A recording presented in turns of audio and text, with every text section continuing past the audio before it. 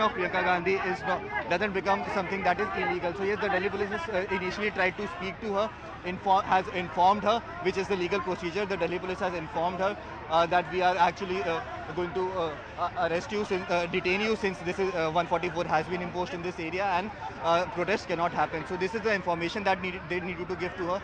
They have told her that, and in the next few minutes we could see Priyanka Gandhi being detained by the police right here. So yes, a lot of action that is happening right outside the Congress office, and this is definitely unprecedented. At least over the last 3 to 4 months, 2 to 3 months, the kind of action that we saw happening during Sonia Gandhi protest and Rahul Gandhi protest as well.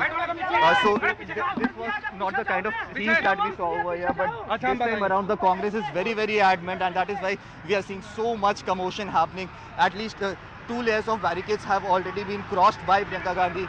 She is at the 3rd layer of barricading where she has sat on her dharna. Senior leaders of the Congress party. Alright, so as we speak, we are getting you those latest shots of Priyanka Gandhi Vadra sitting there on dharna, surrounded by female cops of the Delhi police, trying very hard to detain her. For how long will Priyanka Gandhi Vadra be able to stall that detention is a matter of time, because as we already know, Rahul Gandhi has been detained just some minutes ago, and now as we can see, the Delhi police trying their level best, trying to encircle Priyanka Gandhi Vadra, all set to detain her, but Priyanka Gandhi Vadra very relentless and resolute, sitting on dharna. Anshul, if you could also take us through what are senior Congress leaders saying about these protests. Many of them are alleging that the BJP is not permitting them to protest when they are only raising issues like price rise, unemployment, GST, and some of them are also hinting that the stir is to protect the highest quarters of the Congress party. So yes, that has been the allegation from the Congress party since the time they decided to go ahead with this protest. I'm just trying to show you the visuals, the kind of commotion that has happened over here. The person that you see lying here on the ground is none other than but Delhi DPCC President Anil Chaudhary. He has gotten injured. His BP has shot him, and that is the reason why he is lying on the ground over here. If you could see in the visuals behind me, the commotion that is happening in these visuals behind me is the place where Priyanka Gandhi has sat on a dharna right here. Although she is being protected by the SPG right now. The Delhi police is not being able to get very close to her, and that is the reason why she has managed to sit on a dharna right here. But other workers who sat on a dharna with her, they are all being detained. They are all being snatched from here. They are all being pulled from here and are being taken to the buses that have been deployed over. If you could see in the visuals, the manner in which these detentions are happening is absolutely unprecedented, Akansha.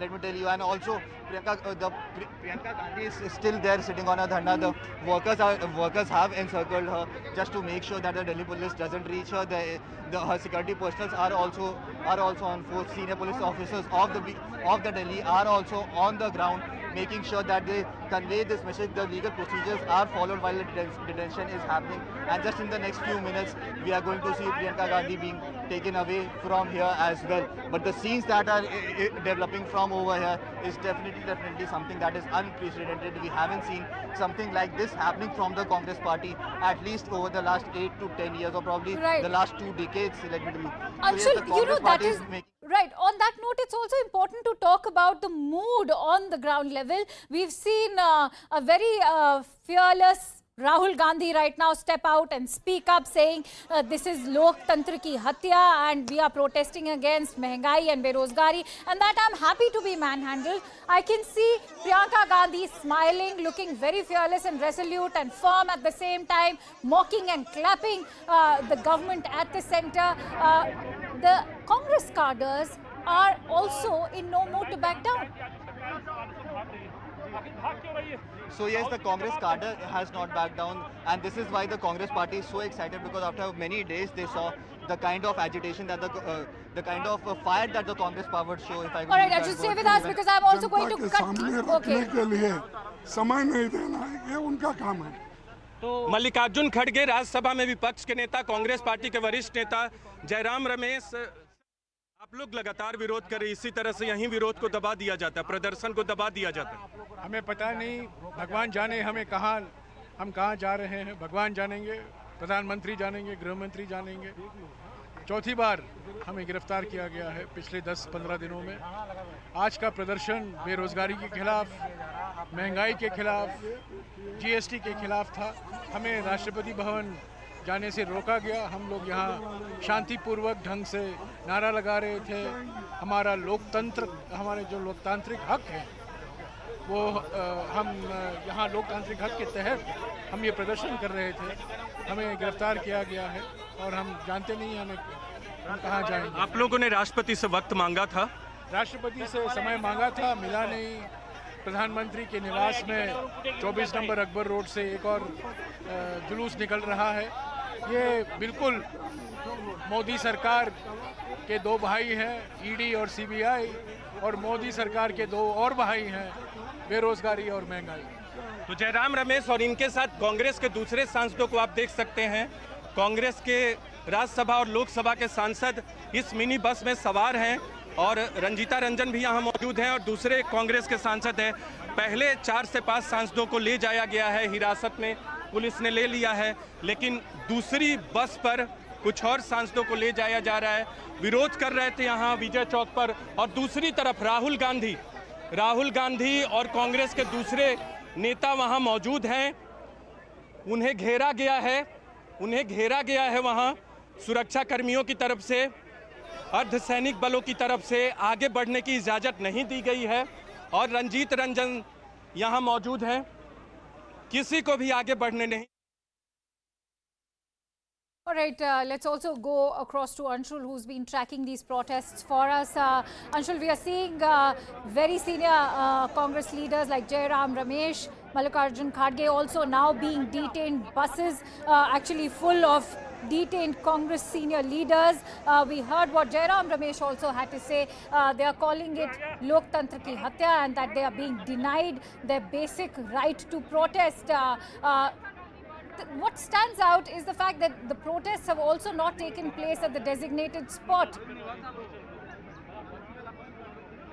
So yes, the Delhi police has been saying that there is a designated spot for the protest, that is Jantar Mantar, but protests are happening right here outside AICC, which is one of the most important places in the entire national capital. If you see in the time Lutyens Delhi, this is one of the most high security areas, and that is the reason why we are seeing such strict action that is being taken by the Delhi police. Priyanka Gandhi has still managed to sit on a dharna over here.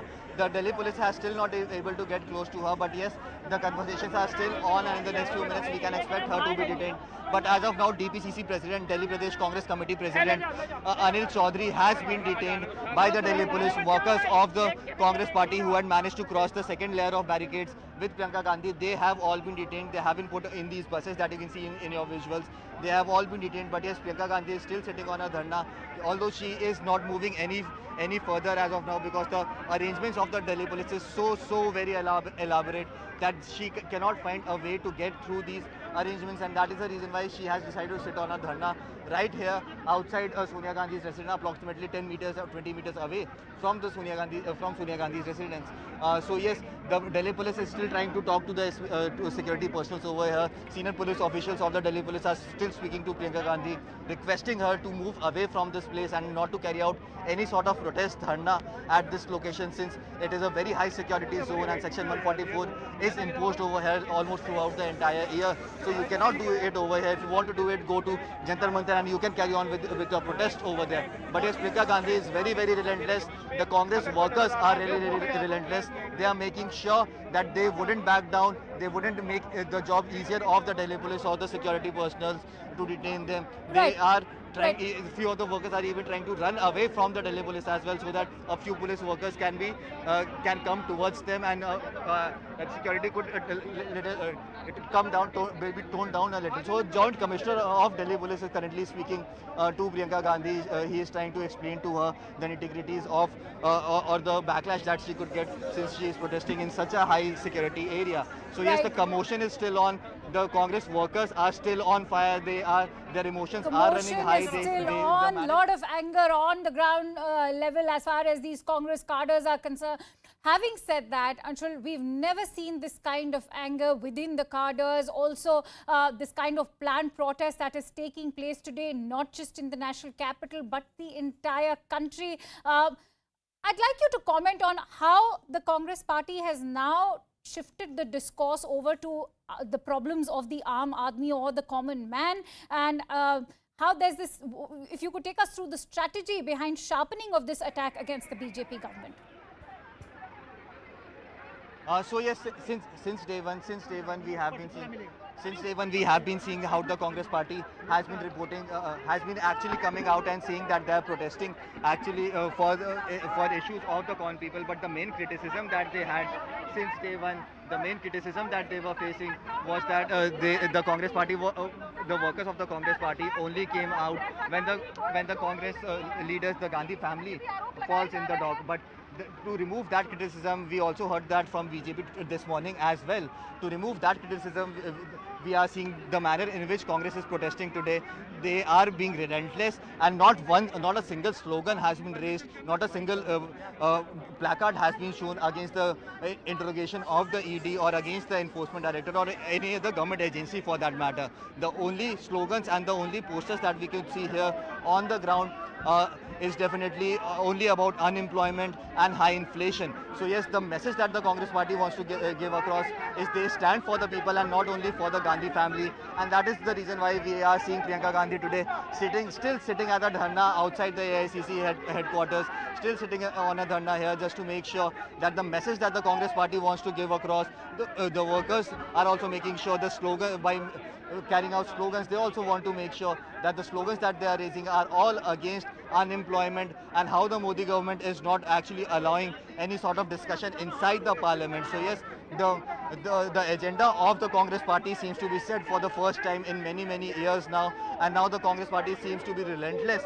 in their action that they are taking just to make sure that even the last person of the country knows that the Congress party is actually raising the issues of unemployment and of high inflation in the country. Also, slogans against the GST is also being raised, because remember just a few days ago how the GST was increased on many essential items is what they say. Right. So yes, the strategy has definitely shifted from day one. What we saw when Rahul Gandhi was interrogated on day one, we saw that the protest happened against the action of the ED, but today, almost after 2 months, we are seeing that the protests are not actually happening against the ED, the slogans are not against the enforcement directorate or central agencies, but the slogans are against unemployment and the issues that are affecting general public. Akansha. Right, Anshul, do hold on. I'm Arunima taking over now with the news as is coming in. We are keeping our focus on the Congress protest, like my colleague Anshul was reporting, that all the leaders there seem to be suggesting that this protest is about price rise, it is about GST, it is about issues of common man. But the next breaking that we are about to bring for you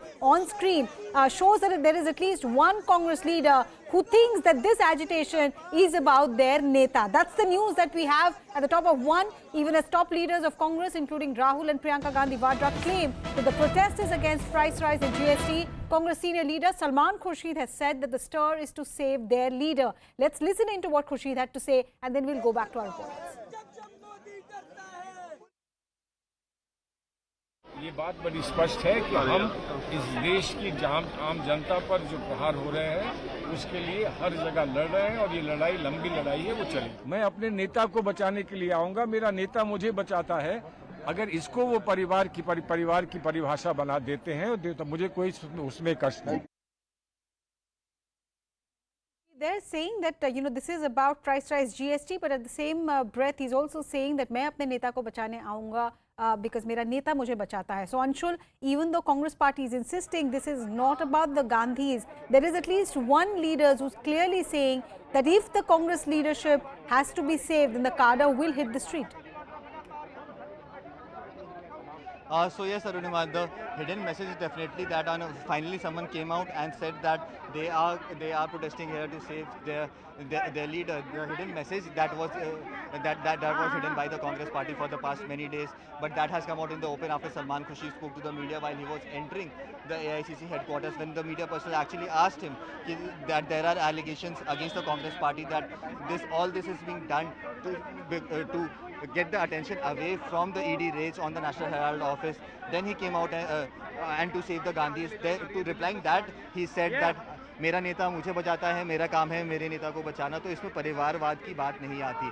This is what he had actually said, and definitely a very controversial statement comes when you look at the larger scheme of things over here. When the Congress party for the past 5 to 6 days has been making this plan that this protest should be on the issues that are affecting the con people and not about Sonia Gandhi and Rahul Gandhi being investigated by the ED. It shouldn't be upon that, because that was the criticism that the Congress party has been facing from day one. Now someone like a Salman Khurshid coming out and saying something like this definitely raises a lot of question and definitely throws the Congress on the back foot yet again. So, right. Arunima, I just like to show you in the visuals over here the kind of commotion that is again happening over here. More senior officials of the Delhi police are coming in. They are trying to speak to Priyanka Gandhi. Just a few moments ago, the Joint Commissioner of Police of Delhi had come here.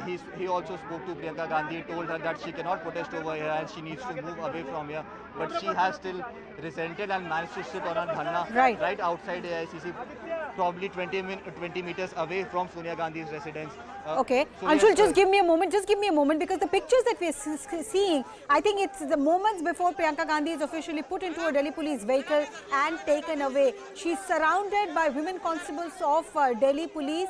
She's sitting there insisting that she will not move. She's sitting on a dharna. We earlier saw her climb the barricades and get onto the other side of the AICC. Now if you see the visuals, women constable from RAF also, not just Delhi police. There are at least 6-7 women constables from Delhi police unable to make Priyanka Gandhi move. We also see RAF constables there, the Right Action Police coming in, trying to help matters there. These are, I think, moments before Priyanka Gandhi Vadra is put into a vehicle and taken away. Earlier, senior officials from Delhi police tried speaking to her, tried reasoning with her, but she refused to budge from there. Anshul, I don't know if you're close to the point where these visuals are coming in from. Priyanka Gandhi resisting, being dragged into a vehicle, I think.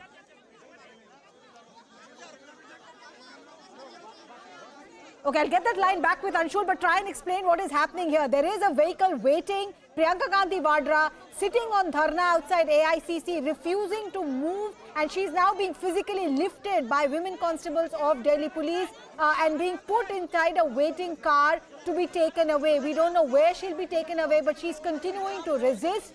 From the point that she was sitting, she has been literally dragged, picked up a little by the women constable, but she has refused to budge, completely putting up a resistance against the Delhi police's attempts to clear that area.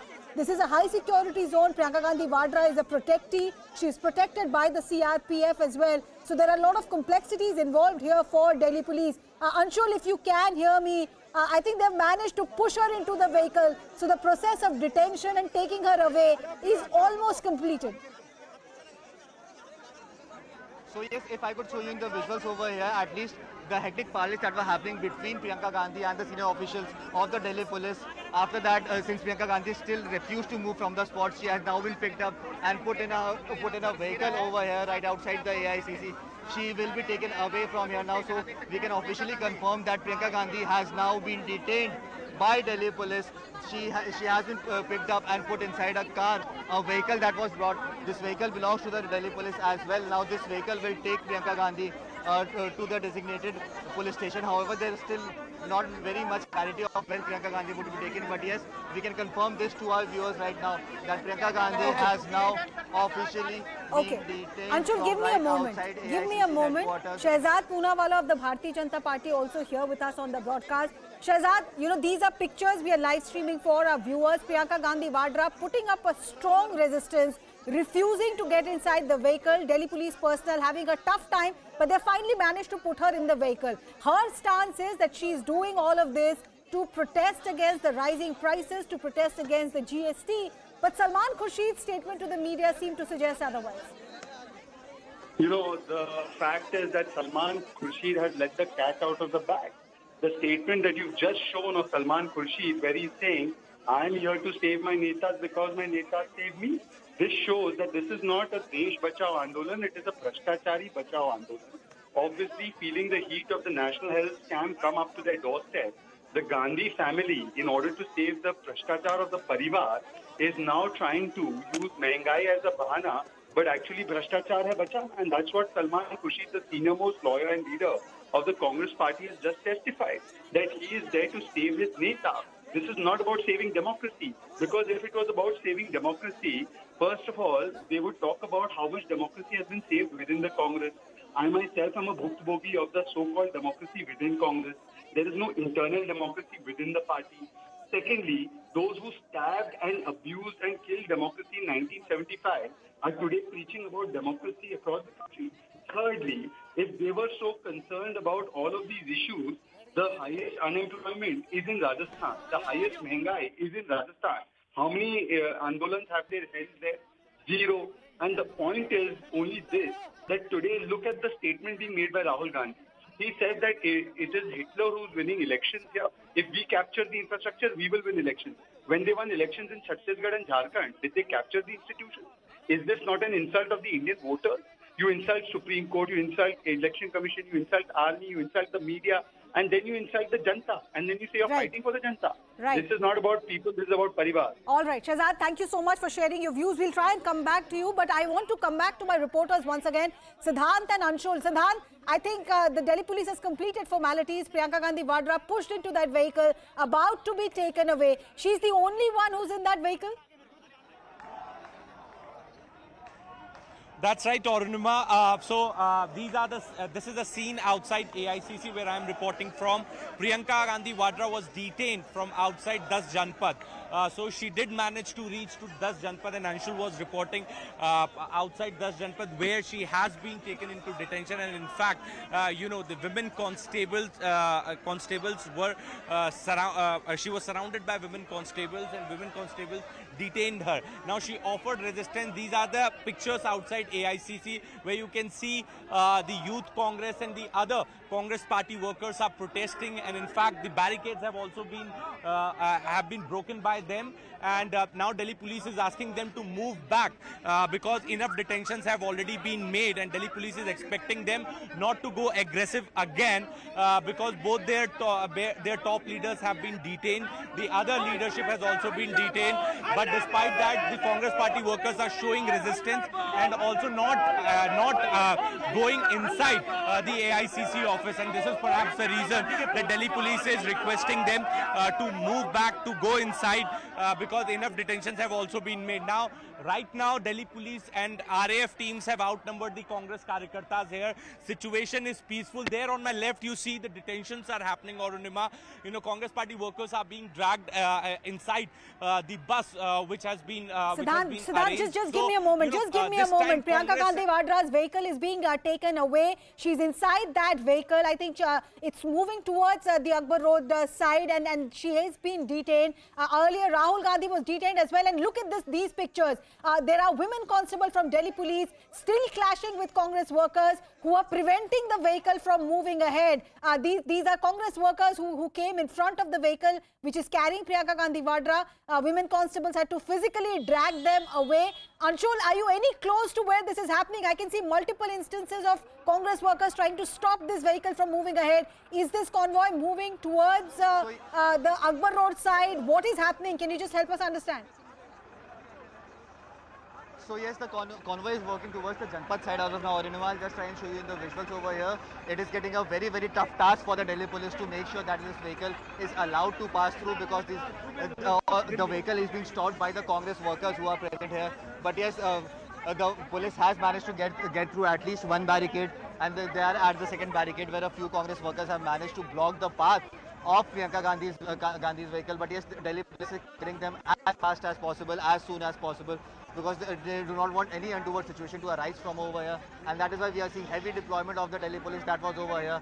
They are being taken away. The Delhi police is now taking away each and every person who can be seen at least with the Congress flag or even wearing a black shirt or a black t-shirt, all of them are being now detained by the Delhi police. But it is becoming a very, very tough task for Delhi police to make sure that the vehicles are allowed to pass, because a lot of the Congress workers have now gathered out right in front of Priyanka Gandhi's vehicle, and they are not allowing that vehicle to move any further. And also the Delhi police cannot remove the barricades that is present right here, because remember, this is the last layer of barricadings that have been put on the entire stretch of Akbar Road. And if these barricades are removed without clearing these protesters, then these protesters can actually move out from here and protest at some other location in central Delhi yet again. So yes, the senior officials of the Delhi police that's a big challenge, Anshul, what you're explaining, that the barricades there meant to restrain the Congress workers could be an impediment to taking Priyanka Gandhi Vadra away as well. We're getting you live pictures from AICC headquarters, Congress workers clashing with the police. But Anshul, any update on Priyanka Gandhi Vadra's vehicle? Has she managed to cross the vehicle, the barricade on the Janpath side? Has she been taken away? Yes, the police is trying to remove the barricades as of now. Arunima, I'm trying to move towards Priyanka Gandhi's vehicle as of now. So the barricades have been removed. The workers are now on the streets. So the last layer of barricadings have now been removed by the Delhi police to let these vehicles pass. The protesters are now on the circle of Janpath Road, Akbar Road. They are protesting on the circle. The traffic has been stopped over here, is what I can tell you. If I could show you in the visuals over here as well. The protesters have now managed to get outside on the roads of central Delhi. But the vehicles of Priyanka Gandhi, in which she has been detained, that vehicle is now being slowly taken away now. So yes, big developments happening over here. Lots of chaos that is happening over here, and definitely the Delhi police hasn't been managed to control this protest in the manner that they had imagined, or the precedents that we have seen, during the Rahul Gandhi's protest or during the Sonia Gandhi's protest. But yes, today these protesters have managed to reach on the streets of central Delhi now. They are on the circle between which connects Janpath to Akbar Road. So yes, the protesters are now on the ground. The traffic has been stopped over here, is what I can tell you. And also the workers are still standing in front of Priyanka Gandhi's vehicle. They are lying down on the roads in front of Priyanka Gandhi's vehicle, just to make sure that this vehicle is not being allowed to be taken away. If you see in the visuals, women protesters, women workers of the Congress party are now trying to stop these vehicles as of now, and almost more than hundreds of people have actually managed to get through these barricades and are now on the roads of central Delhi. The Delhi is still trying to clear the roads so that these vehicles could be taken away, but that is still a very, very difficult task for the Delhi police. There is massive commotion that we are seeing over here. We are reporting from Akbar Road now on the circle of Akbar Road. The road connects Janpath to Akbar Road, the circle that connects. We are reporting from that place right now. And the workers, as they are being detained, Priyanka Gandhi's vehicle is now being taken away. But yet again the vehicle has been stopped, because now lying in front of the vehicle in which Priyanka Gandhi is currently detained in. So yes, lots of commotion. The workers are making sure that they do not make the job of the Delhi police or the security forces any easier. They are making sure that they will continue to protest until and unless not all of them are detained by the Delhi police. So yes, the protest continues. They are lying on the roads. The Delhi police is picking each and everyone, tracking each and everyone, and is putting them on a side, basically trying to put them in a vehicle so that all of them could be detained. But yes, the vehicles of Priyanka Gandhi is now moving from Akbar Road towards Janpath, is what I can tell you. I am currently moving with the vehicle as well, but it is a very, very difficult job for the Delhi police to manage the traffic situation over here. The entire stretch has been, the traffic on the entire road has now been stopped by the Delhi police. The vehicles have been stopped. So yes, the traffic woes for the people also continue out here in Lutyens Delhi. But yes, taking Priyanka Gandhi away from here is proving to be a very, very difficult task for the Delhi police now. Right. Just to make sure that as I'm speaking to you, Anshul, as I'm speaking to you, catch your breath. What is happening is that Congress workers are lying down on the road, both women as well as men Congress workers lying down on the road, trying to get to the vehicle where Priyanka Gandhi Vadra has been detained, preventing the vehicle from moving ahead. And the risk, like Anshul and Siddhant have been reporting, is that if you remove the barricade and allow the vehicle to pass through, there is a risk that the workers could then cross the barricade, and their plan is to reach Lok Kalyan Marg, the Prime Minister's residence. If you remove this barricade, there is a risk of creating a situation at LKM. Anshul, coming back to you, any idea how much Priyanka Gandhi Vadra's vehicle has moved? How far before she reaches that Janpath crossing where the last layer of barricade has been put by Delhi police? So yes, it is becoming a very, very difficult task for the Delhi police to maintain the security situation over here. I could also see more buses of the Delhi police now coming in just to make sure that these protesters are picked up at the earliest and detained in these buses over here. So yes, the Delhi police is trying to get the situation in control. But as of now, there is an absolute chaos that we can see happening on the streets of central Delhi. Right. Anshul, I was just asking you, from the point that you are standing, are you able to gauge the distance between Priyanka Gandhi's vehicle and that final barricade at Janpath? So yes, the vehicle has now been taken approximately 200 meters away from the last barricade that was put in place at Akbar Road. The vehicle is now moving towards, has now turned towards Motilal Nehru Marg now, and the vehicle has moved in that direction now. Priyanka Gandhi's vehicle has, the direction of the vehicle has been changed by Delhi police just to make sure, because a lot of Congress workers were present in front of a car. So instead of removing them, they decided to turn that car in a different direction, and now the vehicle which was supposed to go move from Janpath is now moving from Motilal Nehru Marg, is what I can tell you. And since protesters were not gathered over here, the vehicle has now left from this place at a very high speed. All the vehicles in which Priyanka Gandhi and a security team was present over here, those vehicles have now crossed this area, and now only the Congress workers are present on the streets, and the Delhi police is now continuously detaining all these workers, is what I can tell you. So this is Motilal Nehru Road, the place where I am standing, and right behind me is where Priyanka Gandhi has been taken away from here.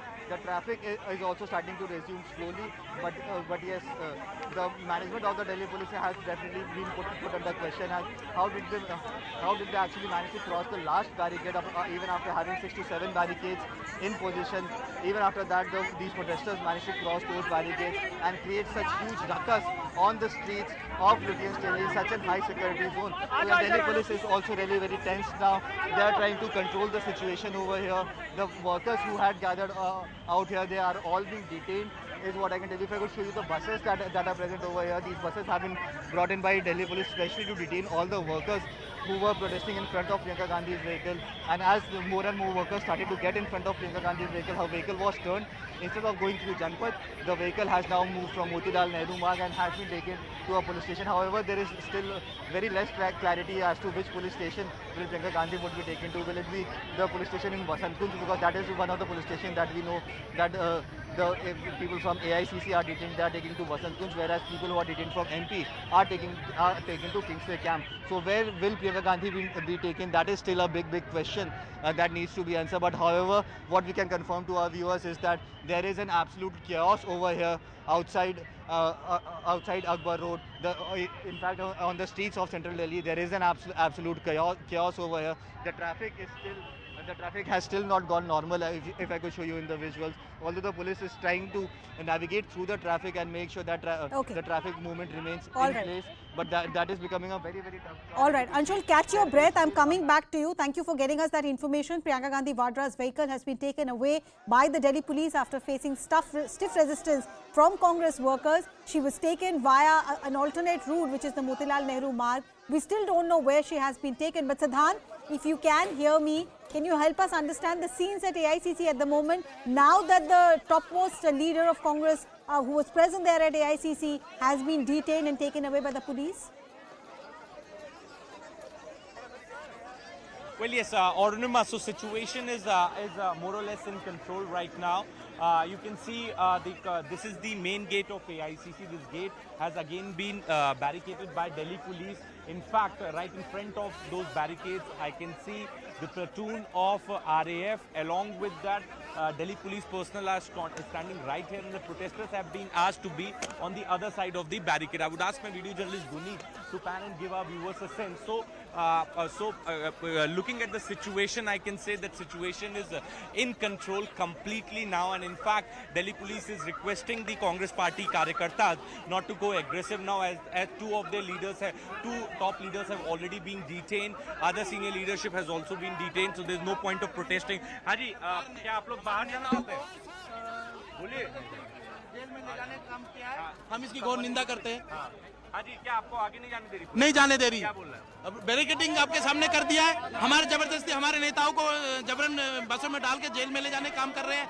और हम इनको ये बता देना चाहते हैं, अभी हमारे बहुत सारे सैकड़ों हजारों कार्यकर्ता हैं जो हम जब तक यहाँ बैठे रहेंगे, जब तक हमारे नेताओं को रिहा नहीं किया जाएगा. नेताओं को रिहा नहीं किया जाएगा, इसकी नई लड़ाई शुरू होगी. और so these are Congress कार्यकर्तास. They have been asked to be inside the barricade, and RAF teams are here.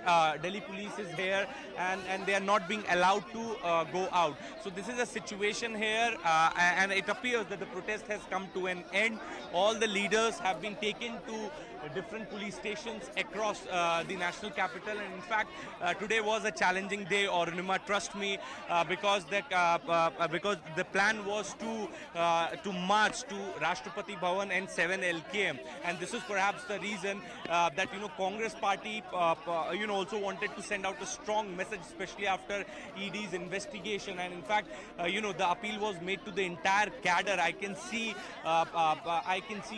Congress Karyakartas all around Akbar Road, and I've been covering Congress party protests from last 2 months, but never seen this much strength, this many people coming for a protest. So they wanted to make it big, they wanted to make this protest big, and this is the reason that they have called in Karyakartas and cadre from all across the country. And this is the reason that it was difficult for police to handle them. Look at the situation of the police personnel handling them. Guniji, can we show the situation of the police personnel right here? They are also exhausted. Guniji, this side, please. Guniji, here. So they are completely exhausted, and in fact they are requesting the cadre not to come out, not to show aggression anymore, and they are in fact requesting them to be peaceful, because already their leaders have been detained. Right now I can see some vehicle coming out. The barricades are going to get open for that vehicle. So it was a challenging day for Delhi police, and especially to make sure that the traffic remains smooth in the Latian zone. That is always a priority for Delhi police, and this is a reason that the Congress Karyakartas were not allowed to roam around and protest, or were not allowed to march today. In fact, they were given the place in Jantar Mantar to protest, but they did not go there once that particular place was given to them. Now this vehicle is the voice is unacceptable.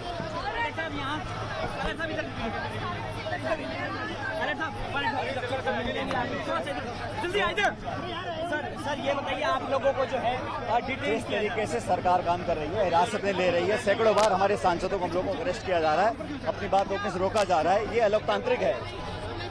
तो अब क्या करेंगे sir? अब किस तरह से आगे लेके जाएंगे सर? भाई हमने क्या कानून तोड़ा है? हम तो सिर्फ अपनी बात रखना चाहते हैं, लेकिन सरकार महंगाई और अनएम्प्लॉयमेंट में चर्चा नहीं करना चाह रही है, आवाज को दबाना चाहती है, इसको हम एक्सेप्ट नहीं करेंगे. सर राहुल गांधी जी को डिटेन किया गया, लगातार डिटेन कर रहे हैं, लेकिन ये कहाँ का लोकतंत्र है?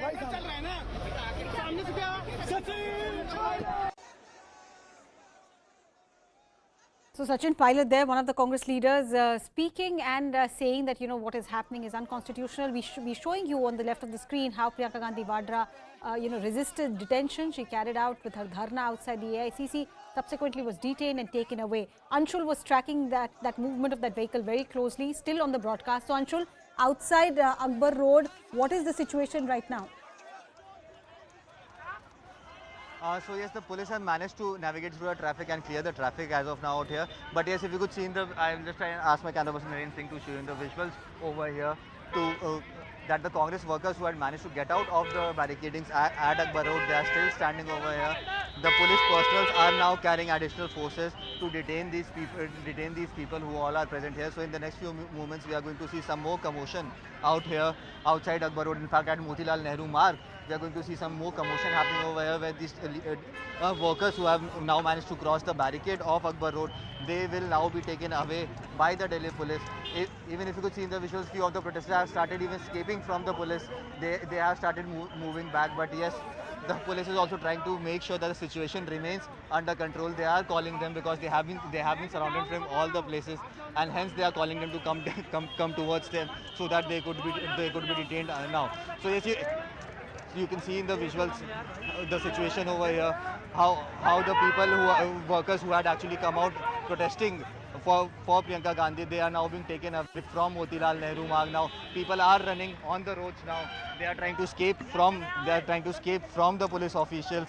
They are trying to prevent their detention. So yes, the workers these are workers of probably Indian Youth Congress who had gathered here since last night, and they are now trying to escape from this location and to go to some to just escape from their detention as of now. But yes, the Delhi police is also trying to surround them. They have called for additional forces, is what I can tell you. And in the next few minutes, all these workers who have managed to get out of the Congress office, all these workers would be detained as well. Another bus has come over here of the Delhi police. Another bus of the Delhi police has come over here.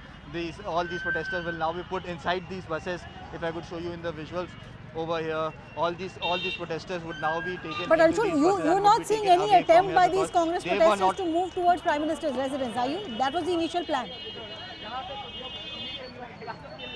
So yes, the initial plan was to move towards Priyanka Gandhi's residence. But yes, these protesters have been, almost all the protesters who had moved out from Akbar Road, they have all been detained by the police, although a few of the protesters had managed to escape from here. But the kind of security that we have seen around 7 LKM since morning, there have been additional barricades that have been put in that place. So yes, even if a few protesters try to reach somewhere close to that 7 LKM or Lok Kalyan Marg as well, they will be detained there as well. So you can see in the visuals, the police is trying to tell them to not carry on with their protest, and since they have stepped out, they'll have to be taken away. The fight between the police, the talks between the police and these workers are still going on. These workers are trying to tell the police to not detain them, since they are alone and they are not protesting over here. But yes, the police is now taking them, all of them, away very peacefully, not with too much force, that I can tell you. But yes, since these are resisting, there is commotion again out here at Motilal Nehru Marg. These people are being pushed into the buses now. All these workers, few of them have managed to escape from here. They have managed to run away from here.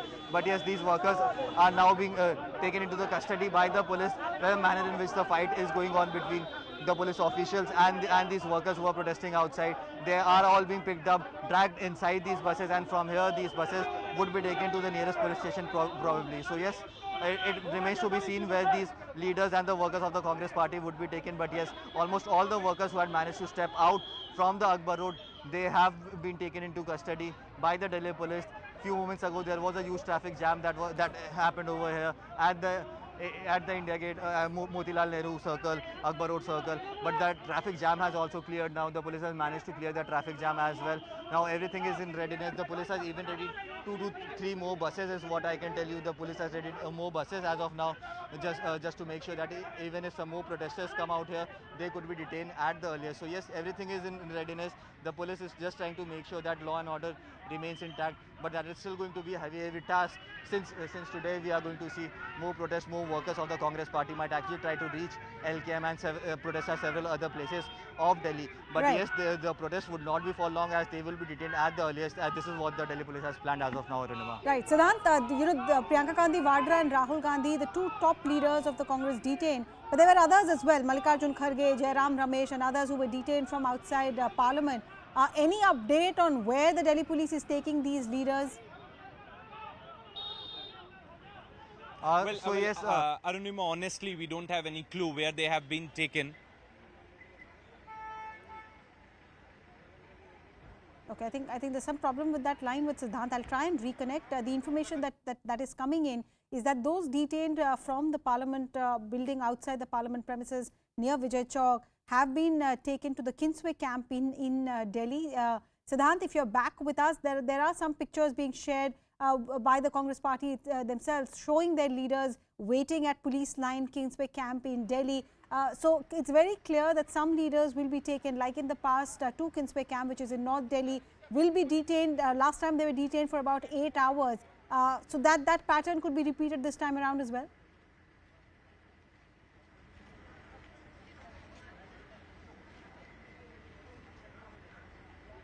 Siddhant? Well, yes, that's right. That's right, Arunima. Last time around, they were taken to Kimsway camp, and in fact, the videos and the photographs were also circulated. This time around, there is a special arrangement that has been made by Delhi Police, and in fact, Arunima, this time around, Delhi Police was even more, preventive. And you remember, for the first time, the barricades were put outside AICC 24 hours before the protest, because in fact Delhi Police had this input also shared by agencies that there is a possibility of chaos and untoward incident taking place in the Congress protest, and this is perhaps the reason that extra platoons, extra forces have been pressed in to handle today's day of protest. And exactly Delhi Police, as we have been talking about this, Arunima, that how challenging it was for Delhi Police to handle today's protest, because Karyakartas came in large number, from all across the country. In fact, all units have sent their Karyakartas, from Youth Congress to NSUI to Mahila Congress.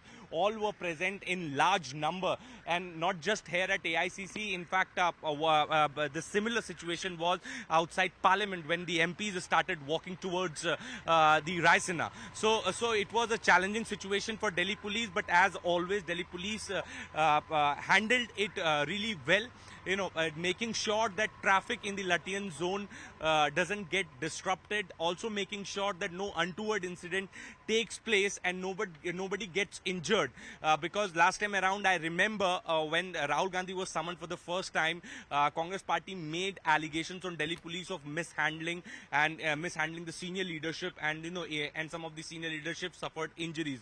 Those were the allegations which were made by Congress party on the Delhi Police then. So this time around, they were extra careful, and as it was a planned protest and the permission was denied, they were also offered Jantar Mantar to do protest, but Congress party refused to go to Jantar Mantar to march towards Jantar Mantar, and this is perhaps the reason the time they started marching towards Raisina and Prime Minister's house, they were detained, because those areas are the highly sensitive area, and in fact, Congress party, who has been in power for the longest time in the country, understands the importance of the high security area. But despite that, when request was made to Delhi Police day before yesterday, these two spots were chosen for the march by the Congress party. Obviously, the police is going to deny that, because it's a highly sensitive area. So even questions are being raised there on that particular letter also, that why permission was asked for these two highly sensitive places. All right. Also, this protest is happening at a time.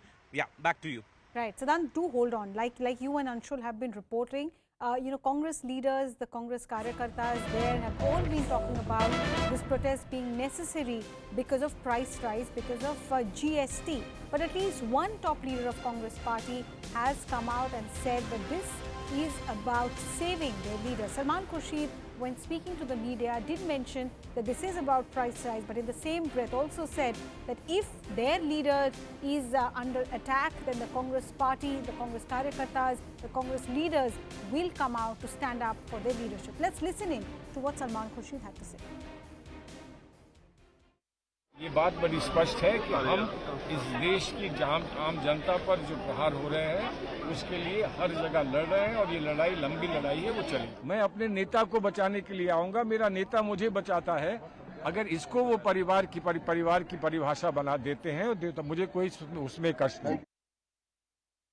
Anshul Singh live with me. Anshul, what was exactly the question to Salman Khurshid in which he spoke about this agitation being to save the leadership of Congress?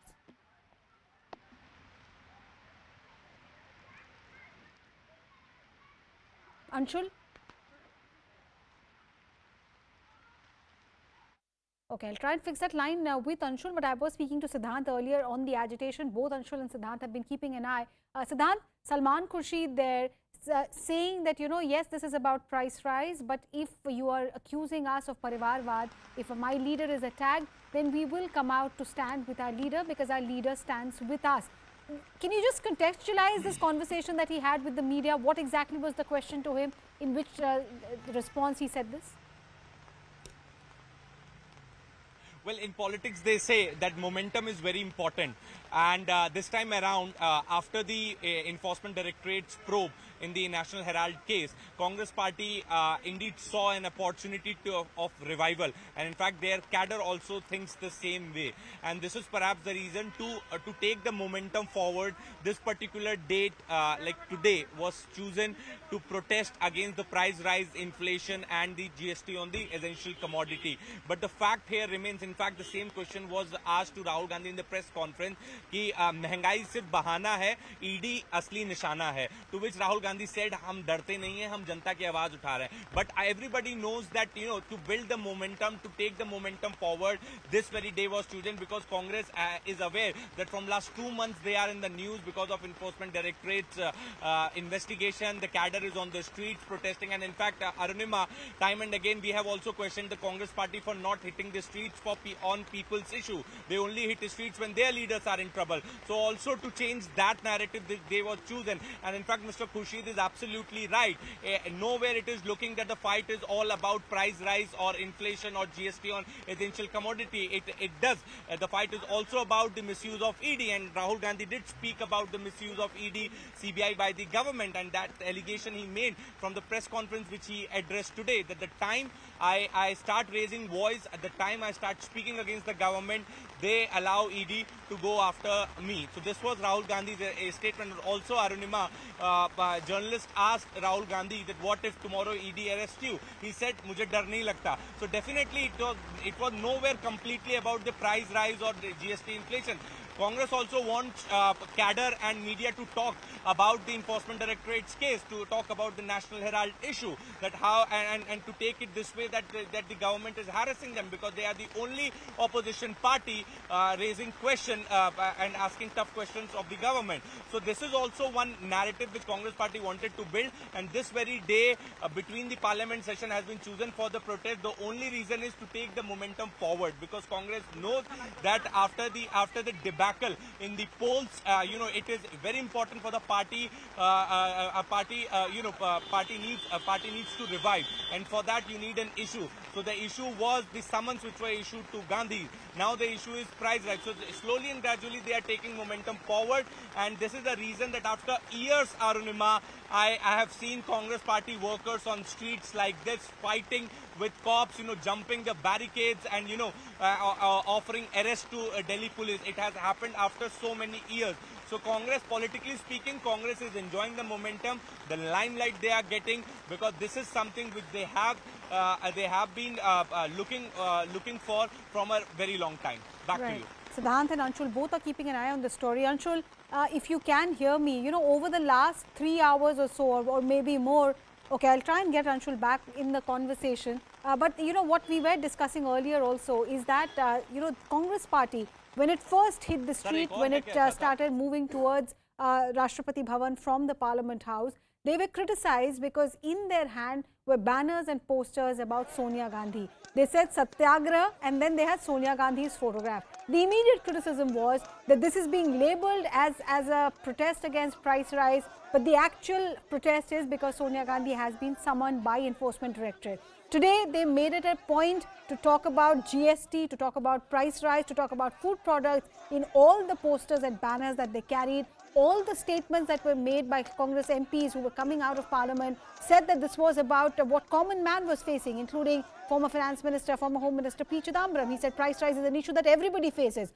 But what Salman Khurshid now said, maybe we can play out that soundbite for you again. What Salman Khurshid said was that he did mention price rise, but also said that, if my leader is going to be attacked, will I not come out and stand up for my leader? Tom Vadakan, who has once been closely associated with Congress party, now the BJP spokesperson, with us. Mr. Vadakan, ultimately the truth slips, you'll say, for the old Congress guard. It is about the Gandhi Parivar? Mr.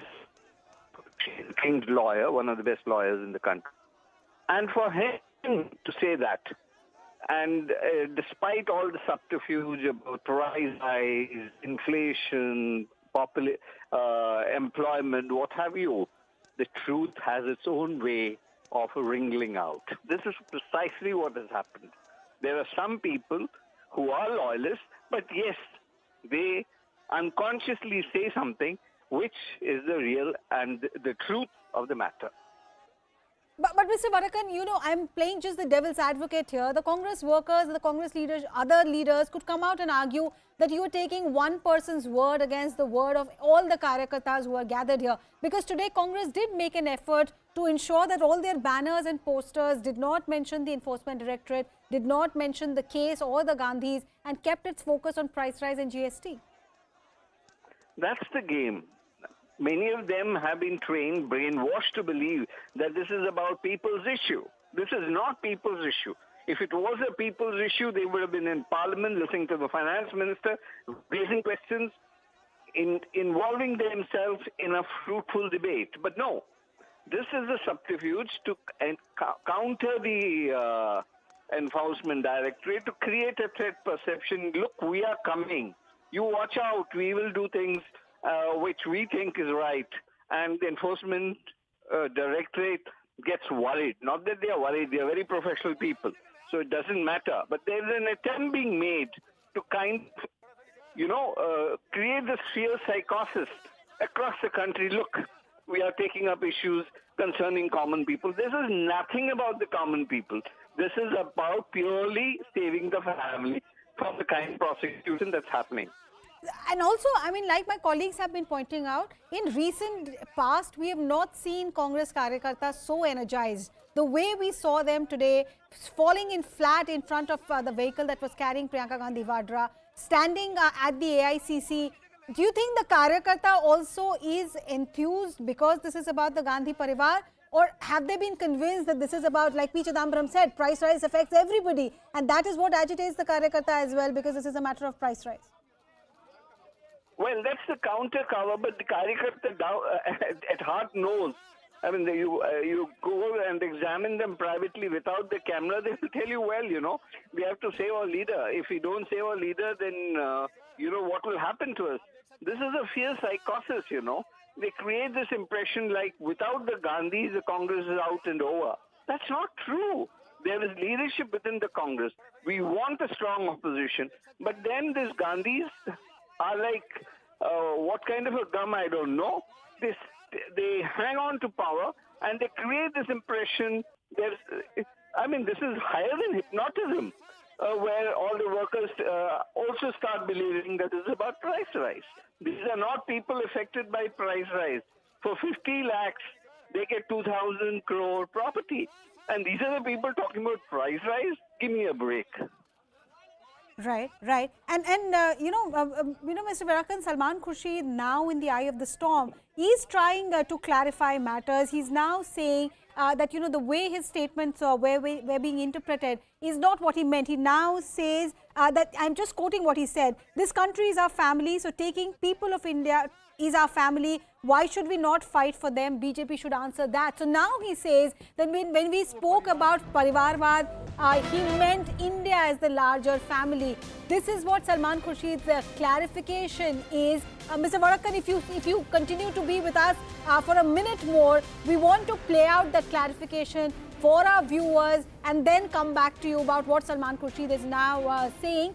This is what he's saying, again to quote him, we are family, this country is our family, so taking people of India as a family, why should we not fight for them? What do you think, Mr. Varakan, about this clarification which is coming in? This is a clash between the heart and the mind. Mr. Salman Khurshid needs to integrate both. It was his mind speaking earlier. Now he has realized that he's going to be quoted, he's going to be reprimanded. So it's a course correction. I mean, I respect him highly. But then there are situations when you are in a party, there are pressure groups that, you know, he needs to be sidelined.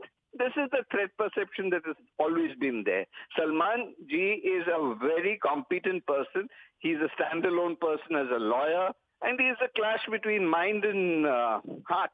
And he said what a good Pathan would say. From the heart he speaks. And that's what has happened. I've known him very closely. And I know this kind of reactions are there. And then there is this tendency in the party, look, if he said this, we need to sideline him. Right, but once again, I mean, where is whatever Salman Khurshid said, you think that is the heart of the matter as far as these energized Karyakartas are concerned? We are being told that this entire protest is because Congress feels strongly for price rise, and like I have been pointing out, leaders like P. Chidambaram have repeatedly said price rise is an issue which affects every common man, and that's why Congress has hit the street. But the BJP, Mr. Vadakkan, is convinced that, like Mr. Khurshid said, the real issue is Enforcement Directorate's questioning of the Gandhis. That's the crux of the matter. And that's to the question of price rise. The finance minister was talking about it threadbare in the House. They had all the opportunity. The Honorable Mr. Chidambaram, the finance minister, the ex-finance minister, could have been in his seat, asked relevant questions. They would have been answered. A fruitful debate would have happened. No, that should not happen. Because if that happens, there would be correct answers coming from the other side. Right. But they need to grab headlines. They come out of parliament and then they speak about price rise. Okay, And, Mr. Vadakkan, I finally have that interview with Salman Khurshid, very clarified matters. If you give me a minute, I want to play out that clarification and then I'll come back to you. This is what Salman Khurshid had to tell my colleague Anshul Singh. महंगाई एक बहाना है, असली में परिवार को बचाना है. How do you see this? There are still allegations that you are doing to save the family. परिवार हम हैं, परिवार ये देश है, ये देश की जनता है, तो उस देश की जनता को परिवार मानकर, अपना मानकर हम उसकी लड़ाई क्यों ना लड़ें. भारतीय जनता पार्टी हमें ये बताए. My message to the workers is कि निराश नहीं होना है, डरना नहीं है, खौफ नहीं करना है. हम इस लड़ाई में जीतेंगे. Right. So Salman Khurshid there being asked by Anshul Singh that, BJP has alleged that this ladai, this fight is actually about saving the parivar, the first family of the Congress party. Salman Khurshid actually turns it on its head, spins it around and says the parivar is the country. It is the countrymen who are our parivar, and it is that family that we are fighting for. This is what Salman Khurshid now says. We have been pointing out how initial sound bites that came in from Congress leaders, including senior ones like P. Chidambaram, was that price rise was at the heart of the matter as far as this Congress protest is concerned, because price rise affects each one of us, and hence Congress has been forced to hit the street. Salman Khurshid, BJP alleges that his real sentiments slipped out when he said that if our leaders get targeted, why should we not come out and protest against that, because the leaders stand by us. Now Khurshid clarifying that when he meant that, if BJP is accusing Congress of saving the first family, that first family is actually the country and the countrymen. I'm hoping Anshul will join me in just a bit, but if Mr. Vadakkan, if you're still there, I don't know if you heard Salman Khurshid's clarification. When he was asked about Parivarvad, he's now saying that Parivar is the country. First, it was Salman Khurshid, the Pathan speaking. And the second phase is Salman Khurshid, the trained lawyer from London. The point here is I've been the spokesman and many times the secretary of the Congress. And at that time, when I had issues which I had to wrangle out with, the best man I would call for was Salman Khurshid. And he would do it with brilliance. He would convert any issues into an issue which none of the pressmen could ever understand. And they would come back to me and said, what does he mean by that? And I've known the gentleman for long, and he's at heart a very good person. But the Pathan and the lawyer are in clash today. It's unfortunate. Right. Tom Vadakkan, thank you for joining us and sharing what the Bharatiya Janata Party really makes of this protest. But Anshul Singh, my colleague, spoke to Salman Khurshid. Anshul, just give us the context. When Salman Khurshid first said that the Congress must fight if their leader is under target, what is it that he was specifically asked? And now this clarification, how is he justifying what he initially said?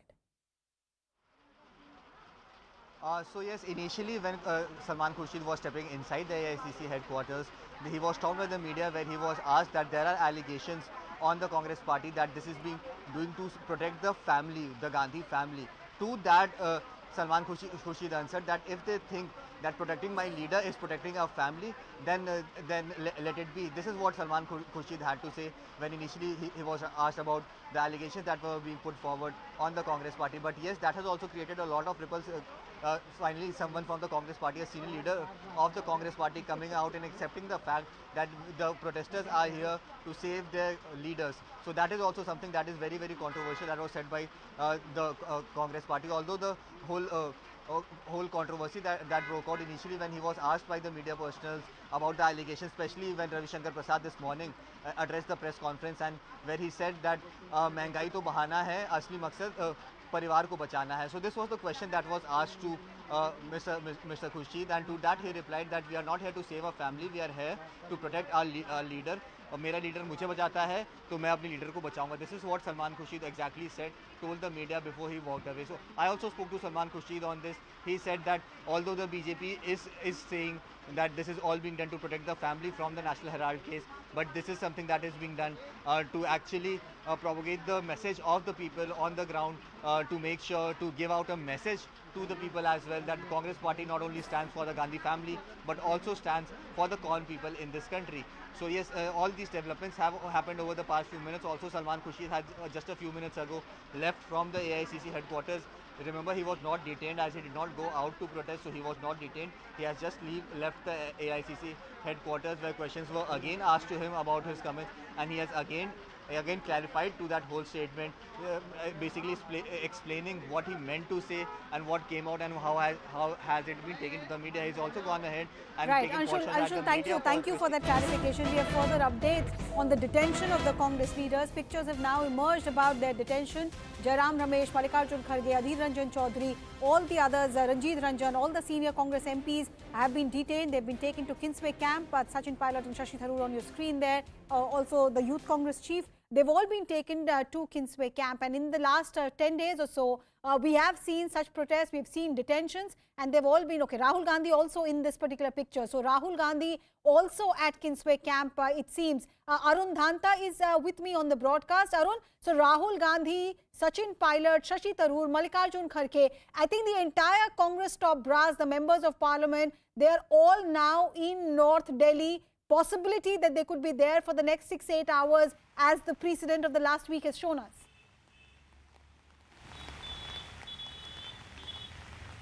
Well, that's right, Arunima, and it is very much expected, because the planning has already been done by the Congress party, and therefore the police will not take any chances to let them go early. So perhaps they will try to consume the entire day before they relieve them. But in fact, the criticism which Congress party was facing in last couple of years, that whenever it comes to the first family of the Congress party, then only their cadre, their leaders come to the ground, protest against the government. And that is something which Congress party is trying to change, and that is something which is the biggest criticism, not only from the BJP, but in fact the political analysts have been saying the same thing. And also the statement of Salman Khurshid is also adding to that, because it is something which Congress party is giving on a platter to the BJP, because BJP has been maintaining this fact that the entire Congress party, the entire ideology and the cadre is only for one family, and whenever it comes to that family, they hit the streets. And this statement is surely going to be picked up by the BJP, and they will surely latch on to this.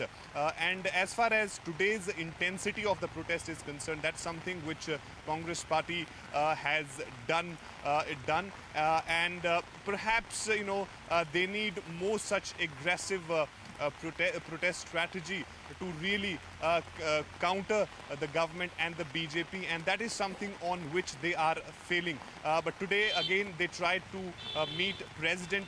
Police have already made it very clear there is section 144 in New Delhi district, so there is no permission for anybody to protest or to gather in this area, and therefore we had seen these MPs were detained. In fact, those cadres which were led by Priyanka Gandhi Vadra, they were also detained by the police. So there was no way for them to reach 7 LKM as they had planned, because two important destinations which they had in mind, one was the President House, second was 7 LKM. So in both these places there was massive security presence, and they were not able to actually reach to these places. Right. Arun Dhanta there telling us about where the Congress leaders have been taken. Meanwhile, we have some breaking news coming in about the Enforcement Directorate's investigation in the National Herald case. ED officials telling us that the National Herald investigation is still not complete. ED has placed similar notice like the one that was put at Herald House,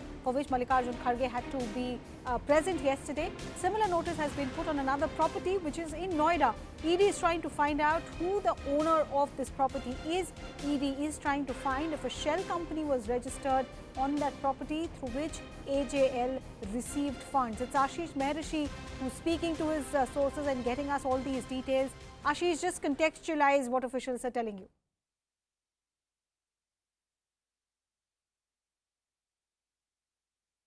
Ashish, I don't know the number. Yes, please go ahead. Yeah, you're audible. You're absolutely audible. So, the Enforcement Directorate basically is looking at certain transactions where they have found that certain companies, they were sending some sort of money into Associated Journal. On the face of it, it looks to be that certain shell companies have been used for transfer of funds into Associated Journal. Now, I've been speaking to my sources on this in the Enforcement Directorate, but we're very tight-lipped on the number of companies, the quantum involved, who are the people involved, what is the name of the companies. They're absolutely tight-lipped. So here is one property in Noida. The search is still not concluded, as we know that the sealing notice was also placed on Herald House because they were not able to enter into Herald House or you can say the Young Indian office because there were no office bearers. Here again, the whereabouts of this person who owns this house is not traceable as of now. So the Enforcement Directorate is trying to find out if there is any shell company which was registered on this address through which money got transferred into AJL. So the search is still not concluded. Enforcement Directorate will conclude this search once they enter into these premises. They're trying to find out who owns this premises and what this premises was used for. Right, and do they have any leads so far, any suspicions about the ownership? Who is any Congress leader who's being suspected? So my understanding is it's too early to comment because AD is tight-lipped. As I said, that they're not giving too many details about the shell companies through which AJL has received Hawala transactions. But it could be that a shell company would have been registered, and this house or this office would have left abandoned. So we don't know that what is the purpose. But certainly the search has not been concluded because they have not been able to find out the whereabouts of the owner of that property, and they have already placed a notice that this property can only be opened in the presence of Enforcement Directorate officials. So they're trying to find out who owns this property, and then the search can actually get completed or it can get concluded. Ashish, this is Akanksha now. It's important to also talk about the kind of discrepancies that the ED has been observing as far as the takeover of the companies in concern are related. If you could take us through those discrepancies. So the discrepancies that the Enforcement Directorate, it's more than a decade old investigation. But now the Enforcement Directorate is basically looking at the money flow into Associated Journal.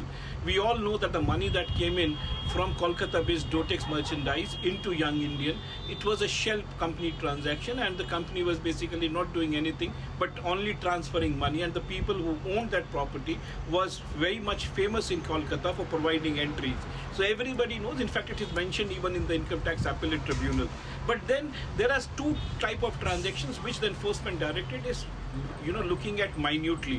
One is the purchase of shares. So there are certain purchase of shares that happened just at the time when the takeover was happening. These purchase of shares in all likelihood was done because you need voting rights to basically take a decision. So here there were 1,500 shareholders of a company which started in the year 1938, and 7 people in Lucknow who just took decision to give the give the helms of affair of Associated Journal into a company called Young Indian. That is what is being probed. One. Then there are certain transactions that has come, the money has come through certain shell companies where the Enforcement Directorate as of now is not very keen to give too many details, but it was not only the Herald House or the Young Indian office that was raided 2 days back. It was there are certain companies, there are offices or you can say premises of certain shell companies that were also raided. So around 12 locations were raided. What we have been told is we still don't have the correct number on how many shell companies. It could be around 5 to 6 to my understanding. And the money landed into the bank account of Associated General through these shell companies.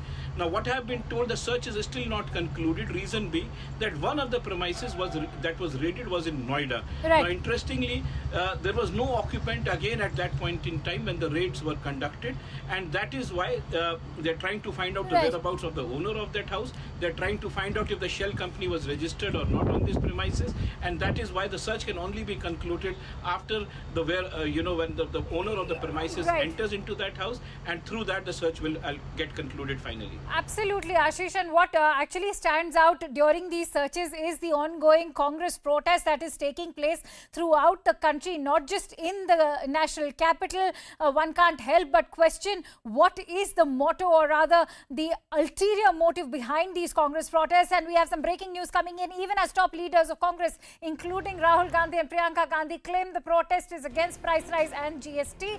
Congress senior leader Salman Khurshid has said that the stir is to save their leader, but after uproar by the BJP, he has now issued a clarification saying what he meant was the country is his parivar. So a very clever shift of narrative over there by Salman Khurshid. He's now issued a clarification saying that what he meant was that the country is his parivar and not the Gandhis. Let's listen into what he had to say. ये बात बड़ी स्पष्ट है कि हम इस देश की आम जनता पर जो प्रहार हो रहे हैं उसके लिए हर जगह लड़ रहे हैं, और ये लड़ाई लंबी लड़ाई है, वो चलेगी। मैं अपने नेता को बचाने के लिए आऊंगा, मेरा नेता मुझे बचाता है। अगर इसको वो परिवार की परिभाषा बना देते हैं तो मुझे कोई उसमें कष्ट नहीं। And he said कि महंगाई एक बहाना है, असली में परिवार को बचाना है. How do you see this? There are still allegations that you are doing to save the family. परिवार हम हैं, परिवार ये देश है, ये देश की जनता है, तो उस देश की जनता को परिवार मानकर, अपना मानकर हम उसकी लड़ाई क्यों ना लड़ें? भारतीय जनता पार्टी हमें ये बताए. My message to the workers is कि निराश नहीं होना है, डरना नहीं है, खौफ नहीं करना है, हम इस लड़ाई में जीतेंगे. Let's quickly get in a sense of perspective from Anshul, who was the one to speak to Salman Khurshid that time. Anshul, we heard what Salman Khurshid had to say. This seems like a very clever, tactful shift in terms of Salman Khurshid's entire narrative.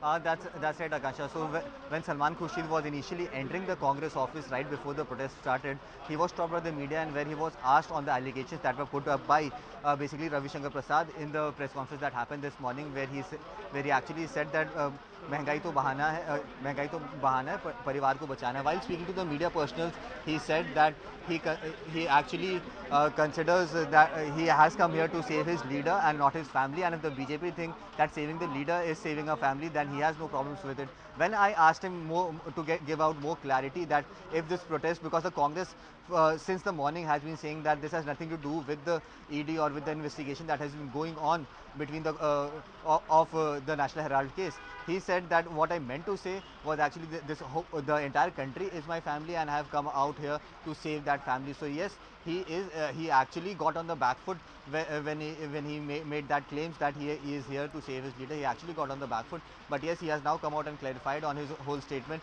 Also, very interestingly, Salman Khurshid did not step out of the AICC office to protest, and hence he hasn't got detained. And just a few minutes ago, he has left from the premises of the AICC headquarters now. So yes, these are all the developments that have come in. Salman Khurshid was initially in the dock about the comments that he had made, but he has made that clarification. But however, that clarification doesn't seem to be enough, because the entire narrative that the Congress wanted to build, and Akansha, we have been talking about this since morning, that the entire narrative that the Congress wanted to build from this protest is that they are raising the voices of the common people, whereas the allegation from the side of the BJP and the opposition was that they are doing this to save the Gandhi family. And when Salman Khurshid made such a statement, it has definitely given a lot of ammunition and definitely a shot in the arm for the BJP that their allegations are now proved, and the hidden message that the Congress had about diverting the issue from the National Herald investigation, that hidden message has now also come to the fore. So definitely the Congress now seems to be on the back foot. Now it remains to be seen, since most of the leaders are now in detention. When they come out, what do they have to say about the statements that have been made by Salman Khurshid, as their entire narrative that they try to build upon seems to have collapsed now, Akansha. Right, Anshul, stay with us because we'll also listen into what Priyanka Gandhi Vadra had to say. Let's quickly listen into her reaction.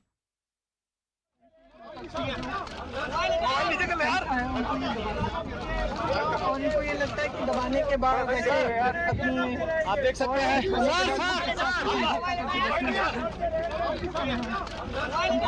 मकसद से है ना, हमारा मकसद ये है कि हम उनके मंत्री कह रहे हैं इनको महंगाई आप देख सकते हैं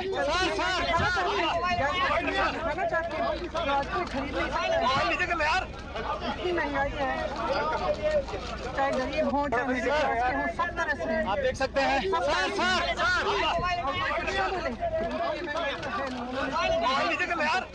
मोदी जी ने देश की संपत्ति अपने दोस्तों को दे दी, उन पे कभी कोई कार्रवाई नहीं,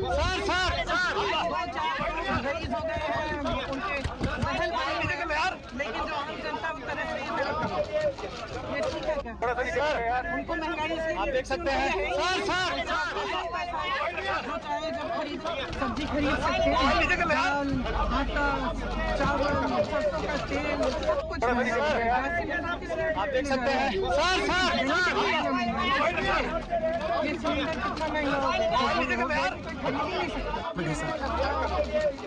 कारनामे करके भ्रष्टाचार को छिपाने के लिए संसद से सड़क तक आएंगे, तब भी सच झूठ नहीं हो जाएगा। जिन्होंने भ्रष्टाचार किया है, जो बेल पर हैं और जेल जाने से डरते हैं, उनको जांच एजेंसियों का डर क्यों है? आखिरकार छिपा क्या रहे हैं? क्यों सड़कों पर उतर रहे हैं?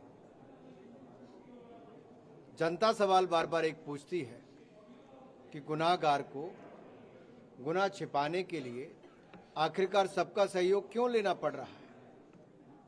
और भ्रष्टाचार करना और ऊपर से सीना चौड़ा करके सरकार पर दबाव बनाना, जांच एजेंसियों पर दबाव बनाना, ये कहाँ का न्याय है? हम 2014 में आए थे सत्ता में, ये कहकर आए थे कि भ्रष्टाचार मुक्त शासन देंगे, और पिछले 8 वर्षों में मोदी जी ने भ्रष्टाचार मुक्त शासन दिया है। दूसरी ओर जो उससे पहले का भ्रष्टाचार हुआ है, उसके खिलाफ जांच एजेंसियां काम कर रही हैं। सोनिया जी, राहुल जी, कृपया करके ये इस तरह का खेल मत खेलिए। देश सच्चाई जानना चाहता है और जांच एजेंसियां जांच करना चाहती हैं। कोर्ट में जो पहले लोग भी जेल गए हैं, चाहे वो आम आदमी पार्टी के मंत्री हों, वो जेल जाने के बाद उनकी याददाश्त चली जाती है। अरविंद केजरीवाल जी उस पर पर्दा डालना चाहते हैं और कहते कि उनकी याददाश्त चले गई, उससे पहले उनको वो बेगुनाह बताते थे। इस तरह से शराब के घोटाले में 144 करोड़ का घोटाला जो आम आदमी पार्टी ने किया है, उस पर वो मनीष सिसोदिया जी को बचाने के लिए उनको भी क्लीन चिट देने की बात करते हैं, लेकिन बाद में शराब की नीति को वापस लेने का काम करते हैं। एक के बाद दूसरा, इसी तरह पंजाब में भी आम आदमी पार्टी के मंत्री को मात्र 2.5 महीने के अंदर ही सरकार के बने भ्रष्टाचार के चलते इस्तीफा देना पड़ता है।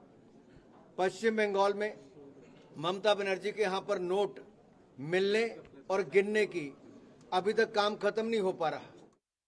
All right, let's quickly go across to Nikhil, who's also tracking these protests. Nikhil, we heard what Priyanka Gandhi Vadra had to say. She's clearly attacked the BJP government and Prime Minister Narendra Modi for the rising inflation. At the same time, we've heard a very sharp defense coming from Union Minister Anurag Thakur, asking the Congress party in terms of what is it that they are trying to hide, and that the nation wants to know the truth, and that it is time for the Congress party to actually do that bit of answering. If you could take us through this back and forth that's happening between Congress on the opposition side and the ruling party. Well, clearly, and a while back when Priyanka Gandhi, who is the Congress leader, when she was detained by the Delhi police personnel, she clearly said that the ministers of the current central government, they say in the parliament that there is no Mehngai, no inflation in the country. So in order to make them realize that, see, there is growing inflation, there is this price rise, including the issue of GST and unemployment as well in the country. This is the reason why they wanted to march from outside the parliament towards the Rashtrapati Bhavan to show them that, see, this is something which exists under their government. And currently we are reporting from outside the Kingsway Camp police lines in the national capital. So these are the visuals. A while back, Priyanka Gandhi, who is the Congress leader, she has been brought here by the Delhi police personnel. Also, all the leaders, all the member of parliament from both the houses, Rajya Sabha and Lok Sabha, who were protesting from outside the AICC headquarters or outside the parliament house, they have been brought here and they have been detained by the Delhi police personnel. All the MPs are here, including KC Venugopal, Rahul Gandhi, Priyanka Gandhi is here from Congress party, then Mallikarjun Kharge, Jairam Ramesh, and Sachin Pilot.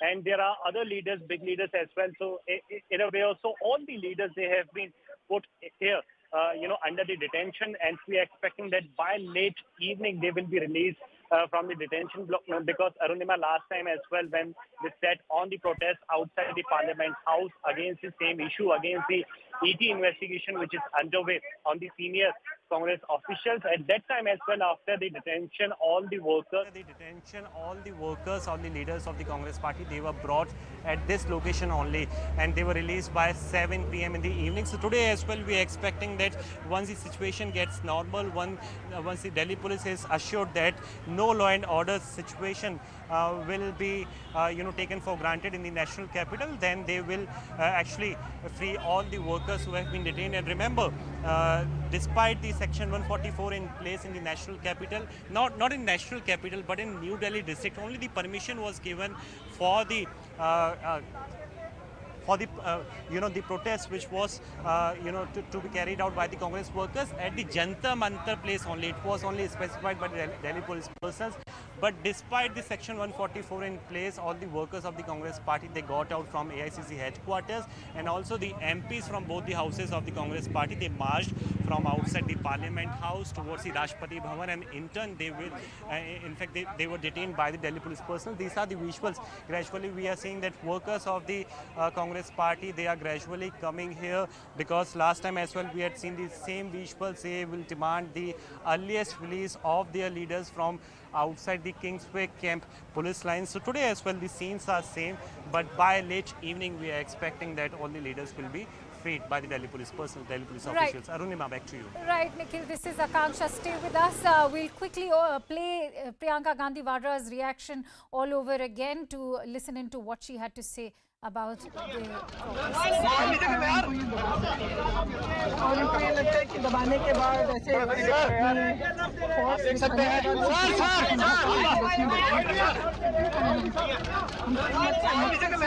हमारा मकसद ये है कि हम उनके मंत्री कह रहे हैं इनको महंगाई नहीं दिख रही तो हम आप देख सकते हैं तो आज कोई खरीद नहीं सकता इतनी महंगाई है चाहे गरीब हो चाहे मिडिल क्लास सब तरह से आप देख सकते हैं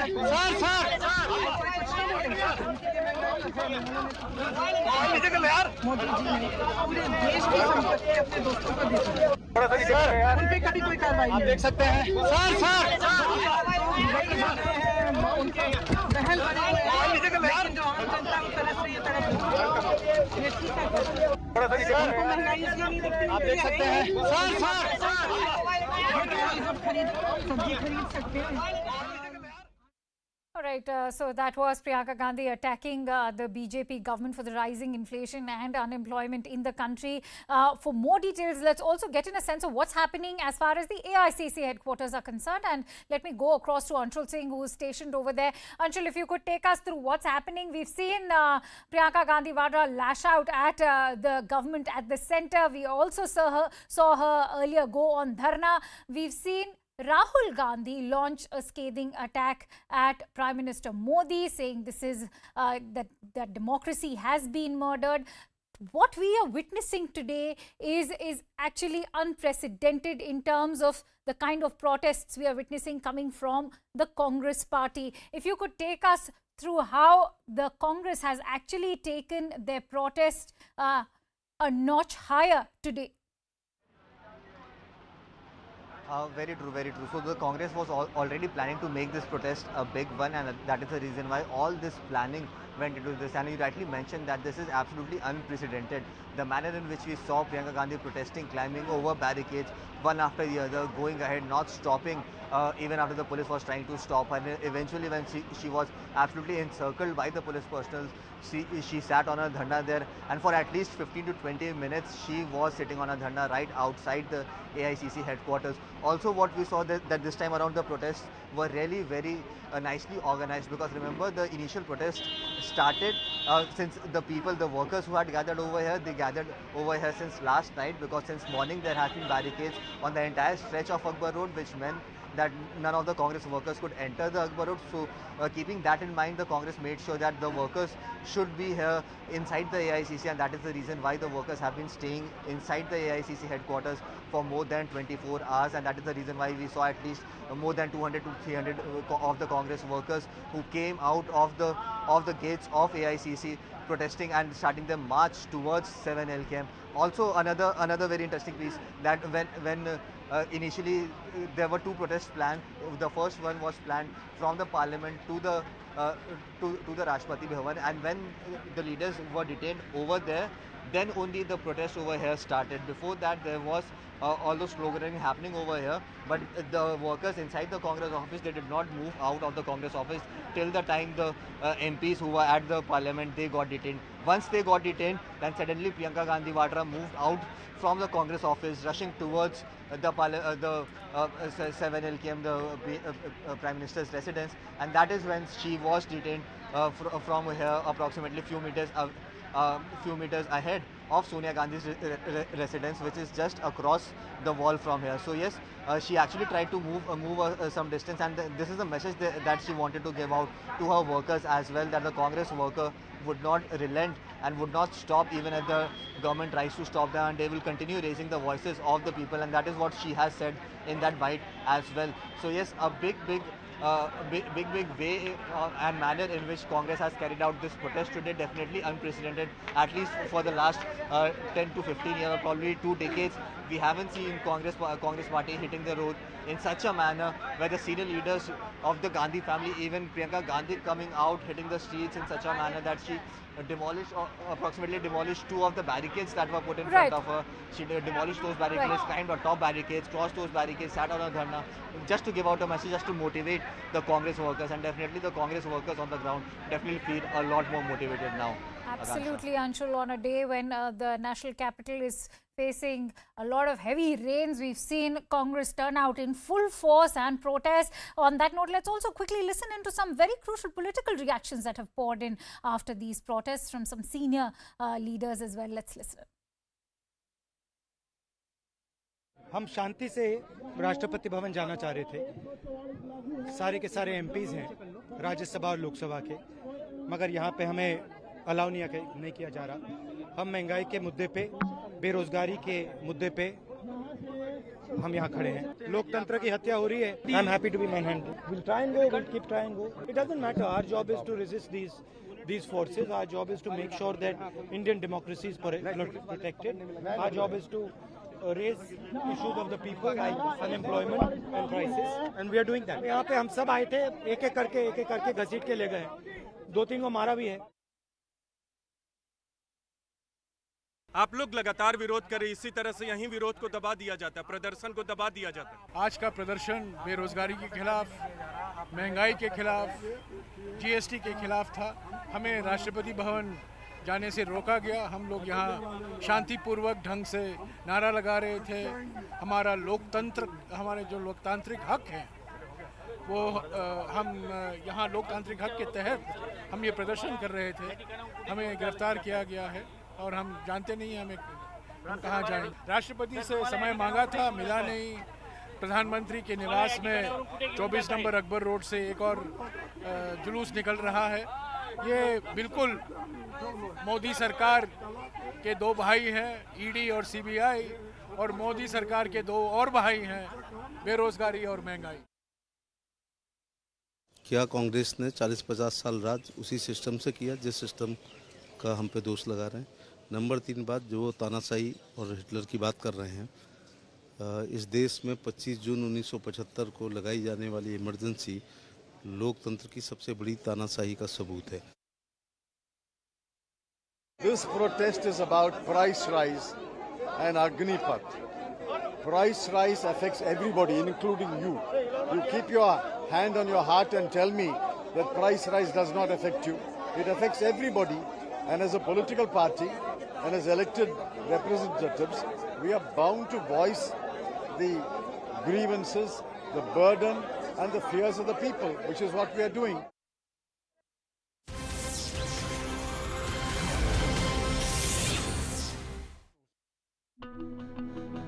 Hello and welcome to yet another edition of Bits to Billions. We have a startup right here, Rajesh Yabaji, the co-founder and CEO of Blackbuck. Is this like the Uber or Ola of trucks? I think that's how it started. But as we kept solving, right, driving and championing the need for truckers to get organized, get more efficient, earn more money, to do that, we do loads, we do payments, we do telematics, we do financial services. So that's the new avatar of Blackbuck. Right, talking about avatars, I remember the last time you met years ago with short hair and all.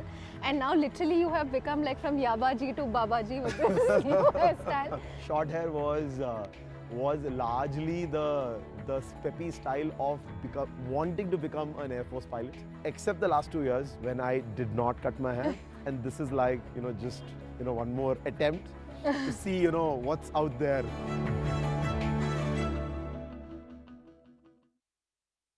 Indians are drinking contaminated water. According to the data given by the Centre to Rajya Sabha, 80% Indians drink contaminated water. Centre says that there are excess toxic metals in groundwater in many districts across the country. The problem is more serious in villages than in cities. There is an increased risk of skin diseases, cancer, and excess lead in water can affect the nervous system of humans. Now, a madrasa linked to a terror accused was demolished in Assam's Moregaon area. The madrasa owner, Mufti Mustafa, was recently arrested for his links with Bangladesh-based terror outfit. 43 students were studying in this madrasa. They have now been admitted to different schools. Reactions have been coming on this demolishment of the madrasa by the authorities. Chief Minister today in the press conference also stated that here 42 students were studying in this madrasa, and they were residential students where they were taught about jihad day and night. And Shiv Sena MP Sanjay Raut's ED custody has been extended till the 8th of August. Meanwhile, the agency has summoned his wife Varsha Raut in the Patra Chaul land scam case. She will appear for questioning on Friday. The summons have been sent to her after transactions done on Varsha Raut's account in the money laundering case came to light before the agency. A school bus driver was arrested for putting the lives of 30 children at risk in Noida. Have a look. The driver rammed the bus full of children into a closed railway barrier. When the bus was approaching the railway line, the barricade was just closing. But the speeding bus did not stop and rammed into the barrier. Even after breaking the barrier, the driver did not stop and continued to speed ahead. The bus driver was directed to stop ahead by the railway officials, but he did not heed to their advice. A train was going to pass through the railway line when the driver sped through it dangerously. At least 30 children between the ages of 6 and 10 were inside the bus at the time of the incident. The Taliban claims it was unaware that Al-Qaeda chief Ayman al-Zawahiri was living in downtown Kabul. This comes after US announced that Zawahiri was killed with 2 Hellfire missiles fired from a US drone last month. The CIA had identified the safe house that Zawahiri was living in back in April and had been planning the precision strike ever since then. A Russian court sentenced U.S. basketball star Brittany Griner to 9 years in prison on drug charges. This after finding her guilty of narcotics possession and smuggling for bringing cannabis-infused vape cartridges into Russia. U.S. President Joe Biden said his administration would continue to pursue every possible avenue to bring Griner home. Hollywood actor Jason Momoa surprised passengers aboard a flight as he turned into a flight attendant pushing the snacks cart and handing out water bottles. In the video, he's seen in a grey suit with a pink flower tucked behind his ear, just like other attendants of the flight. Incessant rains in Himachal Pradesh have triggered landslides in several parts of the state. In Chamba district, bystanders watched in horror as a huge chunk of the mountain crumbled and fell down. The road below was completely blocked after huge pieces of debris fell on it. More than a dozen people were travelling on the Koti Bridge when the landslide began. But it intensified in seconds, making people run for cover. A cloud of dust surrounded the area as huge chunks of the mountain broke away and fell. Had the debris fallen on the Koti Bridge, the damage would have been far more. And record-breaking rains have brought life to a standstill in many parts of Karnataka. At least 7 deaths have been reported in the state in rain-related incidents. Now, new forecasts indicate a strong possibility of similarly intense rains across the state for the next 4 days at least. Welcome back. You're watching CNN News 18 with me, Akanksha Swaroop. And with that, we dive into some breaking news coming in on China and Taiwan. China has announced sanctions on U.S. House Speaker Nancy Pelosi and her immediate family members. This over her trip to Taiwan. This is the latest we are bringing to you. Remember, earlier we heard a reaction coming in from U.S. Secretary of State Antony Blinken saying that China is blowing Nancy Pelosi's trip out of proportion and is using it to their advantage. And the latest we are now learning is that China has announced sanctions on U.S. House Speaker Nancy Pelosi and her immediate family members. This over her controversial trip to Taiwan. At the same time, it's important to take you through how U.S. has been reacting. They're saying that China's military drills are significant escalation, and this now could be further escalation as Nancy Pelosi has been sanctioned further. For more details, let's quickly go across to our international news correspondent Abhishek Jha, who's joining me on the phone line. Abhishek, if you could take us through this kind of pressure tactic that China has been resorting to, because experts have been talking about these kind of pressure tactics, which are so-called grey zone tactics that may not immediately spell war, but this is their way of subjugating US support to Taiwan. Of course, and it looks like that now when Chinese side have actually announced that their military drills are completed and they have achieved their desired target. What is left with the Chinese are the options.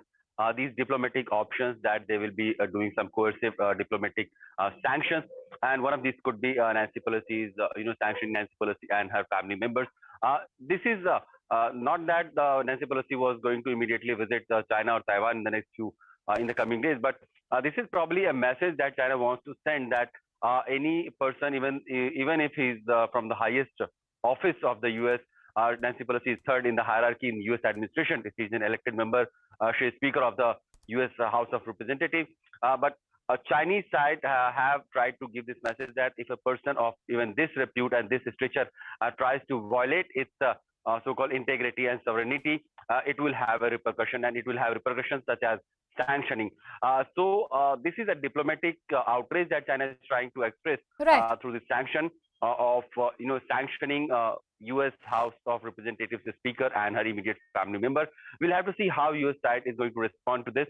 Earlier, we have seen how Chinese foreign minister had, in a very aggressive body language, accused U.S. of violating all the prior commitments on the issue of Taiwan, and taking provocative stances by just sending Nancy Pelosi to Taiwan. So while Chinese side have been furious over this visit, USA has always tried to back up this visit with the kind of diplomatic engagement they have had prior to this, even this visit of Nancy Pelosi to Taiwan, and they have always supported Taiwan in their values of democratic values, of course, and human rights, the way they Taiwanese administration worked.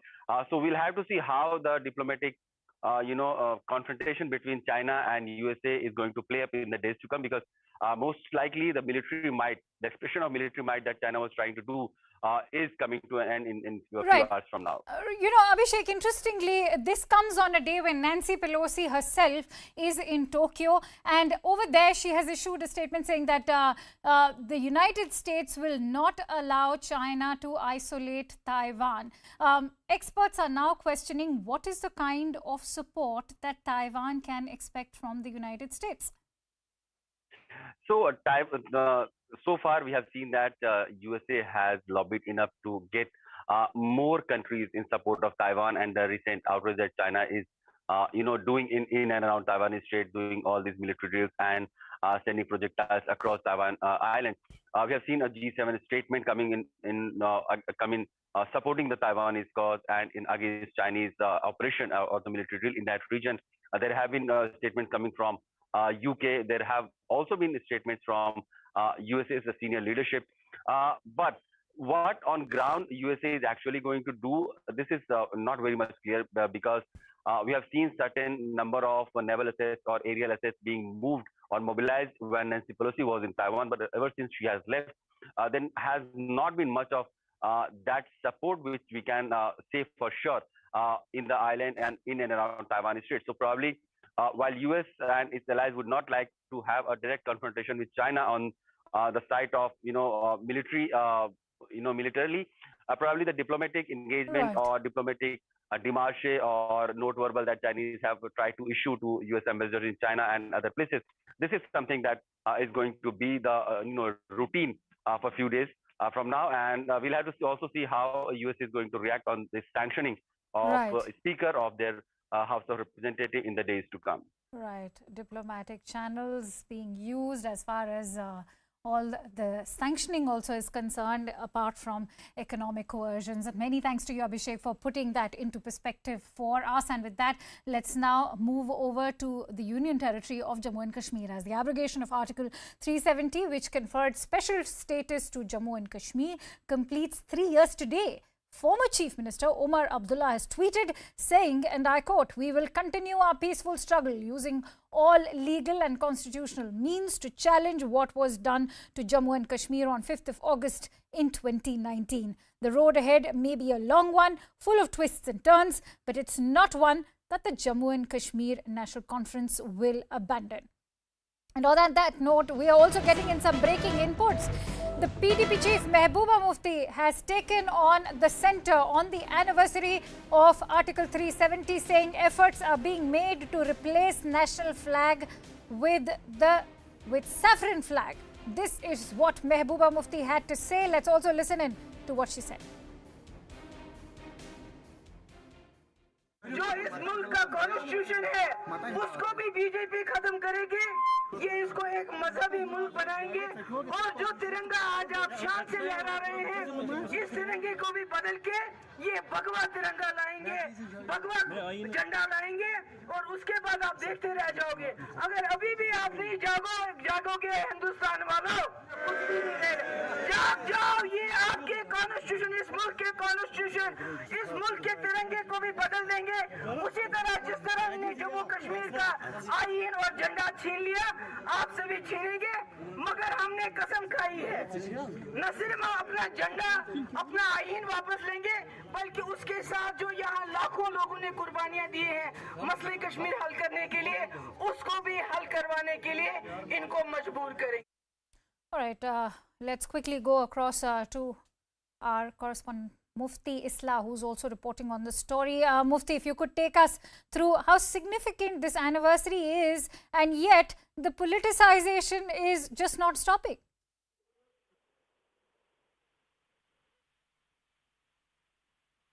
And some of the Congress leaders, and what was happening was that Mehbooba Mufti took this opportunity to target center government, saying that, well, what the BJP at the center is trying to do is that not really, trying to unfurl the tricolor, but gradually they're going to change the color of this particular flag.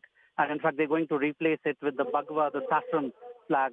She also hit early in the day saying that BJP's malicious designs for Jammu and Kashmir have been unraveled. The pattern of suppression and fear is now knocking at the door in the rest of the country, saying that, well, it's not confined to Kashmir only, but the rest of the country and people out there are also going to feel the pinch.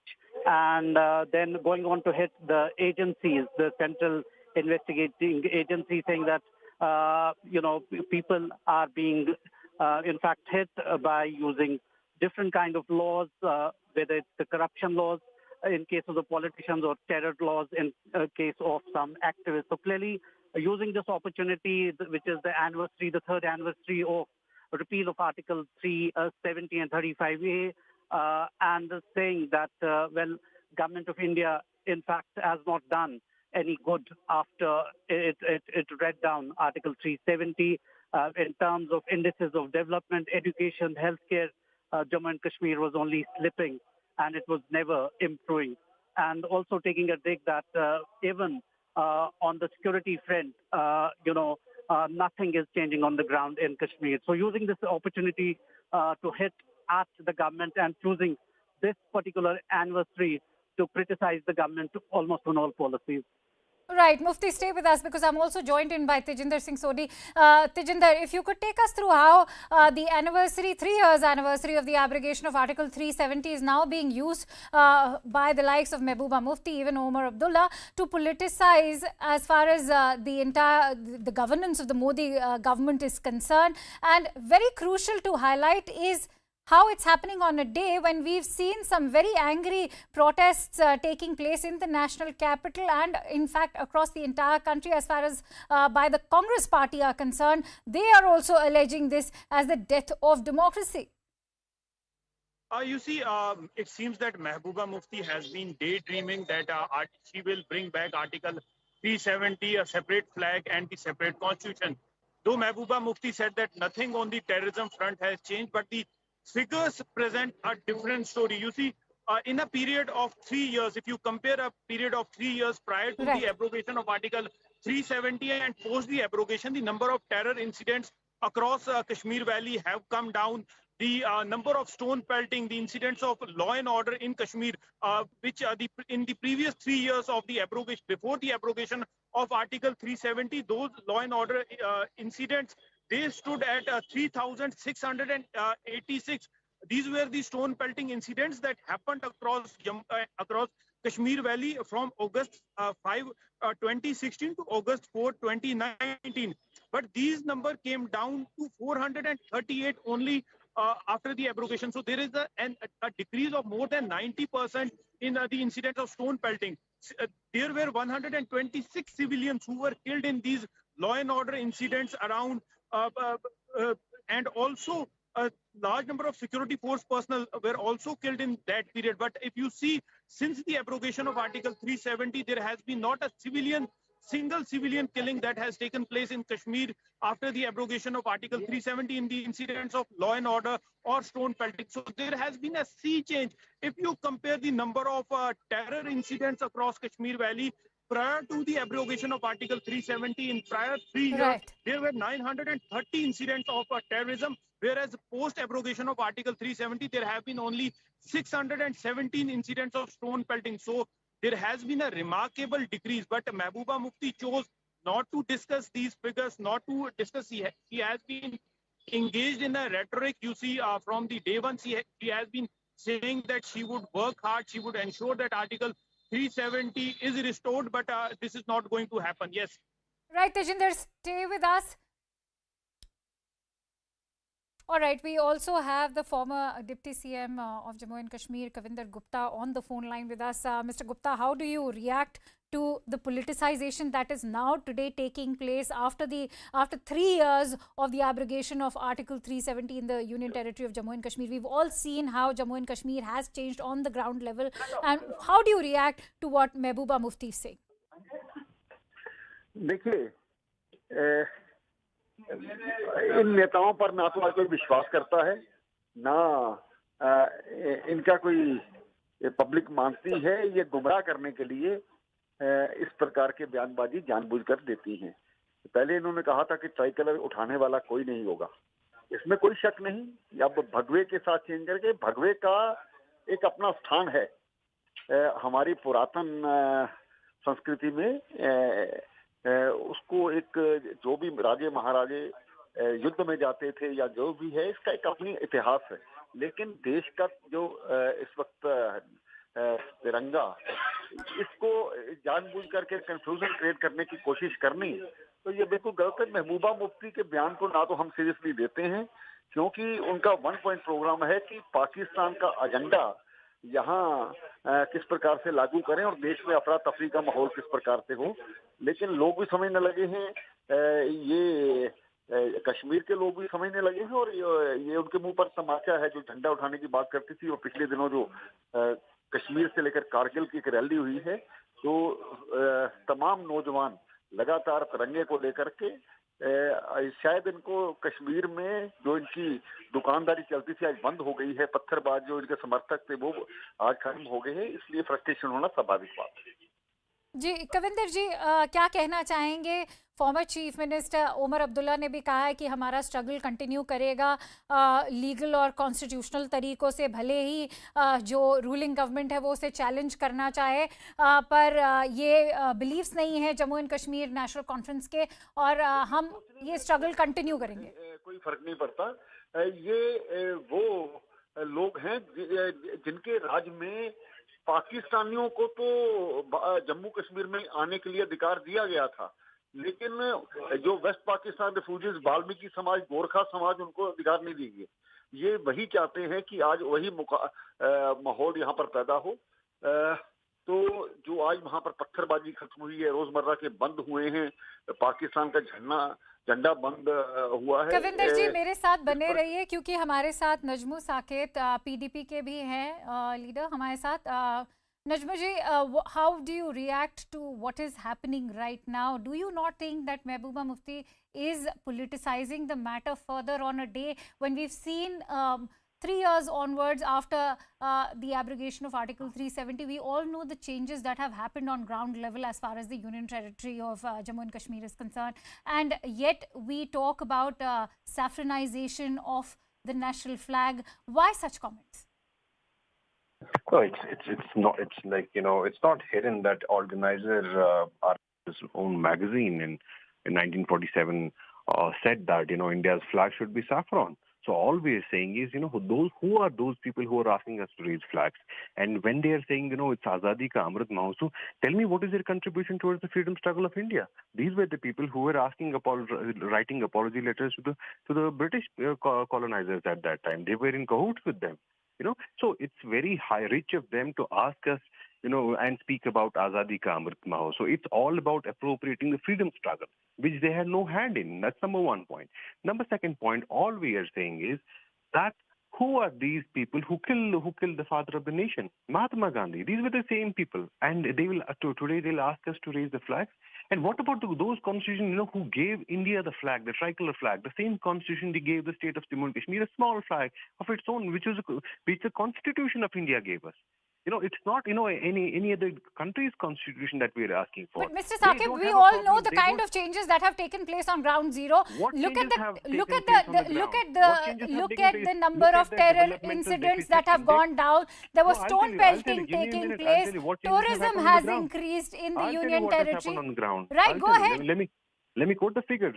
From 2019 till 2022, in last 3 years, 3 lists were advertised in Jammu and Kashmir. All 3 lists have been annulled, cancelled, because there was a scam in all 3 lists, right? The unemployment rate in Jammu and Kashmir is close to 50%, which is highest in India, right? The economy is decimated, is destroyed, shattered. I don't think so it will recover for a long time to come. In cases of incidents of youngsters. Well, Mr. Saqib, I'm running short of time. We all know that as far as figures are concerned, it is the sources that we choose to believe. That's what I'd like to say. And with that, let's quickly slip into a short break as news and updates continue on CNN News 18.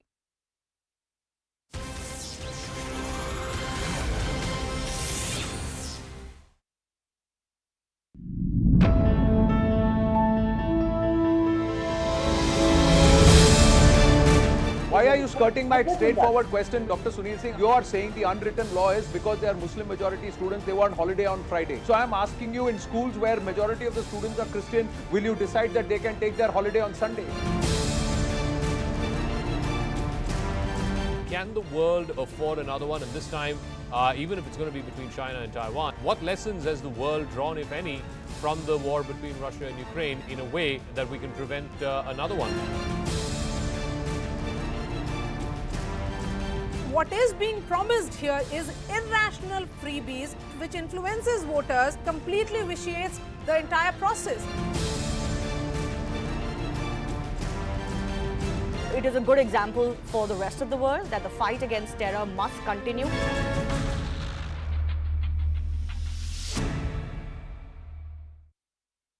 AIMIM chief Mr. Asauddin Owaisi said that RSS had rejected the idea of independent India.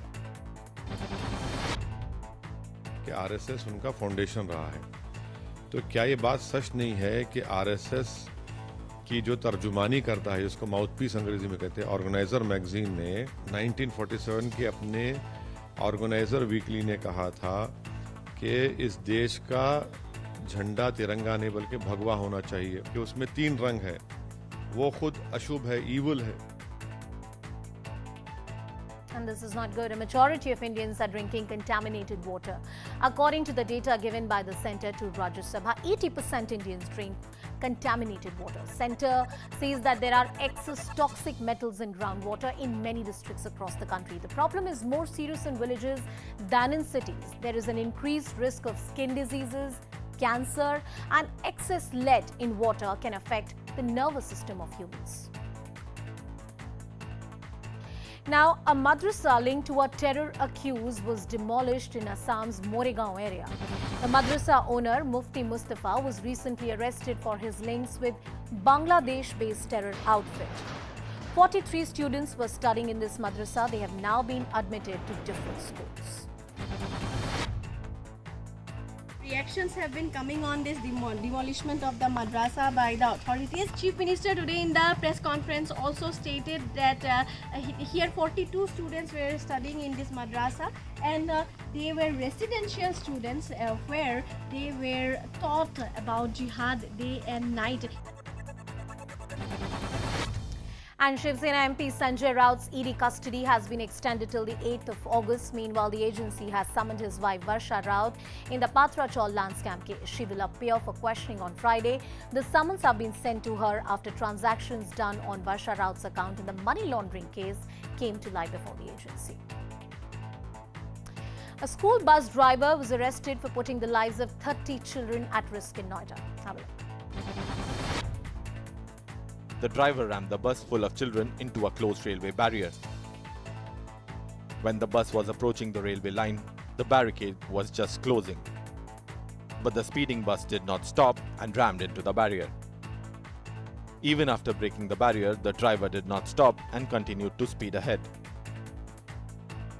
The bus driver was directed to stop ahead by the railway officials, but he did not heed to their advice.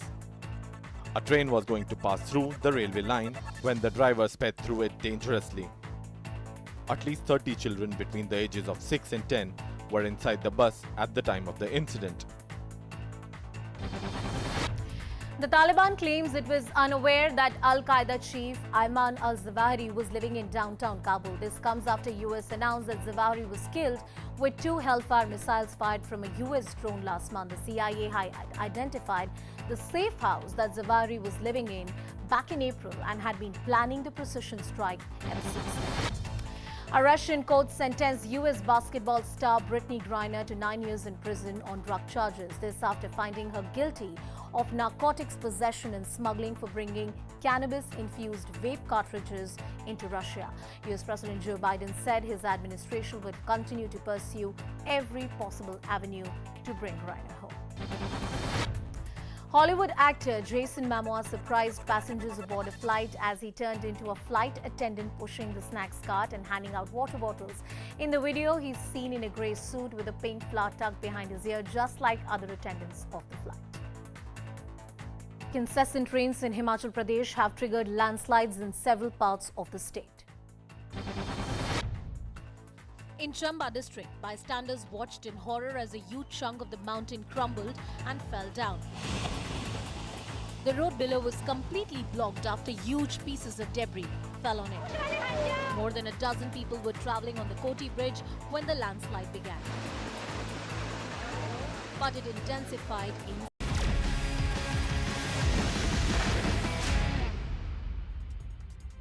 Welcome back. Let's now bring you the top stories we are tracking in News Blitz 50. A massive showdown in the capital has taken place as Congress workers protested against the central government due to unemployment and inflation in the country. Various senior Congress leaders, including Rahul Gandhi, were detained by the Delhi police. हम शांति से राष्ट्रपति भवन जाना चाह रहे थे। सारे के सारे MPs हैं राज्यसभा और लोकसभा के, मगर यहाँ पे हमें अलाउ नहीं किया जा रहा। हम महंगाई के मुद्दे पे, बेरोजगारी के मुद्दे पे हम यहाँ खड़े हैं। लोकतंत्र की हत्या हो रही है। I am happy to be manhand. जितने भी इनके विपक्ष में जो कुछ कहता है उनको ये दबा सकते हैं, और इनको ये लगता है कि दबाने के बाद ऐसे अपनी फोर्स दिखाने के बाद हम चुपचाप से समझौता करके बस में बैठ जाएंगे इसके साथ। तो क्यों करें हम? लेकिन जो आम जनता है वो तरस रही है, तड़प रही है। ये ठीक है क्या? उनको महंगाई इसलिए नहीं दिखती, उनके लिए है ही नहीं, उनके पास पैसा ही पैसा है, जो चाहे जब खरीदे। Congress party leaders, including Rahul Gandhi, Sonia Gandhi, reached the parliament wearing black clothes against price rise and unemployment in the country. The leaders also took out a march inside the parliament over inflation. के अंदर जो बातचीत हुई, government बिल्कुल सब कुछ बना कर कह रही कि महंगाई नहीं, बेरोजगारी नहीं है, रुपये मजबूत है। ये सब बातें जब करेंगे, हम लोगों को दिखाना चाहते हैं रास्ते में आके कि ये सब सही नहीं है। तो ये दिखाने के लिए हमें पूरा हक है हमारे लोकतंत्र में। तो सरकार जब ऐसे सब कहते हैं कि कुछ नहीं हुआ तो हम क्या करें? Congress protest turned violent in Guwahati after police workers and Congress workers clashed during the protest. Congress is today holding a nationwide protest on the issues of inflation and unemployment. With that, let's also bring you live visuals of the Congress protest taking place in Chandigarh right now. As you can see, various cadres of the Congress party have now gathered in the capital of Punjab. As we bring you those shots, there has been a lot of murmur within the party in terms of why they are protesting. Senior leaders like Salman Khurshid have contradicted themselves by saying they are protesting for the top leaders in the party, and later they issued clarification saying that those protests are meant for the greater good of the nation and not for the higher quarters. As you can see, there's proper bandobast done by the Punjab police. Barricades have also been placed. Some workers on the ground level also dressed in black, sloganeering and protesting against what they are calling price rise and inflation and unemployment. For more details, I am also joined in by our reporter Pankaj Kapahi. Pankaj जी, हमें बता सकते हैं अभी क्या हो रहा है, क्या प्लान है इन प्रोटेस्टर्स का और क्या डिमांड्स दे रहे हैं? देखिए, गवर्नर हाउस की तरफ ये कांग्रेस के प्रदर्शनकारी जो हैं वो आगे बढ़ रहे हैं। राजा वड़िंग की अगुवाई में ये प्रदर्शन जो है वो किया जा रहा है, और पुलिस की तरफ से बैरिकेडिंग लगाई गई, इनको रोकने की कोशिश की गई, लेकिन जब ये नहीं रुके तो पानी की बौछारें भी जो हैं वो पुलिस को जो है वो करनी पड़ी है। और अब चंडीगढ़ के सेक्टर 3 थाने में जो है इनको लेकर जाया जा रहा है, जहाँ पर इनको हिरासत में रखा जाएगा। और ये महंगाई की मार को लेकर जो है वो केंद्र सरकार के खिलाफ प्रदर्शन करते हुए जो है वो नजर आए हैं। जी पंकज जी, अभी तक क्या कोई सीनियर लीडर्स भी डिटेन किए गए हैं? जैसे हमने देखा सिर्फ दिल्ली में ही नहीं, और भी कंट्री के और भी पार्ट्स में बहुत से सीनियर लीडर्स को खासतौर से मुंबई में और दिल्ली में डिटेन किया गया है। क्या और कोई सीनियर लीडर्स कांग्रेस के पंजाब में डिटेन किए गए हैं? देखिए, प्रदेश कांग्रेस अध्यक्ष राजा वड़िंग, इनको कांग्रेस की तरफ से हिरासत में लिया गया है। इसके अलावा जो एक्स होम मिनिस्टर हैं सुखजिंदर रंधावा या फिर एक्स मिनिस्टर जो है भारत भूषण आशु, जो लीडरशिप है उनको हिरासत में लेकर सेक्टर 3 के जो पुलिस थाना है वहां पर लेकर जो है वो जाया गया है, क्योंकि लगातार पुलिस की तरफ से इनको कहा जा रहा था कि इससे आगे ना बढ़िए, बैरिकेडिंग लगाई गई है। लेकिन जब प्रदर्शनकारी मान नहीं रहे थे, कांग्रेस के लगातार प्रदर्शन किया जा रहा था, पानी की बौछारें पहले पुलिस की तरफ से की गई और उसके बाद अब इनको चंडीगढ़ के सेक्टर 3 थाने में जो है वो रखा गया है। जी, सेक्टर 3 के थाने में रखा गया है। सिक्योरिटी के अरेंजमेंट में हमें बता सकते हैं क्या है सिक्योरिटी का अरेंजमेंट? क्या वहाँ पे अभी सिर्फ पंजाब पुलिस मौजूद है कि और भी पैरामिलिट्री फोर्सेस का डिप्लॉयमेंट हो रखा है? देखिए, क्योंकि चंडीगढ़ की पुलिस जो है वो चंडीगढ़ में तैनात की जाती है और चंडीगढ़ की पुलिस की तरफ से इनको जो है वो लेकर जाया गया है, बसों में भरकर जो है वो लेकर जाया गया है। चंडीगढ़ की जो सरकारी बसें हैं उनमें भरकर इनको लेके जाया गया है। सुबह से ये प्रदर्शन कर रहे थे, कांग्रेस भवन के बाहर जो है वो प्रदर्शन किया जा रहा था, लेकिन अब से कुछ समय पहले कांग्रेस भवन से ये चलकर जब गवर्नर हाउस की तरफ आगे बढ़ रहे थे और केंद्र सरकार के खिलाफ लगातार नारेबाजी जो है वो की जा रही थी और पुलिस की तरफ से बैरिकेडिंग लगाई गई थी। पहली बैरिकेडिंग को तोड़ने की कोशिश की, उसके बाद दूसरी बैरिकेडिंग को तोड़ने की कोशिश की। उस समय पुलिस को जो है वो पानी की पहले से बसें जो है वो लगाई हुई थी, पानी की बौछारें की गई और उसके बाद अब इनको बसों में भर के जो है वो सेक्टर 3 के थाने में लेकर जाया गया है। जी, और पंकज, हमें काफ़ी क्रोधित नज़र आ रहे हैं यहाँ के प्रोटेस्टर्स जो चंडीगढ़ में अभी प्रोटेस्ट कर रहे हैं। क्या मांगे हैं इनकी, क्या कहना है? आपने बताया अभी हमें ब्रीफली कि ये प्राइस राइज और इन्फ्लेशन के खिलाफ प्रोटेस्ट की जा रही है, पर इनकी मांगों पे ज़रा और हमें बता सकते हैं? देखिए, आज कांग्रेस की देश भर में महंगाई को लेकर केंद्र सरकार के खिलाफ जो है वो कॉल नजर आई है। दिल्ली में अलग तरह से प्रदर्शन किया गया।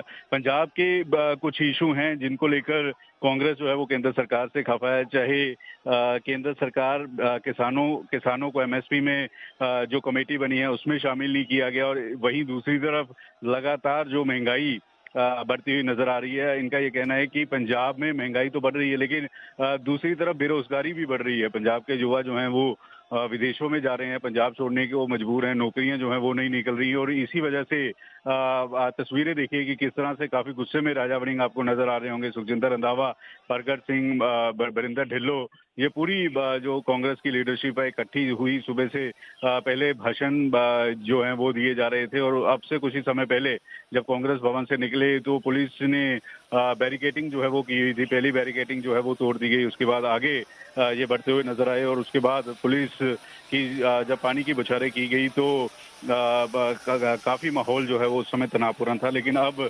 इनको जो है सेक्टर 3 के जो पुलिस स्टेशन है वहां पर लेकर जाया गया है।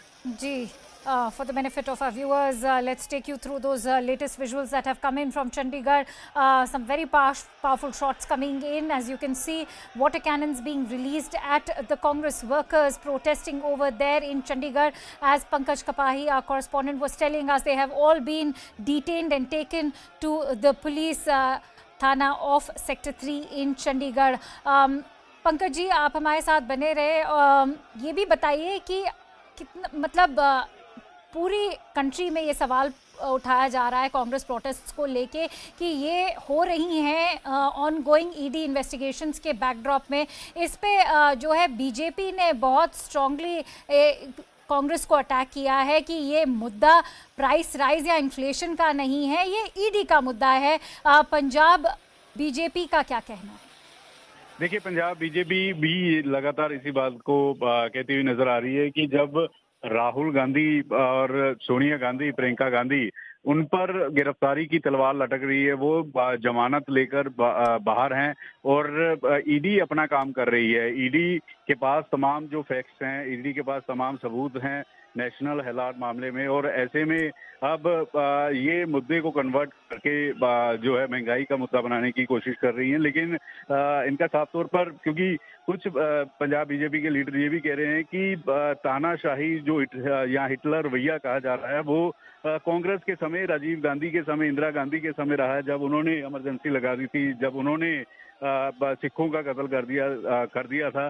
तो ऐसे में ईडी अपना काम कर रही है, केंद्र सरकार की कोई दखल अंदाजी नहीं है, लेकिन जानबूझकर इस मुद्दे को जो है वो डाइवर्ट किया जा रहा है ताकि अपने नेताओं को बचाया जाए। लेकिन ईडी के पास अगर तमाम तथ्य हैं तो फिर राहुल गांधी या फिर सोनिया गांधी को घबराने की जरूरत नहीं है। ये पंजाब बीजेपी के नेता जो है वो तर्क देते हुए नजर आ रहे हैं। पंकज बने रहिए हमारे साथ। Well, good afternoon to all our viewers, this is Ridhma this side. Pankaj, we continue to stay with those visuals coming in from Chandigarh. This is part of the Pan-India protest which the Congress continues to take out in different areas to raise their voices against the government on issues like price rise, inflation and others. Look at the visuals that we're putting out on our screens coming in from Chandigarh. Water cannons also now being used on these protesters. Officials having a tough time trying to contain the situation as well. Pankaj, पहले हमारे viewers को बताइए ये protest कहाँ पर हो रहे हैं चंडीगढ़ में?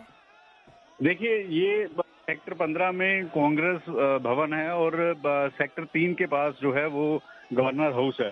तो ये किसान ये जो कांग्रेस के नेता हैं ये सेक्टर 15 से आगे बढ़ते हुए सेक्टर 3 की तरफ, सेक्टर 2 की तरफ आते हुए नजर आ रहे थे। तो उस समय रास्ते में इनको रोकने की कोशिश की गई, तमाम बैरिकेडिंग लगाई हुई थी, लेकिन ये आगे बढ़ते हुए नजर आए। पहली बैरिकेडिंग जो है इनकी तरफ से तोड़ दी गई। आगे फिर से चंडीगढ़ प्रशासन को लगातार इनको अपील भी कर रहे थे कि आपने धरना देना है तो आप शांतिमयी तरीके से दें, इससे आगे ना बढ़िए। इसके आगे क्योंकि चंडीगढ़ में सेक्टर धारा 144 जो है इन सेक्टरों में लगी हुई है। तो ऐसे में जब ये आगे बढ़ते गए तो उस समय तस्वीरें देखिए कि किस तरह से चंडीगढ़ पुलिस की तरफ से पानी की बौछारें जो हैं वो लगातार की गई। लेकिन चाहे परगट सिंह पूर्व खेल मंत्री हैं पंजाब के, सुखजिंदर रंधावा आपको तस्वीरों में नजर आ रहे होंगे, सुखजिंदर रंधावा होम मिनिस्टर हैं, पूर्व होम मिनिस्टर हैं पंजाब के।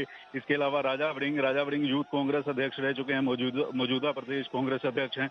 ये तमाम लीडरशिप को रोकने की कोशिश जो है वो लगातार पुलिस की तरफ से की जा रही थी, लेकिन जब ये आगे बढ़ते हुए नजर आए तो इनको डिटेन भी जो है वो अब इस समय कर लिया गया है। पंकज, जो विजुअल्स हम अपने दर्शकों के लिए चला रहे हैं उसमें कुछ हाथापाई भी दिखाई दे रही है, डिप्लॉयमेंट कैसा है जमीन पर? देखिए, क्योंकि लगातार पुलिस की तरफ से इनको रोकने की अपील की जा रही थी, लेकिन जब आगे बढ़े तो उस समय की ये तस्वीरें हैं कि किस तरह से पुलिस जब रोकने में कामयाब नहीं हुई थी तो उस समय की ये धक्का मुक्की की तस्वीरें सामने आ रही हैं। क्योंकि आक्रोश इतना ज्यादा था इन कांग्रेस नेताओं में कि पुलिस के सामने एक बड़ी चुनौती बन गई थी, पुलिस को रोकना इनके लिए बेहद मुश्किल था। उस समय ये धक्का मुक्की की तस्वीरें जो हैं वो सामने आ रही हैं जब ये आगे बढ़ते हुए नजर आ रहे थे। खासतौर पर जो यूथ कांग्रेस अध्यक्ष हैं वरिंदर सिंह ढिल्लो, उनके साथ बहसबाजी की तस्वीरें, उनके साथ ये हाथापाई की तस्वीरें जो है वो नजर आ रही हैं। पंकज, जैसे आप बता रहे थे कि आक्रोश बढ़े जा रहा है, प्रोटेस्टर्स की तादाद भी बढ़ी जा रही है, कांग्रेस की तरफ से कौन से लीडर्स हैं इस प्रोटेस्ट में? देखिए, इसमें सबसे बड़ा नाम है राजा वड़िंग, इनके अलावा प्रताप सिंह बाजवा जो विधायक दल के नेता हैं, विरोधी दल के नेता हैं। इसके अलावा सुखजिंदर रंधावा के अलावा प्रताप सिंह बाजवा के अलावा जो हैं भरत भूषण आशु, ये तमाम जो पंजाब कांग्रेस की बड़ी लीडरशिप है, जो अलग अलग समय में मंत्रिमंडल में जब कांग्रेस की सरकार थी उसमें रहे, कुछ मौजूदा विधायक हैं, कुछ पूर्व विधायक हैं, पूरी लीडरशिप एकजुट होकर इनकी एक पूरी प्लानिंग थी। क्योंकि पहले ये 3 घंटे जो है वो कांग्रेस भवन में रहे, लेकिन कांग्रेस भवन में रहने के बाद उस समय भाषणबाजी करते रहे और उसके बाद अब जब गवर्नर हाउस की तरफ निकले तो उस समय पुलिस को ये अंदाजा नहीं था कि इतना एग्रेशन जो है इनमें नजर आएगा, इतने ज्यादा आक्रोशित होंगे। क्योंकि अमूमन इस तरह के धरने चंडीगढ़ में लगते हैं, पुलिस उनको बैरिकेडिंग पर रोकती है, एक बार पानी की बौछारें होती हैं और फिर वापस चले जाते हैं। लेकिन ये गुस्सा और ये जो एग्रेशन जो है वो कांग्रेस के नेताओं में काफी ज्यादा केंद्र सरकार के खिलाफ महंगाई को लेकर होता हुआ नजर आया है। वाटर कैनन्स का भी इस्तेमाल हो रहा है, ऐसा लग रहा है कि पुलिस ऑफिशियल्स जो हैं वो ओवर नंबर और ओवर पार भी हो रहे हैं प्रोटेस्टर्स से। इनके मुद्दे क्या हैं आज? ये बैरिकेडिंग तोड़कर आगे बढ़ने की लगातार कोशिश कर रहे हैं। यहाँ से गवर्नर हाउस कुछ किलोमीटर की दूरी पर है और ये लगातार केंद्र सरकार को टारगेट कर रहे हैं। इनका लगातार ये कहना है कि केंद्र सरकार के पिछले 2014 से लेकर अब तक जो सरकार रही है बीजेपी की, उन्होंने महंगाई लगातार बढ़ाई है, बेरोजगारी लगातार बढ़ी है और युवा जो हैं वो बेरोजगार हुए हैं, उनकी नौकरियां जो हैं वो चली गई हैं। तो ऐसे में जब देश भर में कांग्रेस के प्रोटेस्ट की कॉल है तो चंडीगढ़ की ये तस्वीरें काफी ज्यादा आप देख सकते हैं किस तरह से एग्रेशन जो है वो नजर आ रहा है और काफी गुस्सा। हालांकि दिल्ली में इस तरह की तस्वीरें कम नजर आई हैं, वहां पर राहुल गांधी, प्रियंका गांधी आपको नजर आए, वो एक जगह पर बैठ गए थे। लेकिन ये क्योंकि राजा वड़िंग जब से कांग्रेस अध्यक्ष बने हैं, उनका एक स्टाइल है कि किस तरह से जब प्रोटेस्ट करना है तो आगे बढ़ना है और आगे बढ़ते हुए कई बार पुलिस के साथ इस तरह की नोकझोंक जो है वो देखने को मिलती है और पुलिस जो है वो पानी की बौछारें करती है। और यही तस्वीर अब देखने को मिल रही है कि किस तरह से बैरिकेडिंग तोड़कर जब आगे बढ़ रहे थे ये जो प्रदर्शनकारी हैं, जो कांग्रेस के नेता हैं, उनको रोकने की कोशिश में पुलिस के साथ नोकझोंक हुई, पुलिस के साथ पानी। जी पंकज, बीजेपी का ये आरोप है कि अब तो ये हर हफ्ते का एक पैटर्न बन गया है। उनका ये सवाल है कि ये जो आक्रोश है ये गांधीज को जो ईडी से समन मिला था उसके लिए है कि असली मुद्दों के लिए है? देखिए, बीजेपी लगातार इस बात का जिक्र कर रही है। वो कह रहे हैं कि महंगाई पर पार्लियामेंट में भी चर्चा करने के लिए तैयार है, आप कहीं भी चर्चा कीजिए, डिस्कशन कीजिए, लेकिन ये जो जिस तरह का प्रदर्शन हो रहा है, जब भी ईडी सोनिया गांधी को बुलाते हैं तो उस समय में कांग्रेस की जो स्टेट लीडरशिप होती है वो महंगाई के मुद्दे पर या केंद्र सरकार को किसी और मुद्दे पर घेर कर ये मुद्दा बनाती है, लेकिन असल मुद्दा इनका अपने नेताओं को बचाने में लगा होता है और इसीलिए इस तरह का प्रदर्शन जो है वो किया जाता है। तो ऐसे में ये तस्वीरें आप चंडीगढ़ से देखिए किस तरह से काफी ज्यादा एग्रेशन में कांग्रेस के नेता जो है वो नजर आ रहे हैं। पुलिस के सामने एक बड़ी चुनौती बनी हुई है, किस तरह से इनको रोका जाए ताकि माहौल जो है वो तनावपूर्ण ना बने, इससे हालात जो है वो ना बिगड़े। इसीलिए ये पुलिस की तरफ से पानी की बौछारें जो है वो की जा रही है, क्योंकि इन एरिया में धारा 144 भी जो है वो पुलिस की तरफ से लगी हुई है। पंकज, ये अब एक लॉ एंड ऑर्डर सिचुएशन भी बनता जा रहा है, ना सिर्फ चंडीगढ़ में पर बाकी जगहों में भी। दिल्ली में तो हर हफ्ते का एक ये पैटर्न हो गया है। कितने डिटेंशंस अभी तक आपने देखे हैं और क्या ऐसा लग रहा है कि अब डिटेंशंस बढ़ेंगे? निश्चित तौर पर क्योंकि जो फर्स्ट लीडरशिप है कांग्रेस की, उसमें राजा वड़िंग हैं, उसमें बरिंदर ढिल्लो, सुखजिंदर रंधावा, उनको जो है वो किया जा रहा है। लेकिन जो सेकंड लीडरशिप है वो भी काफी ज्यादा एग्रेशन में नजर आ रहे हैं। उनके लिए और बसेस जो हैं वो मंगाई गई हैं ताकि यहाँ से ये रास्ता खाली जो है वो ठीक बनाया जाए, लोगों को भी आने जाने वालों को इस इलाके में दिक्कत ना आए, क्योंकि ये वीवीआईपी इलाका भी है। यहाँ पर तमाम मिनिस्टर चाहे पंजाब सरकार के हों, हरियाणा सरकार के हों, वो यहाँ से निकलते हैं, सीएम यहाँ से निकलते हैं। तो इसीलिए चंडीगढ़ पुलिस के सामने एक बड़ी चुनौती जरूर इस समय बनी हुई है। पंकज, मैं ये भी समझना चाहती हूँ, जब ये प्रोटेस्ट शुरू हुए थे कुछ हफ्ते पहले दिल्ली में, तब कांग्रेस का ये कहना था कि उनका सत्याग्रह है, पर जिस तरीके तस्वीरें सामने आ रही हैं, कांग्रेस का अब क्या कहना है? देखिए, कांग्रेस लगातार इस बात को कह रही है कि डेमोक्रेसी में प्रोटेस्ट करना उनका राइट है। वो शांतिमयी तरीके से गवर्नर हाउस की तरफ आगे बढ़ रहे थे, लेकिन पुलिस ने उनको रोका। उनका ये कहना है कि हम किसी भी तरह से माहौल जो है वो खराब नहीं कर रहे, बल्कि पुलिस उनके रास्ते में जो है वो आगे आई है। हम तो अपने सत्याग्रह पर पहले कांग्रेस भवन में बैठे थे, हमने पहले चंडीगढ़ पुलिस को बता दिया था कि हम गवर्नर हाउस तक जाएंगे, पैदल मार्च करेंगे, लेकिन पुलिस की तरफ से बैरिकेडिंग लगा दी गई है।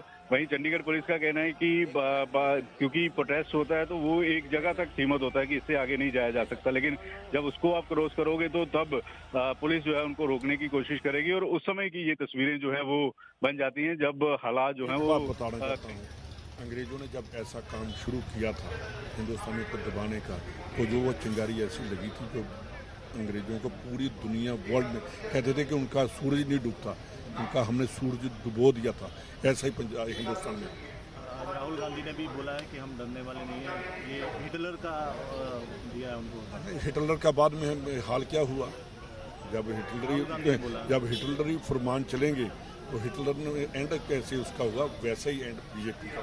जिस तरह से ताले लगाए गए हैं ईडी द्वारा जो ये बात सुनिए, मेरी बात सुनिए। जो राहुल जी ने आज कहा है कि हम डरने वाले नहीं हैं, जो जेल्स हैं वो देशभक्तों ने कितनी देर जेलों में रहे।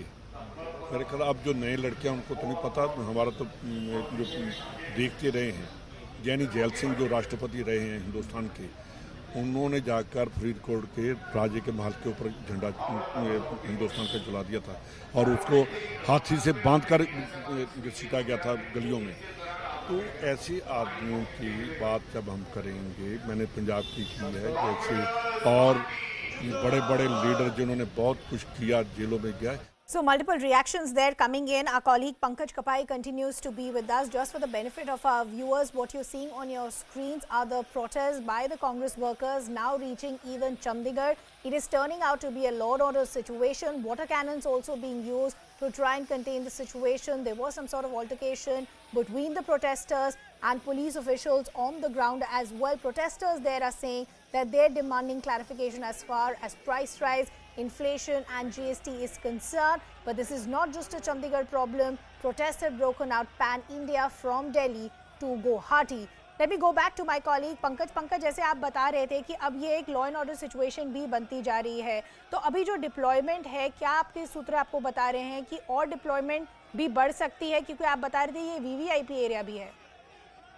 देखिए, अभी आप सुखजिंदर रंधावा को सुन रहे थे, किस तरह से जब उनको सवाल किए गए तो वो उन सवालों का जवाब देते हुए नजर आए। और जहां तक डिप्लॉयमेंट की बात है, वहां पर कुछ पैरामिलिट्री फोर्सेस रिजर्व में चंडीगढ़ प्रशासन के पास रहती हैं, तो वो साथ में जरूर हैं। तो ऐसे में अगर क्योंकि ये सारा वीवीआईपी एरिया है और यहाँ पर रिजर्व फोर्स जो है वो पहले से चंडीगढ़ प्रशासन के पास होती है, जरूरत पड़ती तो और भी फोर्स बुलाई जाएगी। लेकिन अब हालात थोड़े, जी पंकज हम सुन सकते हैं, बताइए। तो अभी हालात थोड़े ठीक होते हुए नजर आ रहे हैं। अभी गुस्सा थोड़ा शांत होता हुआ नजर आ रहा है, क्योंकि पिछले 15-20 मिनट से पानी की बौछारें की जा रही थी और वहीं दूसरी तरफ कांग्रेस के नेता आगे बढ़ रहे थे। तो अब थोड़ा हालात ठीक बनने की कोशिश जरूर हुई है। और सुखजिंदर रंधावा जो एक्स होम मिनिस्टर है, उनको आप सुन रहे थे जब उनसे सवाल जो है वो किए गए हैं। जी पंकज बने रहिए. Let's also bring in our colleague Siddhant, who's tracking all these developments here in the national capital. So Siddhant, the situation is getting out of control, not just in the national capital but other parts as well. Look at the updates coming in from Chandigarh. But talk to us about what you're seeing around you. I believe you're joining us from outside the Congress headquarters in the national capital. Well, yes, situation outside Congress headquarters is under control, is peaceful, and in fact, the protesters and police have entered in some kind of an understanding. Police has asked the protesters not to go aggressive now, as two top leaders, both the Gandhis and the other leadership have already been detained. So in the national capital area, situation is peaceful because all the MPs, the protesters, Karyakartas, both Rahul and Priyanka Gandhi have been placed under detention and have been taken to Kemsway camp police station. So situation is peaceful, and in fact there is no traffic diversion also. The only route that is cordoned off, that has been completely sealed, is the Akbar Road, and we have been told by evening Akbar Road will also open up and the traffic will resume. So this morning Delhi saw, in fact, Delhi police witnessed challenging hours when Congress Karyakartas, time and again announced their march from AICC to Prime Minister's residence and to Rashtrapati's residence, but they were immediately detained the time they left AICC. And in fact, we have those dramatic visuals of Priyanka Gandhi jumping over the barricades and having an heated arguments with the cops, and in fact the arm twisting, and all those visuals have been captured by the cameras. So Congress, this was in the Congress's mind to make this day their day as media coverage wise. Correct. And they have successfully managed to do that. Obviously, the intention was to keep the momentum forward, to take the momentum forward, the momentum which was built after multiple summons which were issued to Gandhi. And now this time around, after raising questions against ED, the Gandhis, the Congress have decided to take up the issue of Aam Aadmi, that is price rise, that is inflation, that is GST on the essential commodity. So today was a successful day for the Congress party, and everything went as per the plan, and Congress is still maintaining the same line that this protest has nothing to do with the ED investigation. It was all for the Aam Aadmi. Okay, Siddhant, I'll request you to stay on with us. Our colleague Nikhil is also now joining us on the broadcast, and he is joining us from outside Kingsway camp. Nikhil, I want to understand what is the situation around you. What has happened to all those leaders from the Congress who were detained? Have they been left now? Well, Ridhima, all the leaders and including Member of Parliament as well from both the houses from the Congress party, they were detained and they were brought in to the Kingsway Camp police lines near the GTB Nagar in the national capital Delhi. So currently all the MPs and the leaders who were in detention, they have been put inside this particular premises, and by late evening, Ridhima, we are expecting that they will be released by the Delhi police. But outside, if we talk about the scenes, the security has been beefed up. You can see there is presence of Delhi police personnel, barricading is there. Also on right side of the main road, there is presence of women paramilitary forces as well, because last time, if you remember, Ridhima, there were many of the workers of the Congress party who were not detained. They gathered here in a huge number, and to make sure that this time no untoward incident take place, because this is something which is very challenging for Delhi police as well. This is the reason why the security measures have been taken by the security forces. And also what we do know is that section 144 was already imposed in entire New Delhi district, except for the place which is Jantar Mantar, where no Congress worker had gone to, but now they tried to march from outside the parliament towards the Rashtrapati Bhavan, which was not allowed by the Delhi police personnel. So this is the reason why all the leaders they were put into the detention by the police forces, police officials. So by late evening, somewhere or the other, we are expecting that they will be released once the Delhi police is assured of the fact, Ridhima, that the peace and order situation is restored in the entire New Delhi district. Ridhima. Okay, so Nikhil is telling us that all these leaders who were detained, hopefully by late evening they will be left by the Delhi police. But I believe my colleague Arun Dhanta is also now joining us from the national capital. Arun, the BJP has been very, very clear that all these protests, you can call them whatever, is only happening because the Gandhis were summoned. So the parivar is over the party. What are the reactions that you're picking up as far as the BJP is concerned?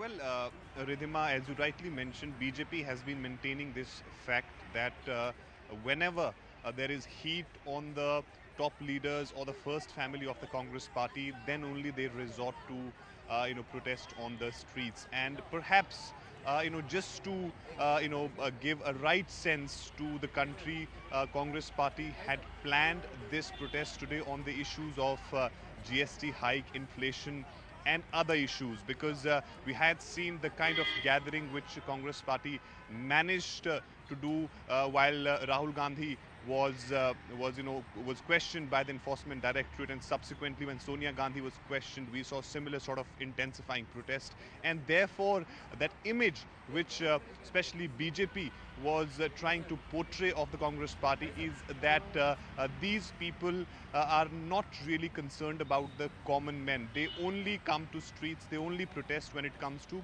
Rahul Gandhi and Sonia Gandhi. And therefore, just to send that message that we are not only protesting for Rahul Gandhi and Sonia Gandhi, we are protesting for the cause of the people. Therefore, they have very strategically planned this protest. However, the result of the protest was very much same as we had seen earlier as well.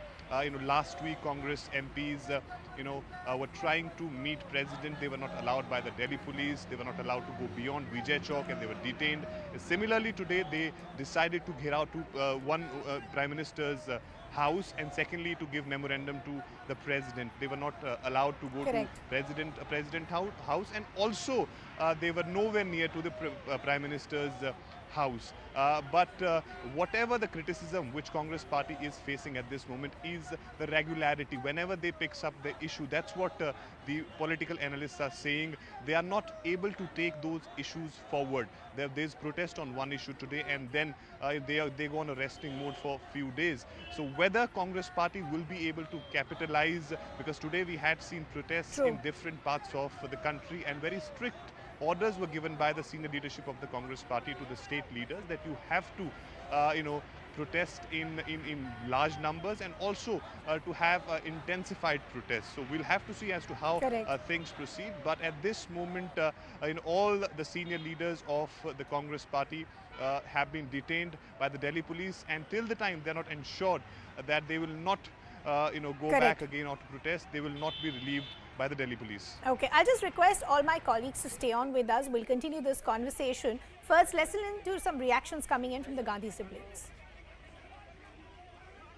हम शांति से राष्ट्रपति भवन जाना चाह रहे थे। सारे के सारे MPs हैं राज्यसभा और लोकसभा के, मगर यहाँ पे हमें अलाउ नहीं किया जा रहा। हम महंगाई के मुद्दे पे, बेरोजगारी के मुद्दे पे हम यहाँ खड़े हैं। लोकतंत्र की हत्या हो रही है। I am happy to be man hand. Will try and go, will keep try and go. It doesn't matter. Our job is to resist these forces. Our job is to make sure that Indian democracy is protected. Our job is to raise issues of the people like unemployment and crisis, and we are doing that. यहाँ पे हम सब आए थे, एक एक करके घसीट के ले गए। 2-3 को मारा भी है। इनको ये लगता है कि दबाने के बाद, ऐसे अपनी फोर्स दिखाने के बाद हम चुपचाप से समझौता करके बस में बैठ जाएंगे इनके साथ। तो क्यों करें हम तो एक मकसद से है ना यहाँ। हमारा मकसद ये है कि हम, इनके मंत्री कह रहे हैं इनको महंगाई नहीं दिखती, तो हम पीएम हाउस तक चल के महंगाई दिखाना चाहते हैं। गैस का सिलेंडर दिखाना चाहते हैं जो आज कोई खरीद नहीं सकता है। चाहे गरीब हो, चाहे मिडिल क्लास के हो, सब तरस रहे हैं, सब तड़प रहे हैं और कोई कुछ ना बोले। उनके लिए महंगाई तो है नहीं। उन्होंने तो पूरी देश की संपत्ति, मोदी जी ने पूरे देश की संपत्ति अपने दोस्तों को दे दी है। Let me continue the conversation with our colleague. Siddhant continues to be with us. Arun Dhanta also continues to be with us. Siddhant, let me come to you. There was a bit of controversy with the comment that was made by Congress's Salman Khurshid, because initially in the day he said that I'm fighting for my leader. So the allegation automatically that came from the BJP was that this is exactly what we've been saying. This is the reality of the Congress. They put the Parivar over the party. I believe there has been a clarification also, which the BJP is now calling damage control. What is that clarification saying? Well, that's right. Later our colleague Anshul spoke to Salman Khurshid and asked him about the statement that he made in the morning, saying that हमारे नेता हमको बचाते हैं, हम हमारे नेता को बचाएंगे. To which he has to say that the entire nation is his family. When they say Gandhi Parivar, then it's not about one Parivar, it's about the entire nation. But Ridhima, even going by what senior leadership is saying, even what Rahul Gandhi has said in his press conference today. The time he started his press conference, he asked journalists, how does it feel living in these times of dictatorship? So the clear attack, the way Congress party is reacting or has been reacting is shows that the party is rattled, party is worried, because of the Enforcement Directorate's investigation. And trust me, in many in the cadre also believe this, that the ED's investigation has given a rebirth to a party. And this is perhaps the reason that to build the momentum, this particular protest was planned by the Congress party today.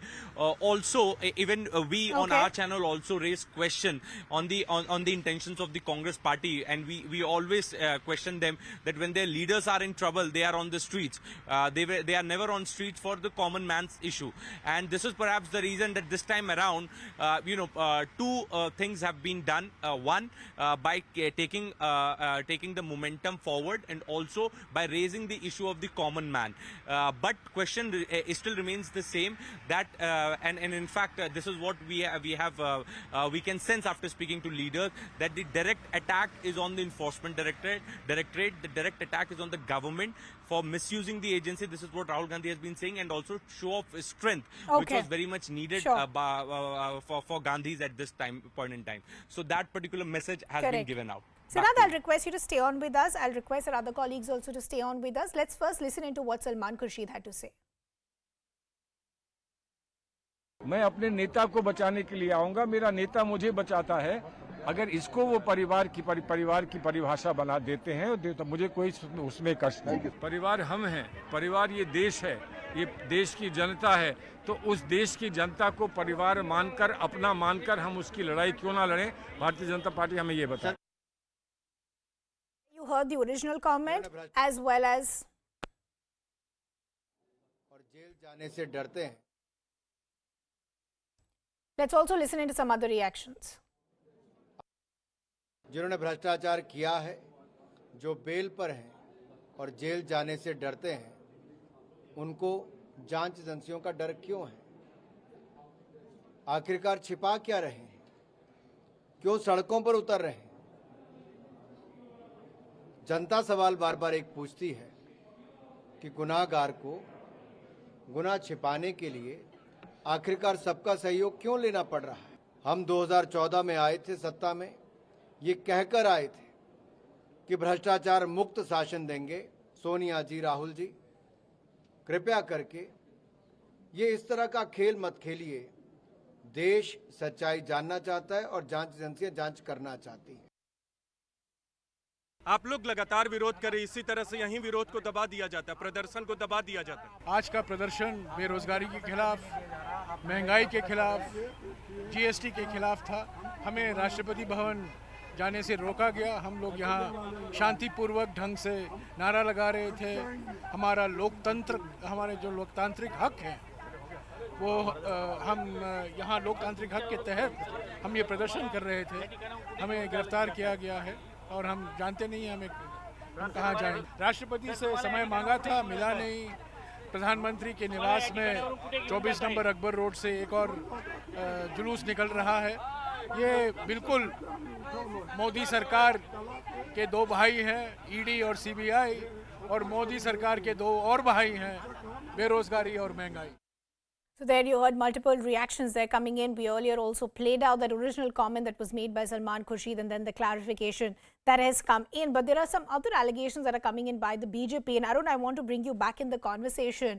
A short while ago, we saw a tweet by BJP's Amit Malviya, who's put out a picture of Priyanka Gandhi and certain police officials on the ground. And the BJP is alleging that there was some sort of altercation with the police officials. Possibly, they were mishandled by Priyanka Gandhi. Could you talk to us about what really has happened and what is the allegation that's coming in by the BJP?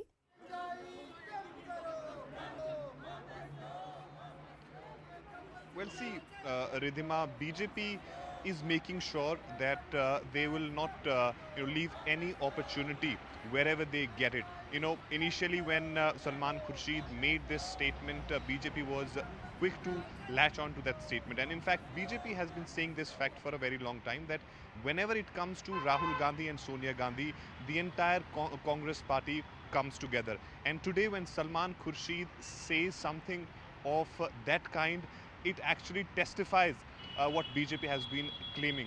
Now, secondly, if you see, during the protest, we had seen various spokespersons of Bharatiya Janata Party were tweeting. They were saying that when we were discussing price rise in the parliament, initially Congress Party demanding a discussion, they were saying that the government is running away from the discussion on price rise. When discussion started, when Nirmala Sitharaman was giving the answers of all the questions of the opposition parties, they prefer to walk out from the parliament, and whatever they are doing today is just a drama for one day. So BJP is very clear.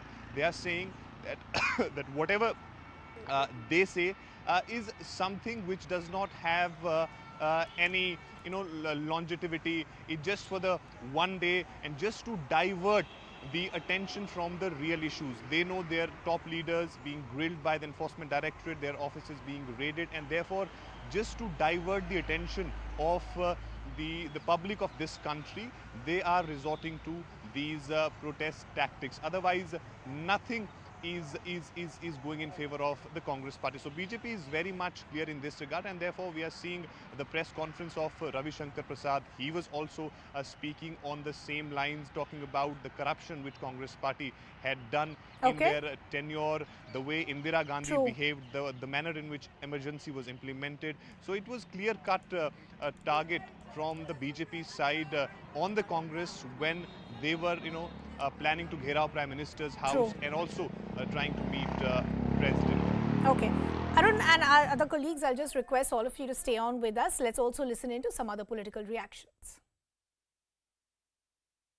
Rahul Gandhi ji को महंगाई इसलिए ज़्यादा लग रही है क्योंकि अब 5 लाख रुपए में 5,000 करोड़ का नेशनल हेराल्ड खरीदना संभव नहीं है। और जाहिर बात है ये सारे उन्होंने इतने वर्षों तक जो धांधली से अपना भ्रष्टाचार से जो कुछ भी बिल्टअप किया था, अब वह सब खुलासा हो रहा है तो उन्हें अफसोस तो लगेगा ही। This protest is about price rise and Agnipat. Price rise affects everybody, including you. You keep your hand on your heart and tell me that price rise does not affect you. It affects everybody, and as a political party and as elected representatives, we are bound to voice the grievances, the burden and the fears of the people, which is what we are doing. Well, you can read about all these updates on our website news18.com as well. We'll keep tracking all these developments. For now, slipping into a very short break.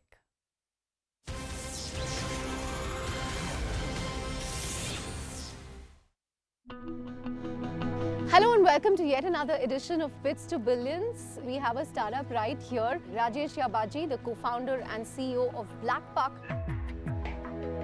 Is this like the Uber or Ola of trucks? I think that's how it started. But as we kept solving, right, driving and championing the need for truckers to get organized, get more efficient, earn more money, to do that, we do loads, we do payments, we do telematics, we do financial services. So that's the new avatar of Blackbuck. Right, talking about avatars, I remember the last time you met years ago with short hair and all.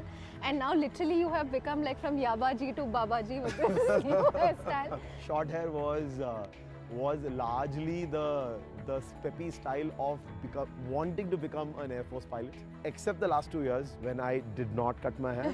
And this is like, just, one more attempt to see, what's out there.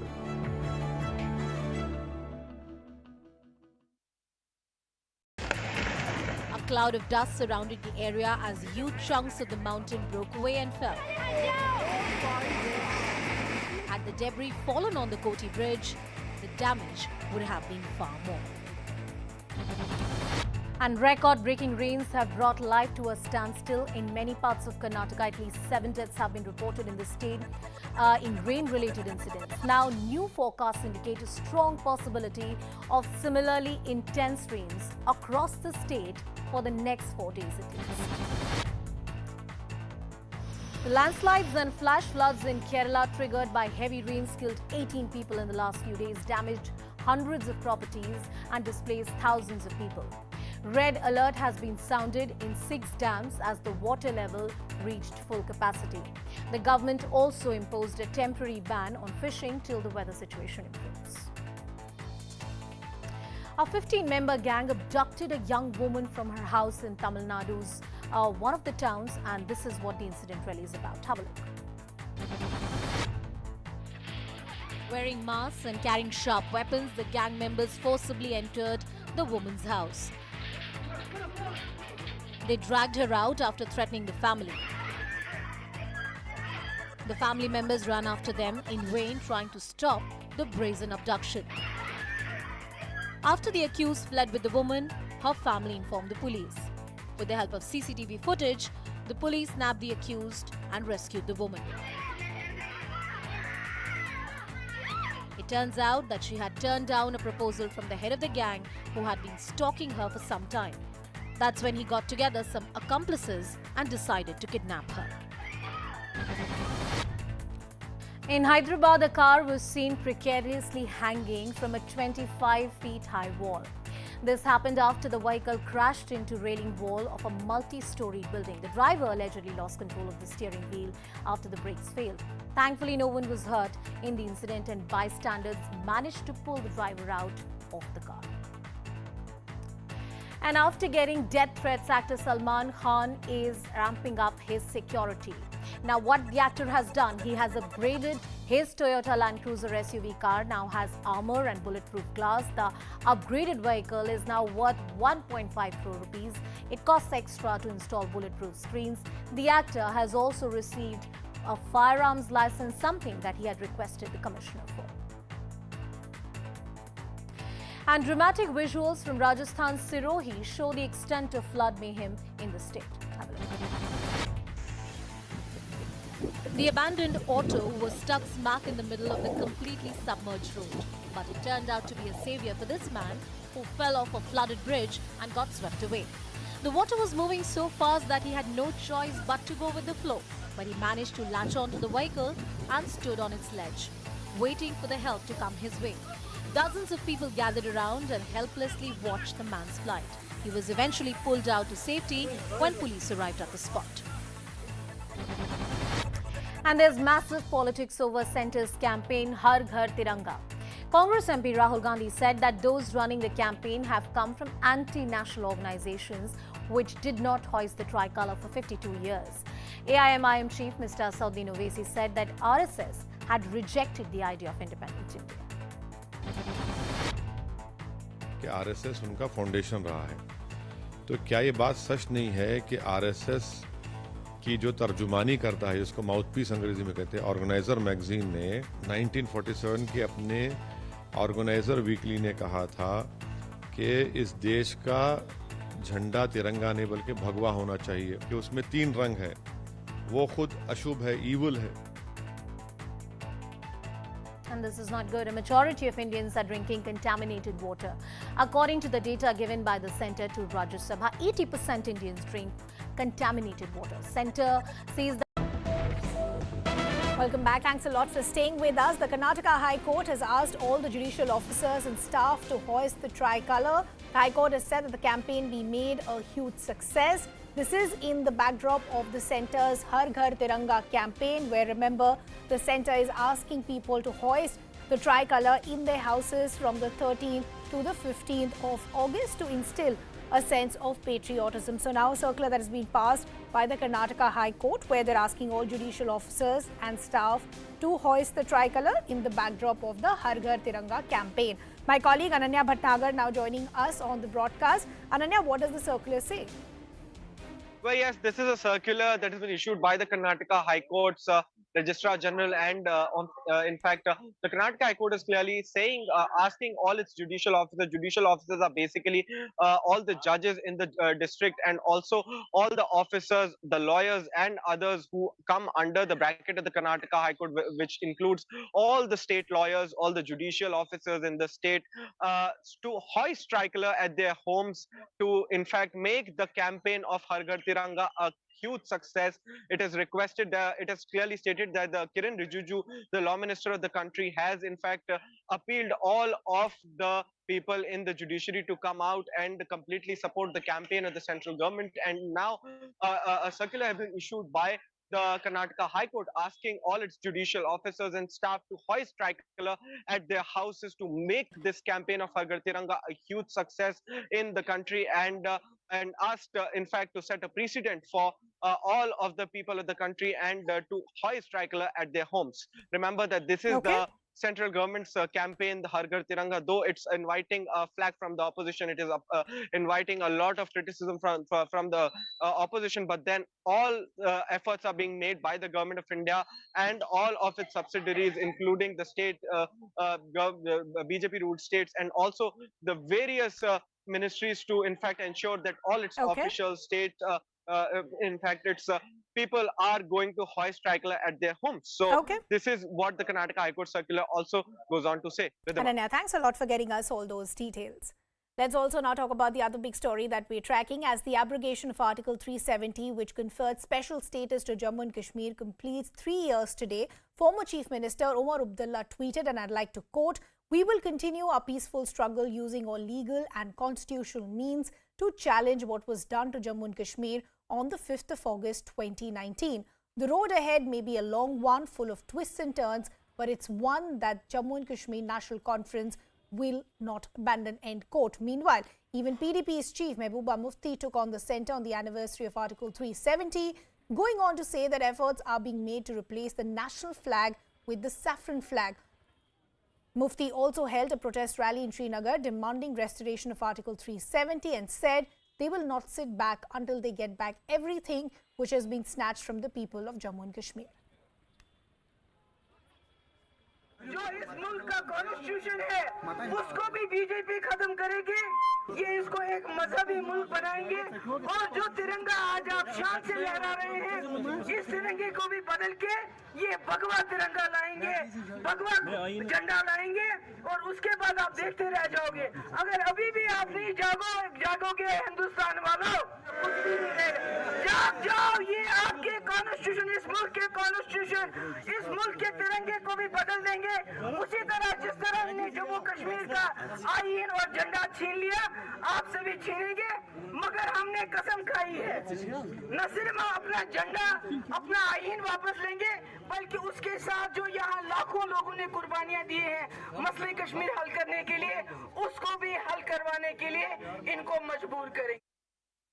My colleague Tejinder is now joining us on the broadcast. While Tejinder, the larger question is why politicize the abrogation of Article 370? First, talk to us about the reactions that have come in from the PDP as well as the National Conference. You see, this is the same Mehbooba Mufti. If you remember, when she was the Chief Minister of the erstwhile state of Jammu and Kashmir, she was asked what would happen if Article 370 was revoked. This was when she was the Chief Minister, and she had said that if Article 370 would be revoked, then there would be not a single person left in Jammu and Kashmir who would shoulder tricolor. But now it seems that she is frustrated seeing the response which the Har Ghar Tiranga campaign has seen across Jammu and Kashmir. Now you see tricolor being unfurled in the historic Lal Chowk, at the Ghanta Ghar, everywhere in the Kashmir Valley, and it seems that Mehbooba Mufti is once again back to playing politics over the issue of tricolor and the erstwhile flag of the erstwhile state of Jammu and Kashmir. Today, when she took out a protest rally to mark the 3rd anniversary of the abrogation of Article 370, she once again said that she would fight until and unless the Article 370, which is done and dusted, is brought back. She said that she would continue the fight, and she also provoked the people across the country, saying that the BJP is trying to saffronize this nation. The BJP is trying to replace the tricolor with the saffron flag. So clearly, Mehbooba Mufti is once again playing politics over the emotional issue, whereas she herself knows that the Article 370, 35A are done and dusted, and they cannot be brought back.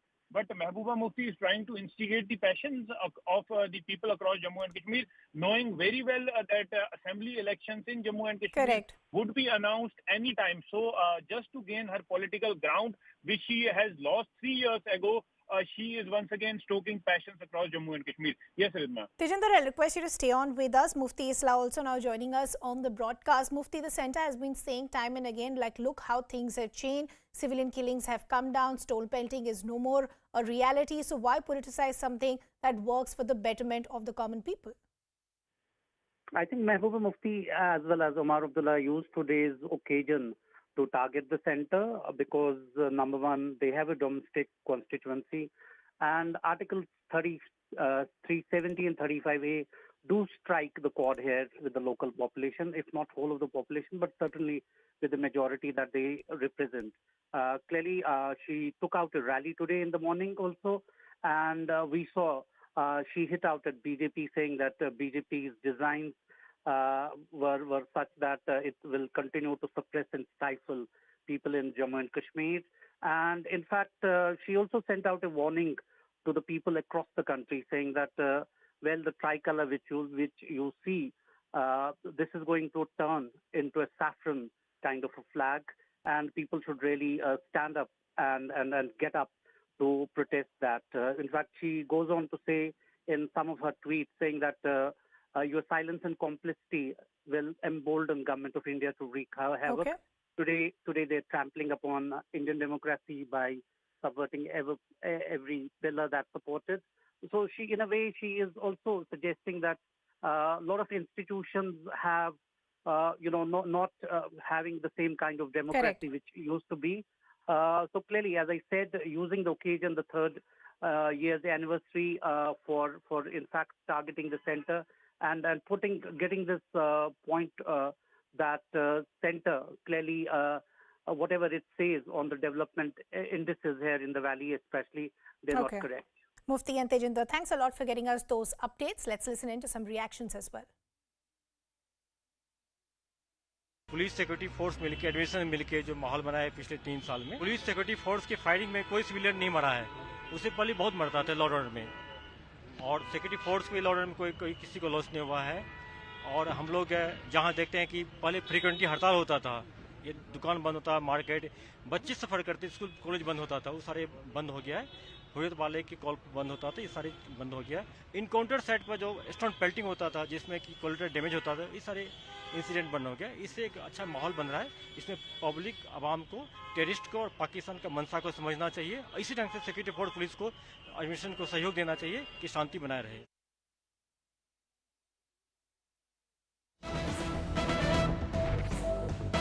We're now shifting our focus back to the protests that we continue to see by Congress workers. It's only escalating in the national capital. Now we're understanding youth Congress workers are protesting near the Prime Minister's residence, and they have also been detained by the police. As we pointed out, protests broke out earlier in the day. The Congress is saying they're protesting against the issues that need to be highlighted by the government, like price rise, inflation, GST and others. Protests broke out not just in the national capital but Guwahati and Chandigarh as well. It became into a law and order situation, and now look at the visuals that we're putting out on our screens. Youth Congress workers, they were protesting near the Prime Minister's residence in the national capital. They have been detained by the police. Remember, a lot of Congress leaders earlier in the day were also detained. They were then taken to the Kingsway Camp police station. They are still there. My colleagues are reporting that by late evening, they could be released. But once again, this has resulted into a big political war of words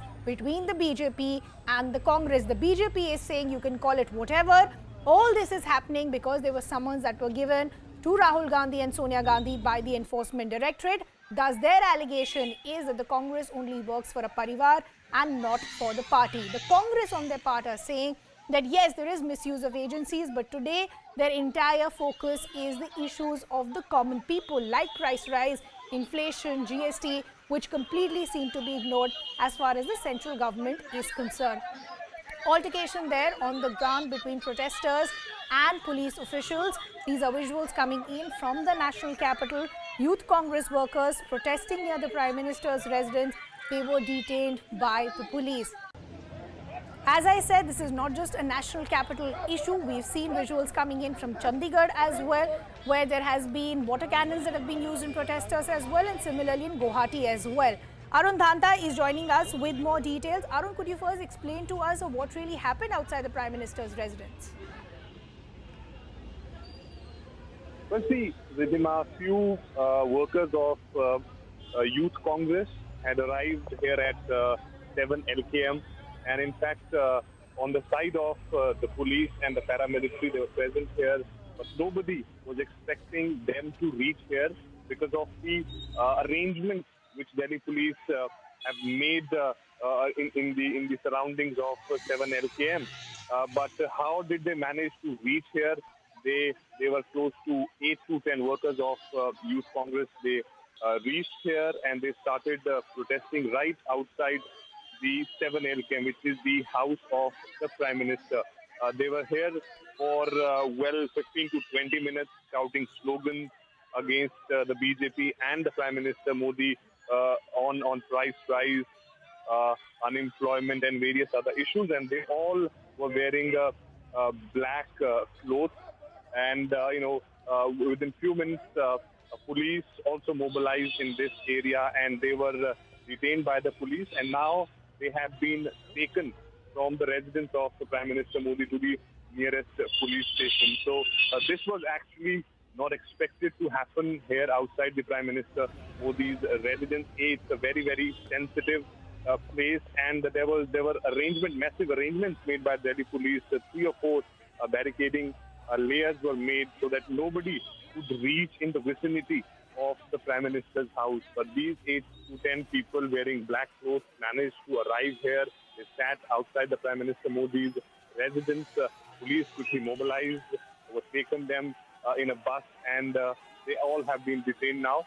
Perhaps will be released once they're taken to the police station after the inquiry is over. So, Arun, you were pointing out that there were protesters who've now been detained, but talk to us about the number of protesters who were there and what is the situation as of now. This is a high security area. Is the situation under control now? Could we see the deployment increase as well?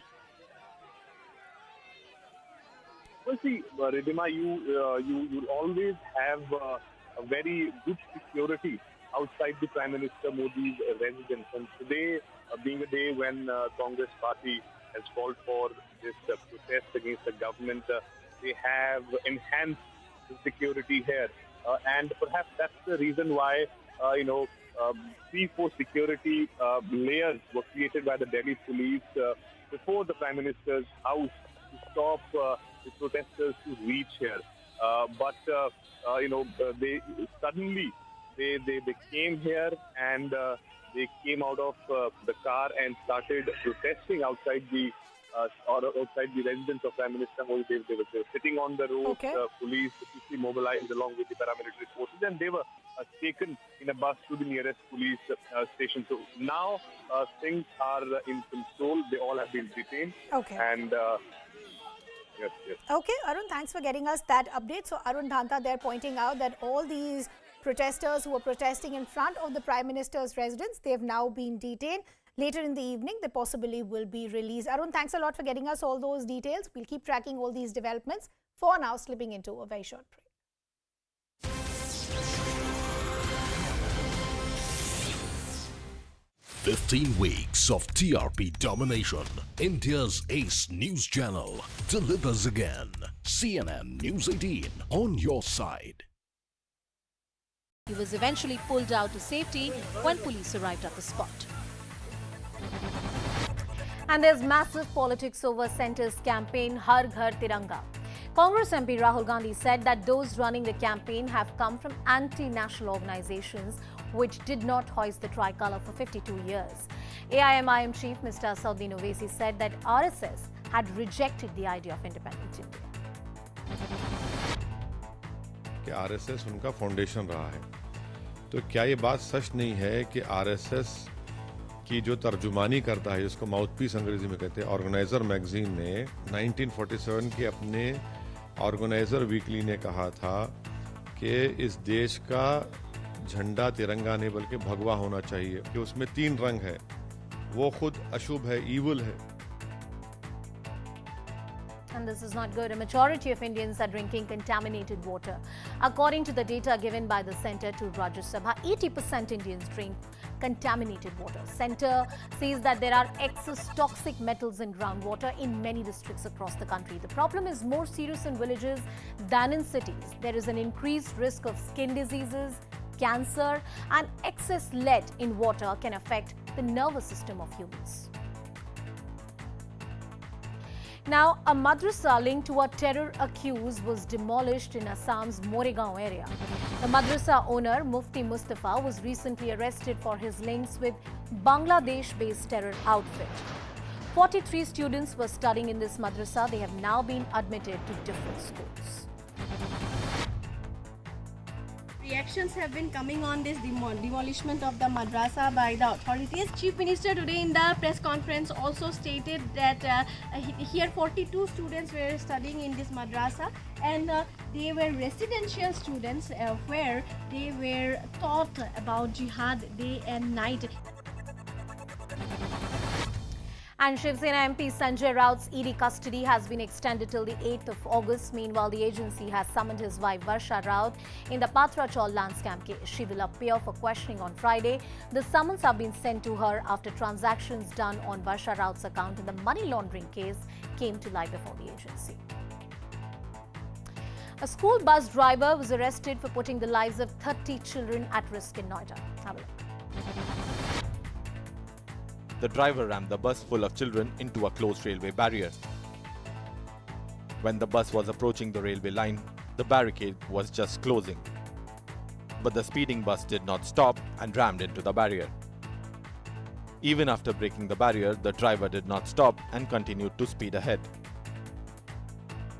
The bus driver was directed to stop ahead by the railway officials, but he did not heed to their advice. A train was going to pass through the railway line when the driver sped through it dangerously. At least 30 children between the ages of 6 and 10 were inside the bus at the time of the incident. The Taliban claims it was unaware that Al-Qaeda chief Ayman al-Zawahiri was living in downtown Kabul. This comes after US announced that Zawahiri was killed with 2 Hellfire missiles fired from a US drone last month. The CIA had identified the safe house that Zawahiri was living in back in April and had been planning the precision strike ever since then. A Russian court sentenced US basketball star Brittany Griner to 9 years in prison on drug charges. This after finding her guilty of narcotics possession and smuggling for bringing cannabis-infused vape cartridges into Russia. US President Joe Biden said his administration would continue to pursue every possible avenue to bring Griner home. Hollywood actor Jason Momoa surprised passengers aboard a flight as he turned into a flight attendant pushing the snacks cart and handing out water bottles. In the video, he's seen in a grey suit with a pink flower tucked behind his ear, just like other attendants of the flight. Incessant rains in Himachal Pradesh have triggered landslides in several parts of the state. In Chamba district. Welcome back. Thanks a lot for staying with us. We're now getting some other updates also coming in. China has gone on to say cancelling several defense meetings, suspending key climate talks with the United States after Nancy Pelosi's Taiwan visit. So the ramifications still continue. An angry Beijing now saying that they're also going to cancel several defense meetings. They're also going to suspend key climate talks with the United States after Nancy Pelosi visited Taiwan. Remember, China has already given warnings both to Taiwan and the United States, saying there will be dire consequences. China has seen this as a provocation. Abhishek Jha joining us with more details. Get us the update. Abhishek, what is the update coming in from China? As we know that Chinese side is trying to avoid meeting and all the talks have been cancelled. In fact, yesterday it was believed that when Chinese FM Wang Yi was there in Cambodia during this ASEAN foreign ministers meeting, it was believed that there was a scheduled talk which was later on rejected by the Chinese side. In fact, Chinese foreign minister also did not meet Japan's foreign minister. So we have seen in the past few days, as the escalation has happened post Nancy Pelosi's visit from Taiwan, there has been multiple diplomatic confrontation between USA and China on the issue of Taiwan. Now it is reported that the Chinese side has said that they have been able to complete all their military drills. With the targets that they had planned, they have been able to achieve them. So it looks like the military drills will not have aggressive live firing exercises anymore. And the blockade that was put in and around Taiwan, that can also be lifted very soon. This blockade has actually held up a lot of, cargo ships in and around Taiwan Strait, which is a very busy route. In fact, about 250 to 300 cargo ships were held up in those seas because of the prohibition that Chinese side has put up in the wake of that military drill. Okay, Abhishek. Amidst this, Okay, Abhishek, thanks a lot for getting us that update. Let's listen into some reactions as well. Chinese made their strikes, probably using our visit as an excuse. The Chinese have tried to isolate Taiwan, keeping them most recently from the World Health Organization by not even letting their participation be on the agenda of the World Health Agency, whatever that makes these determinations. They may try to keep Taiwan from visiting or participating in other places, but they will not isolate Taiwan by preventing us to travel there. These provocative actions are a significant escalation. We've seen how Beijing has attempted to change the status quo on Taiwan for some time. For example, more than doubling the number of aircraft flown over the center line that separates China and Taiwan over the past 2 years, pursuing economic coercion, political interference, and cyber attacks against Taiwan. Now, they've taken dangerous acts to a new level. The United States has conveyed to the PRC consistently and repeatedly that we do not seek and will not provoke a crisis. President Tsai has said the same thing. China has chosen to overreact and use Speaker Pelosi's visit as a pretext to increase provocative military activity in and around the Taiwan Strait.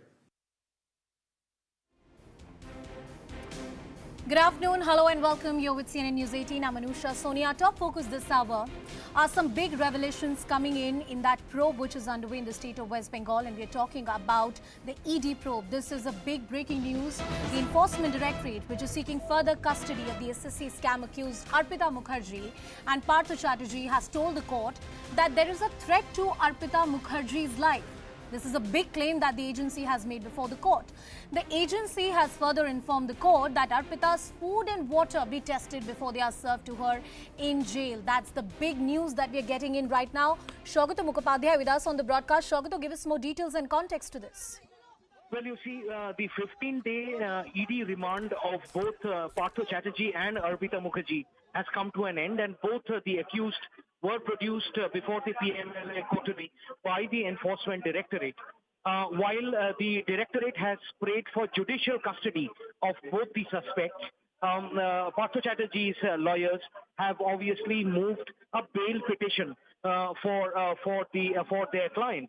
What was extremely revealing during the submission that was made by the Enforcement Directorate before the court today is that the Directorate informed the court that it is having a serious apprehension about a threat perception to Arpita Mukherjee's life during the time she is remanded in judicial custody.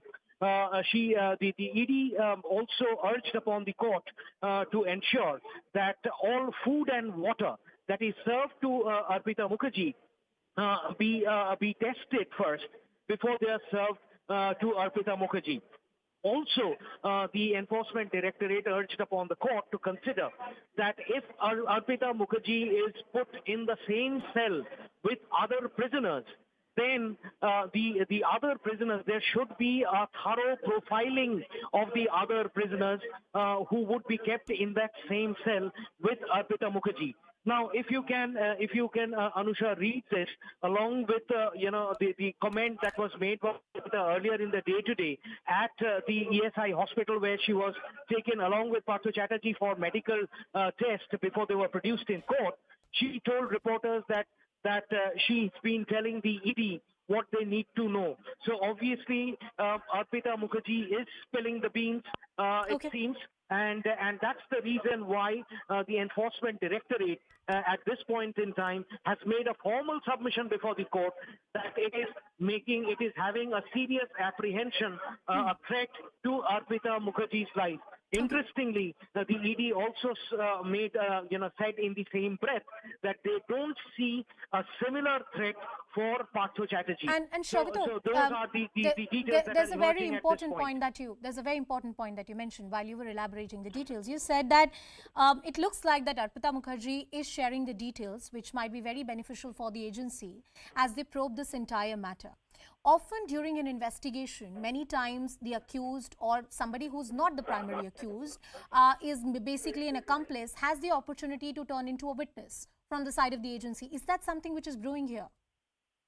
Very much so. You have actually hit the nail on its head, Anusha. There is a very strong chance that Arpita Mukherjee may turn into a state approver, or rather the prosecution's approver, in the days ahead. And that's exactly what the Enforcement Directorate is trying to do, it seems, from the way it is making its submission in court. And that's the reason why, keeping in mind the long-term, strategy for this particular case, the ED has prayed for a safety net for Arpita Mukherjee during her stay in the judicial custody, because obviously since the Enforcement Directorate custody has now come to an end, the Directorate will not have any direct control over her when she is in jail. So that's the reason why the threat perception was formally raised before the court of law. And Shaugato, because you're reporting with a lot of restraint and with your experience, because till the time you officially become some kind of approver, it's not appropriate to say so. But all these indications, as Shaugato Mukhopadhyay was rightly pointing out, that when you shift to judicial custody, you're essentially in a jail where the Enforcement Directorate doesn't have control over your safety and security net. And if there is an indication that an accomplice in a said crime can turn into an approver or a witness for the agency, it's a big lead for the Enforcement Directorate or for any central agency, especially when you're probing a scam of this nature. Shaugato, so far in the rounds of interrogation, yes, of course, officially the Enforcement Directorate will not share anything with us so far, but we have seen Arpita coming out in the public domain saying, I've done nothing wrong, I don't know where this money really came from. Take us through the various twists and turns that we have seen and what your sources are indicating to you. Well, Anusha, I will, since this has been going on for a long time, there are several twists and turns. I will restrict myself to the submissions made by the Enforcement Directorate in the court today itself. And there are some interesting points that have been made by the Directorate by the agency before the court today. And besides making that apprehension, the Enforcement Directorate spoke about a particular company which has now come to light. And that company is named Messrs. Ananta Texfab, and it's apparently registered as a textile company, also registered with the same address where Arpita Mukherjee's flat was in Belghoria, and from where that massive haul of some 28.9 crore rupees was recovered, alongside another 4.5 crore rupees worth of jewelry and gold. That happened last week, and so obviously, according to the Enforcement Directorate and the submissions that it has made before the court, there have been constant transfer of shares between family members of Arpita Mukherjee and Partha Chatterjee, from that company. And also, the ED claims that the data recovered from various mobile phones of Arpita Mukherjee, which are being scanned for proof, are being looked into by the agency. That process has begun from the 2nd of August. That process is not complete yet. And there are, that is the reason why the ED needs more time to look into the data, which will give, further evidence of financial connections between Arpita Mukherjee and Partha Chatterjee. Also, we do know already that the ED has submitted before court about, the 31 LIC policies of which apparently Arpita Mukherjee has made Partha Chatterjee the nominee. It was heavily contested by Partha Chatterjee's lawyer in court today, stating that that cannot happen because unless you are a blood relation of a certain individual, you cannot be a nominee. To which the ED replied, it is for the LIC agency, it is for the LIC company to clarify that point before the court, but they have submitted those receipts and policy document papers before the court, attached it along with the submission that it has made. As you rightly said, that this case has seen a lot of twists and turns, but I must say this is a huge turn of event if what Enforcement Directorate is indicating today turns out to be true, which is that Arpita actually turns into an approver or a witness for the agency. It will be a huge shot in the arm for the Enforcement Directorate. But yes, saying that with caution, let's see whether that happens or not. But the very fact that the Enforcement Directorate is saying before a court of law that when you send her to judicial custody, please be cautious about her life and security, because that may be threat. Moving on, some more breaking news coming in. And shifting our focus to the state of Karnataka, this is yet another instance of a Neta drunk on power. Karnataka JDS MLA Suresh Gowda allegedly abused and threatened a forest staff officer. Now, this forest staff officer had restrained people from destroying trees that were planted back in 1985. Gowda also allegedly instigated people to set fire to the forest vehicles if they are denied the right to encroach the forest land. Those are the key allegations being made on the Neta. My colleague Ritu is with us on the broadcast. Ritu, tell us more about this incident. Well, so that's the viral video in which you can see MLA Suresh Gowda allegedly, in fact, abusing and threatening the forest staff who restrained people from destroying trees that were planted in 1985. Now, but according to forest officials as well, the disputed land has been classified as a deemed forest by Supreme Court. And around on May 5th is when the government also, handed over the gazette of over 374 acres to the forest department. So it has been made clear that that is the forest land, and that no locals or the villages or the farmers, anyone for that matter, has any right to encroach that land. But you see there's the locals starts encroaching, and that's when the forest officials come on at site, and then they try requesting these villages, saying this is the forest land and thus they cannot continue this activity at all. So you see this JDS MLA Suresh Gowda reaching to the spot very much immediately, and thus here you see the dadagiri from this MLA and very much openly telling that the villagers to set the forest vehicles on fire and he will take care of what happens next. So that's what the JDS MLA Suresh Gowda does it on spot. But anyways, the forest officials also claim that Even after providing all the necessary information related to the forest land, the stubborn leader reached the spot and then interrupted the officials as well, and the altercation there takes place. Okay. But this has been a continuous practice in and around the three villages in the same district is what the forest officials had to say on this. Ritu, stay with us on the broadcast, and to corroborate our story, this is a video that we are playing out. Please listen in.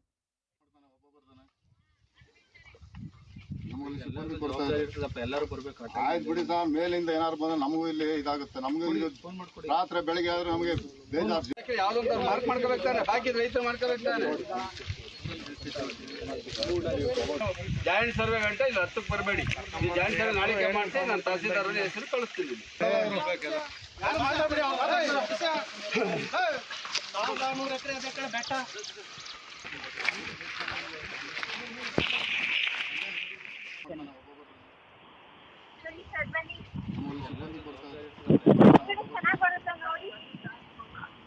Each one has different things to say. So we are also doing what our higher officials had told us to do.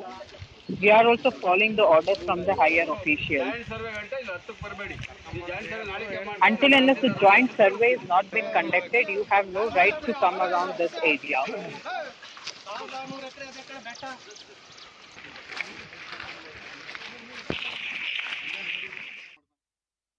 Yanagi, who is a Congress leader from the state, is joining us on the broadcast. Sanketji, thank you for so much for speaking to us.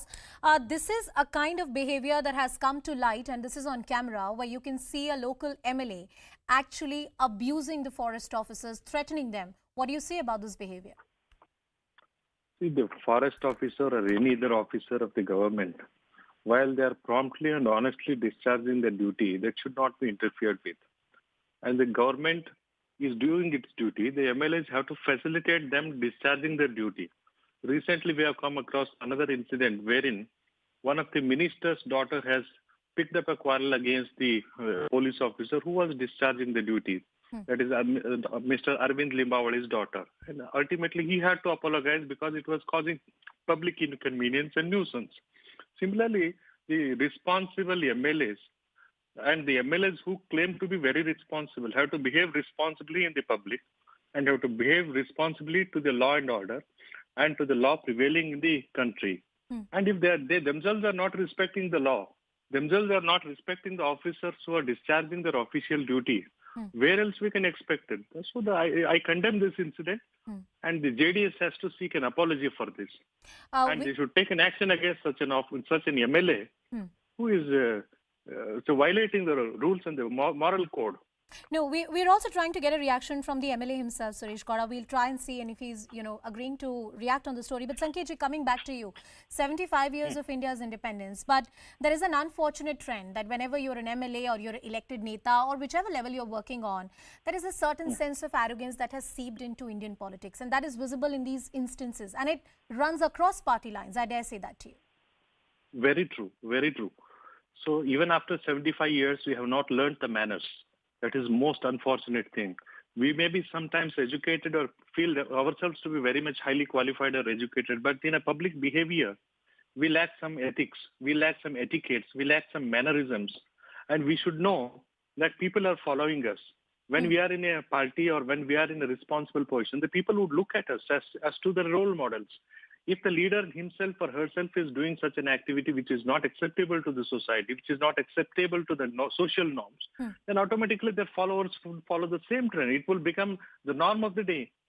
So I would say that we may have to think in a broader perspective, looking at how world is growing day by day, and the morale and morality is growing, and the etiquettes are growing day by day.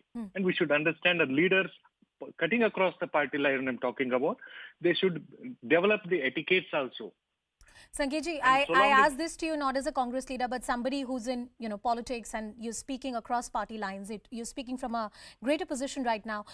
Whenever instances like these come to light, what is the best way forward? You might get an apology, but we don't know how much the neta really means the apology. But what kind of actions, say, parties can take against such neta?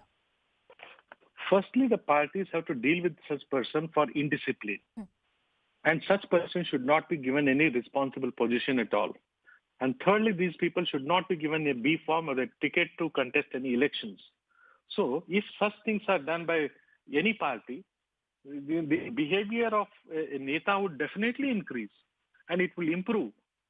And that would set a proper trend in the nation.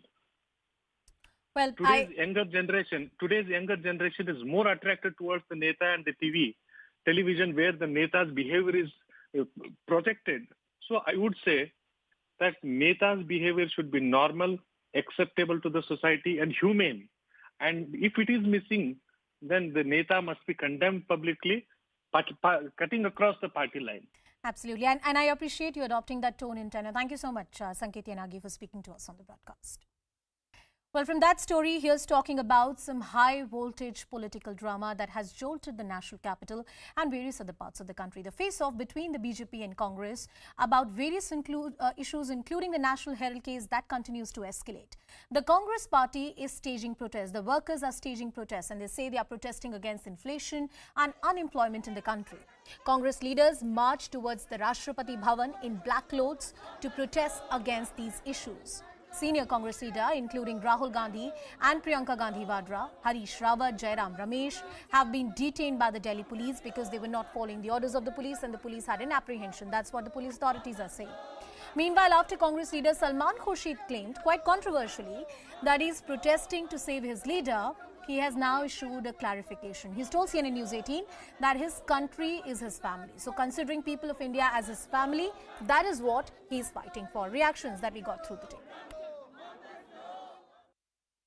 हम शांति से राष्ट्रपति भवन जाना चाह रहे थे। सारे के सारे MPs हैं राज्यसभा और लोकसभा के, मगर यहाँ पे हमें अलाउ नहीं किया जा रहा। हम महंगाई के मुद्दे पे, बेरोजगारी के मुद्दे पे हम यहाँ खड़े हैं। लोकतंत्र की हत्या हो रही है। I am happy to be man hand. We'll try and go. We'll keep trying go. It doesn't matter. Our job is to resist these forces. Our job is to make sure that Indian democracy is protected. Our job is to raise issues of the people like unemployment and crisis, and we are doing that. यहाँ पे हम सब आए थे, एक एक करके घसीट के ले गए, 2-3 को मारा भी है।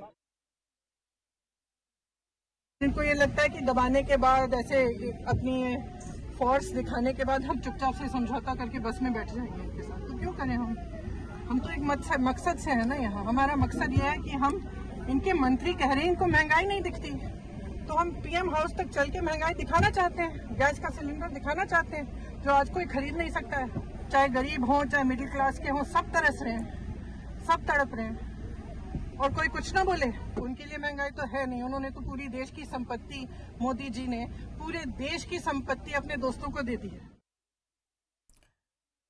My colleagues have been tracking this story non-stop from the ground, getting us all the voices. Anshul Singh, he's live with us from the All India Congress Committee headquarters. Akash Sharma is also joining us live. Anshul, first to you, what kind of drama we witnessed the entire day? There were preventive detentions that were done by the Delhi police authorities, but quite a high voltage drama that we witnessed.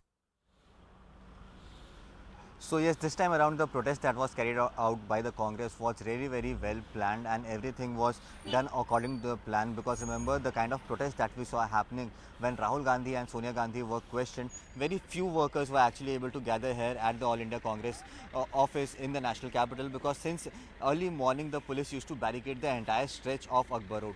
Keeping that in mind, this time around, what the Congress party did is that they made sure that these workers reach here at the Congress office a night before. So since yesterday, approximately 200 to 300 workers have been were staying inside the AICC headquarters itself. Also, there were actually two protests that happened at different places in the national capital. One was here at AICC, and the first one was at the Parliament, from where almost 80 MPs from the Parliament actually tried to march towards the Rashtrapati Bhavan. So so that also happened in a very chronological manner. Initially, that protest happened. When that protest ended, then only the protest outside AICC headquarters started, where Priyanka Gandhi Vadra suddenly came out of the headquarters, breaking down the barricades with the workers, and managed to get through at least two barricades that were placed here at Akbar Road. So yes, the message that Priyanka Gandhi Vadra wanted to give out is that she is not going to stop, and she will continue to raise the voices of the people, and this is the message that she wanted to give to the Congress workers as well. And definitely it seems that the Congress workers are now filled with a new sense of energy Mukherjee, since the senior leaders are now hitting the ground, raking up issues that are affecting the people on the ground, and not only the issues that are affecting the Gandhi family. So this was the motive of this protest, and this is what the Congress wanted to propagate through these protests, and they have been successful. Although we heard Salman Khurshid coming out and saying that I have come out to save my leader, that has definitely put the Congress on the back foot, and the BJP has taken that hands on, and we have been hearing reactions from the BJP coming out on that side as well. But yes, the entire protest that was carried out today, massive protest that was carried out today, and as of now outside the AICC there is absolute peace. This is the peace that you see after a very big storm that has crossed from here. So yes, there is peace. The police is saying that in the next few hours they are likely to remove the barricades from here so that this road could be opened for traffic. So yes, a big day for Delhi police, and they have managed to make sure that security remains intact in this very high security zone in Lutyens, Delhi. Absolutely, Anshul, and you had quite a day tracking all those dramatic developments today. My colleague Siddhant Mishra is also joining us live. Akash Sharma, Arun Dhata are also with us on the broadcast. Siddhant, coming to you. A statement from Salman Khurshid clearly was something that the BJP latched on to. And it was an opportunity for the political opponents to take a dig at the Congress party and say, is it really about the issues or you're trying to defend the first family? Well, yes, and you know, the statement was made in such a manner by Mr. Salman Khurshid that BJP immediately saw an opportunity to do politics on that statement. And reason is that today is perhaps for the first time, you know, in past few months, or for that matter few years, accepting or leaving behind the election months, the Congress party is seen on the roads for people's cause, for people's issue, and you know, obviously there is a political motive. The political motive is to take away the momentum forward, the momentum which was built at the time of Rahul Gandhi and Sonia Gandhi's summons, to take that momentum forward. This protest was planned. It has a political messaging. And it was well planned by the Congress party, and today's day was selected. But having said that, Congress party, in fact Rahul Gandhi and other senior leadership have been... All right, cutting across to some other major developments which are coming in. These are the visuals on your screen that you can see. This is Mamata Banerjee, who's leaving for the Prime Minister's house. That's the latest bit of development which are really coming in. Of course, a very, very important development that we are tracking all this latest developments here on CNN News 18. But these are the visuals here on your screen. Mamata Banerjee leaving to meet Prime Minister Modi. We'll try and cut across to all those developments. What kind of meeting really transpires? What are the issues that will be discussed? How does that meeting really go forward? All of that will be a matter of extreme interest. Now, West Bengal Chief Minister Mamata Banerjee is leaving to meet Prime Minister Modi. She's in the national capital. That meeting will happen today. On the table are various critical issues, and of course we also have important events which are coming up, including the elections of the Vice President as well. My colleague Pallavi with us on the broadcast. Pallavi, can you tell us a little bit more about this meeting? What are the critical issues on the table? It's certainly going to be a very, very interesting meet. So she has this appointment with the Prime Minister right in a short while from now, which is 4:30. And then it's going to be followed up with a courtesy call on new President of India at 6:30. Now, this meeting of the Prime Minister and Mamata Banerjee comes in the backdrop of what we've seen has happening to Bengal. And it is massive corruption allegations against the government, with Partha Chatterjee having been asked to step down under pressure by Mamata Banerjee. And there is this whole argument which the BJP gives that it's just not possible that Mamata Banerjee was not aware of the wrongdoing, the amount of money which had been collected from Partha Chatterjee. And when we saw the huge stacks of cash, this question, of course, is also being asked, is that who was it meant for? Now, in this meeting, what we are picking up is that, you know, she's, of course, going to put forward the Bengal development card forward. Often when she comes to the national capital, she seeks a meeting with the Prime Minister. And with the Prime Minister, she essentially talks about more funds for Bengal, because she says that my state is cash-starved, I need more funds and central funds, and with my GST collections also falling. That's going to be one interesting point. And second, of course, it's going to be followed up with another meeting between the two of them. So that's not going to be a one-on-one. one, which is going to be on Sunday at the Niti Aayog meeting. Pallavi, in the recent past, we have seen various interesting developments, especially the stand that the TMC took over the vice president nominee.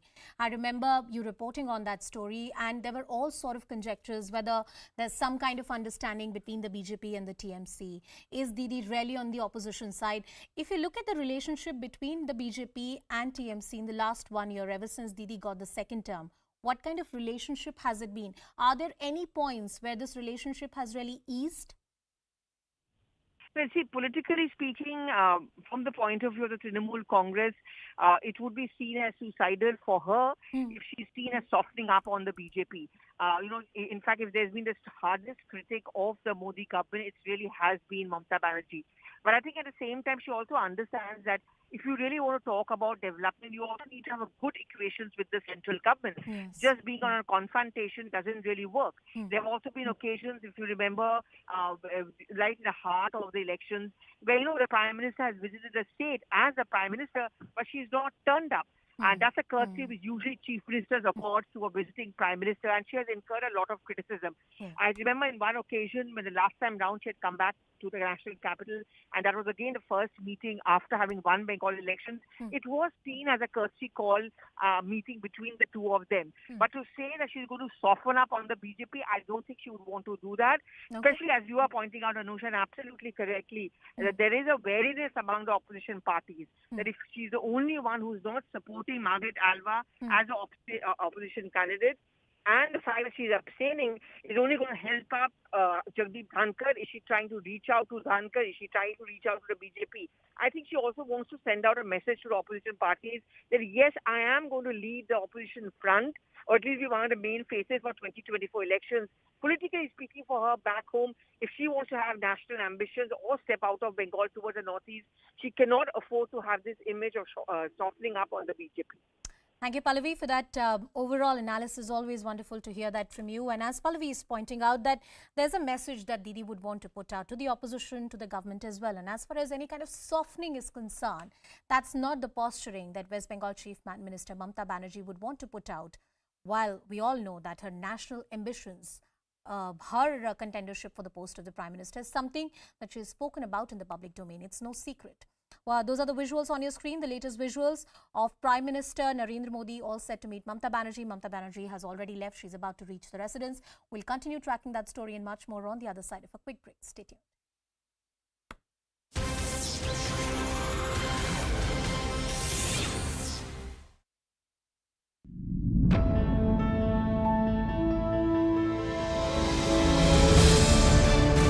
Why are you skirting my straightforward question, Dr. Sunil Singh? You are saying the unwritten law is because they are Muslim majority students, they want holiday on Friday. So I am asking you, in schools where majority of the students are Christian, will you decide that they can take their holiday on Sunday?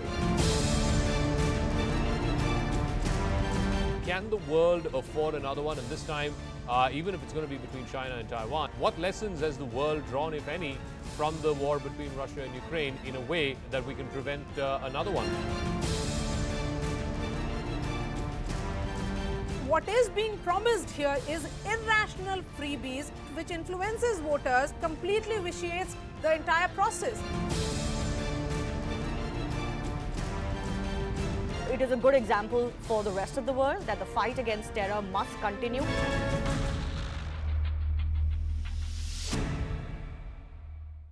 The debris fallen on the Koti Bridge, the damage would have been far more. And record-breaking rains have brought life to a standstill in many parts of Karnataka. At least 7 deaths have been reported in the state in rain-related incidents. Now, new forecasts indicate a strong possibility of similarly intense rains across the state for the next 4 days at least. The landslides and flash floods in Kerala, triggered by heavy rains, killed 18 people in the last few days, damaged hundreds of properties and displaced thousands of people. Red alert has been sounded in 6 dams as the water level reached full capacity. The government also imposed a temporary ban on fishing till the weather situation improves. A 15-member gang abducted a young woman from her house in Tamil Nadu's one of the towns, and this is what the incident really is about. Have a look. Wearing masks and carrying sharp weapons, the gang members forcibly entered the woman's house.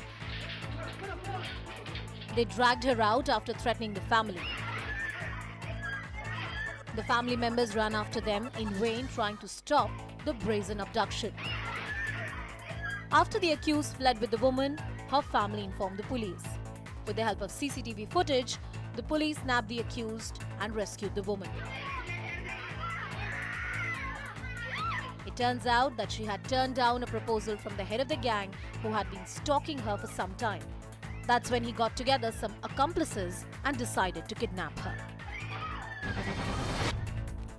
In Hyderabad, a car was seen precariously hanging from a 25 feet high wall. This happened after the vehicle crashed into railing wall of a multi-story building. The driver allegedly lost control of the steering wheel after the brakes failed. Thankfully, no one was hurt in the incident and bystanders managed to pull the driver out of the car. And after getting death threats, actor Salman Khan is ramping up his security. Now, what the actor has done, he has upgraded his Toyota Land Cruiser SUV car, now has armor and bulletproof glass. The upgraded vehicle is now worth 1.5 crore rupees. It costs extra to install bulletproof screens. The actor has also received a firearms license, something that he had requested the commissioner for.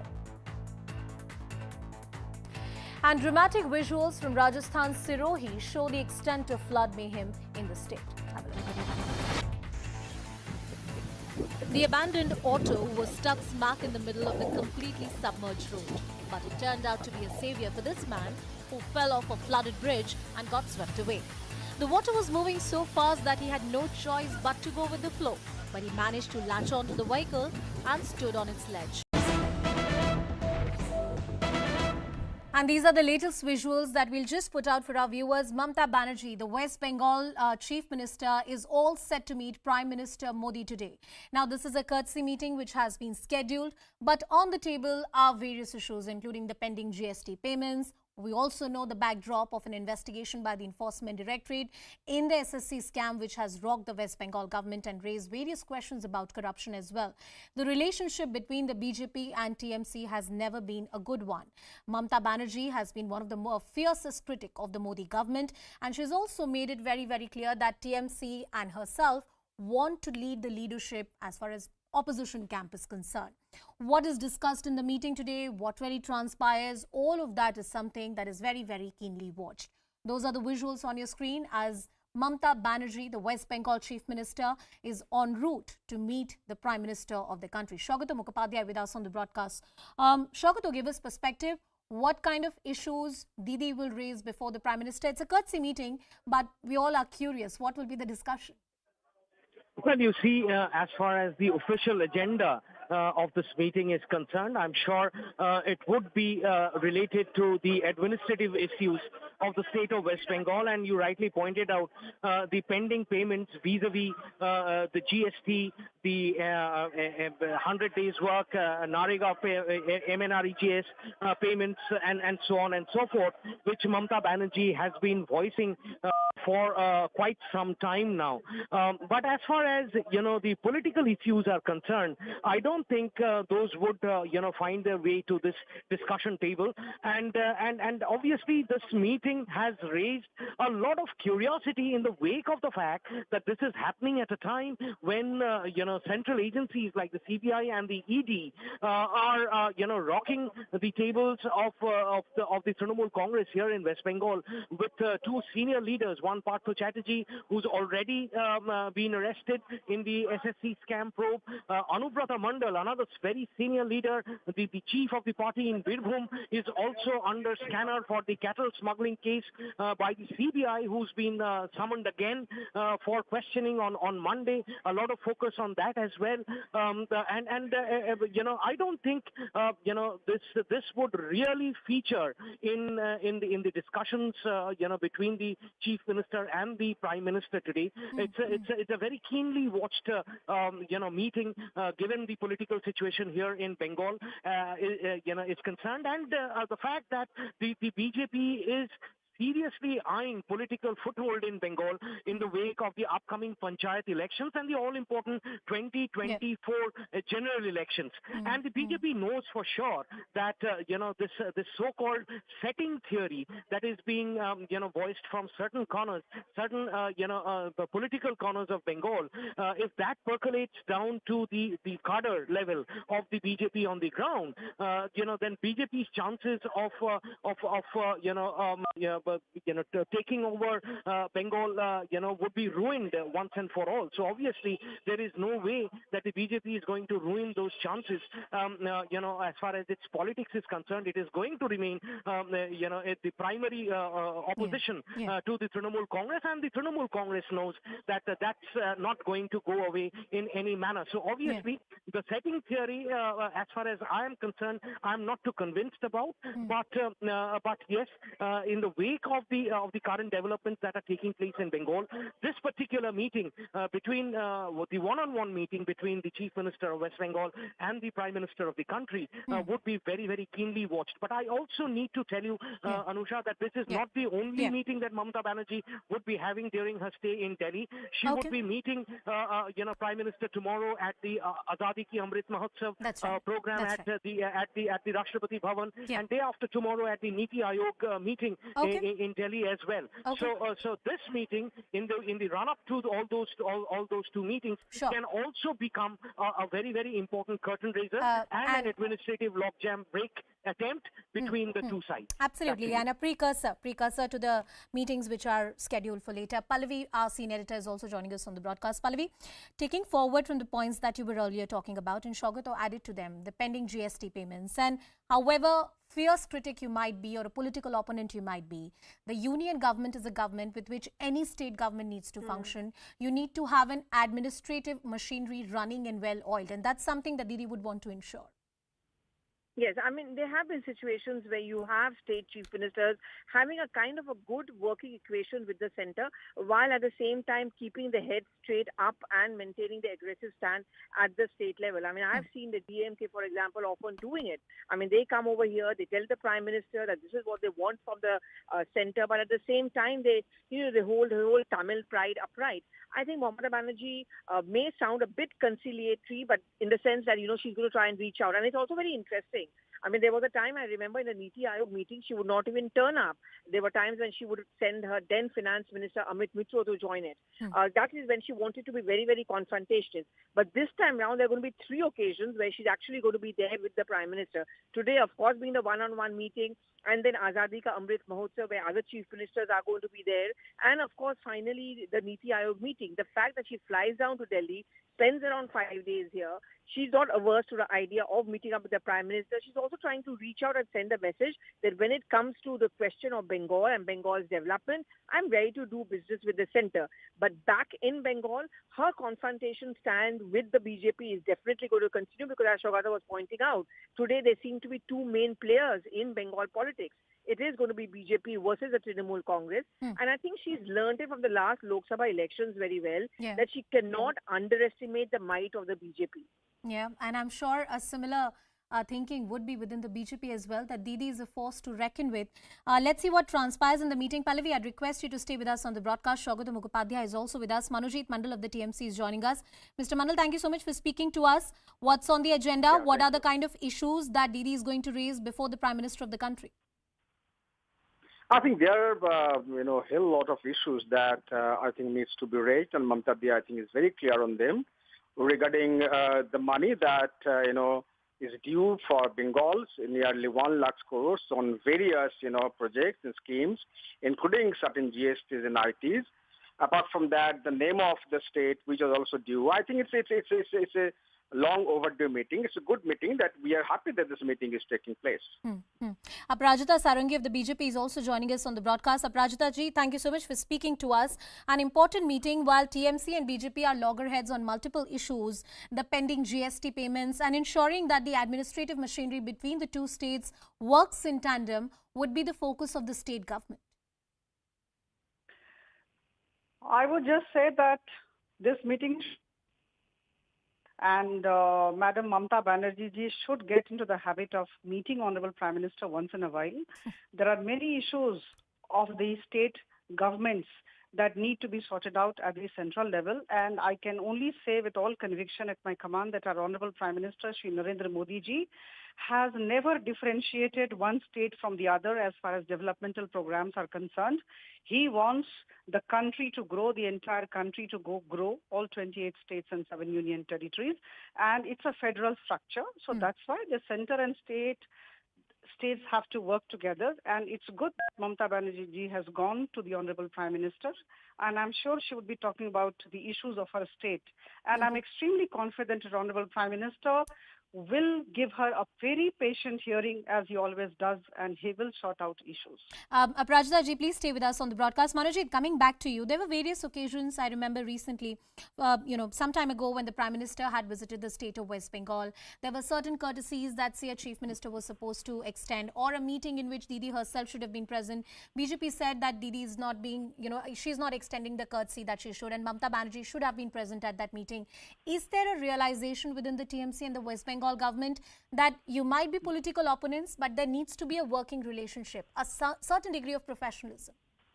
No, the meeting that you're referring to happened, post-election 2021 during, I think, a natural disaster in the state, especially in that part of the Bengal where the meeting was taking place in Midnapur. It was ravaged by the disaster. Mamata did attend the meeting. Please let's not misrepresent facts. Mamata did attend the meeting. She could not stay back for a longer period of time because she had other meeting in the same district at that point of time. So I think when it comes to showing courtesies, I think Mamata is known for all of you. I mean, she even visited Buddhadev Bhattacharya when he was deeply ill. I really don't want to talk about this. There is no politics in all these things. I mean, two leaders are meeting, two leaders. One is a chief minister, one is a prime minister. Both have tremendous stature in as far as national politics is concerned. They are meeting. I don't think there is any politics in this meeting. It's only in the interest of both the states and the center. If at all there is any issues which should be sorted out between the state and the center, and we believe that this is the most fascinating aspect of federal structure of this country.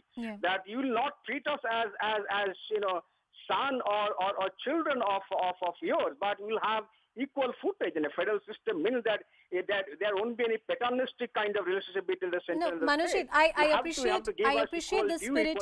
I appreciate the spirit in which you're talking, and you're talking about you're talking about constitutional federalism. I appreciate that spirit, but my question to you is that there were various questions that were raised about TMC, especially the stand that the party had taken over the vice presidential nominee. There were also some chatters and murmurs that is the TMC softening its stand over BJP and their policies and their political choices. You're actually contradicting yourself, right? You are saying that these are two major political forces in the state. Yes. The political fight will remain. Political fight is not going to end. Even in 2024, you will see.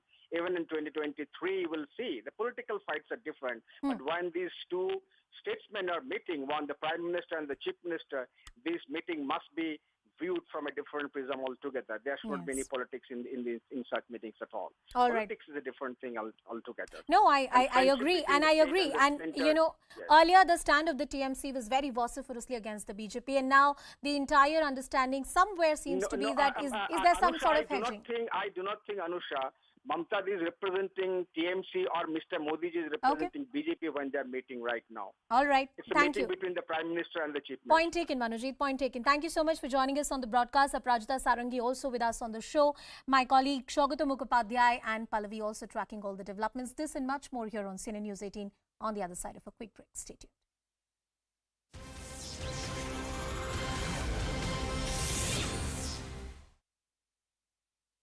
Actor Jason Momoa surprised passengers aboard a flight as he turned into a flight attendant pushing the snacks cart and handing out water bottles.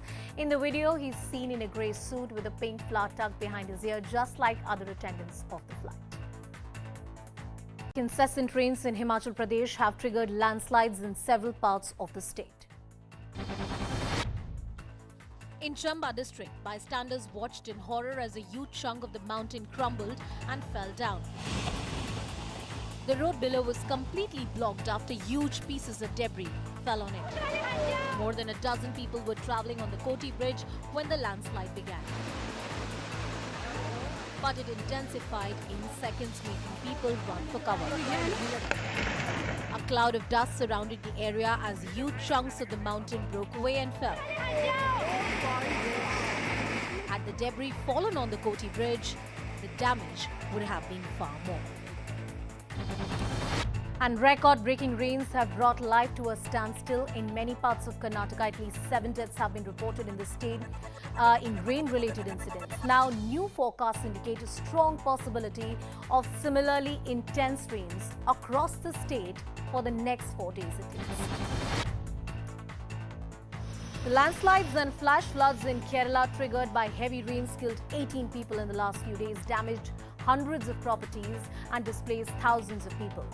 Red alert has been sounded in 6 dams as the water level reached full capacity.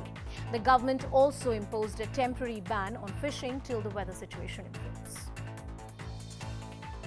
A 15-member gang abducted a young woman from her house in Tamil Nadu's one of the towns, and this is what the incident really is about. Have a look.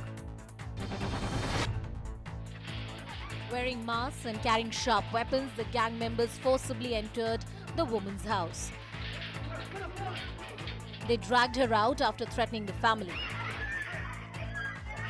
The family members ran after them in vain, trying to stop the brazen abduction. After the accused fled with the woman, her family informed the police. With the help of CCTV footage, the police nabbed the accused and rescued the woman. It turns out that she had turned down a proposal from the head of the gang who had been stalking her for some time. That's when he got together some accomplices and decided to kidnap her. In Hyderabad, a car was seen precariously hanging from a 25 feet high wall. This happened after the vehicle crashed into railing wall of a multi-story building.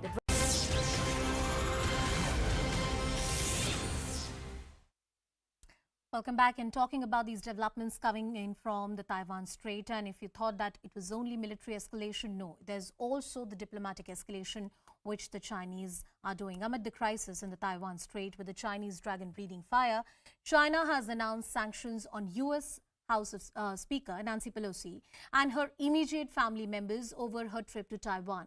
This comes after Taiwanese President Tsai Ing-wen sent out a strong message to the dragon. In her message, she urged the Chinese government to act with reason and exercise restraint.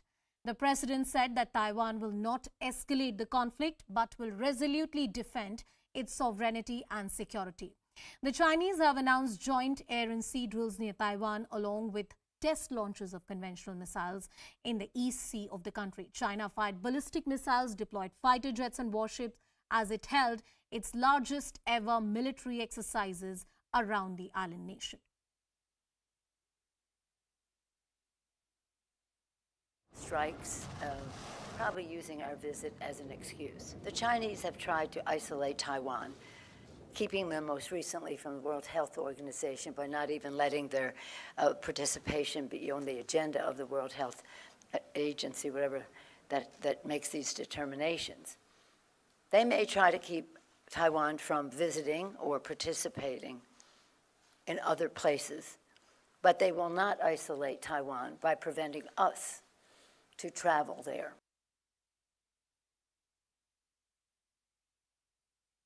These provocative actions are a significant escalation. We've seen how Beijing has attempted to change the status quo on Taiwan for some time.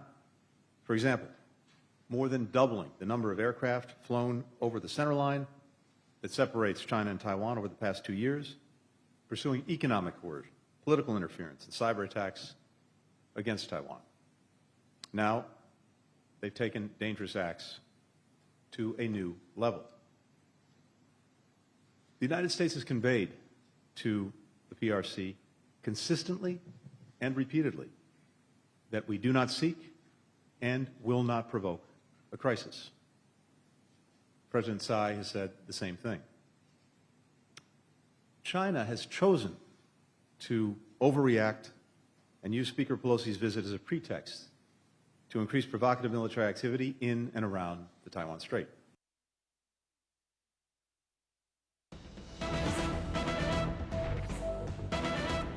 And China says it's cancelling several defense meetings, suspending key climate talks with US after Pelosi's Taiwan visit. That's the big development coming in. And this is clearly a diplomatic escalation. My colleague Abhishek Jha is with us on the broadcast. Abhishek, give us more perspective. What do these measures from China really mean?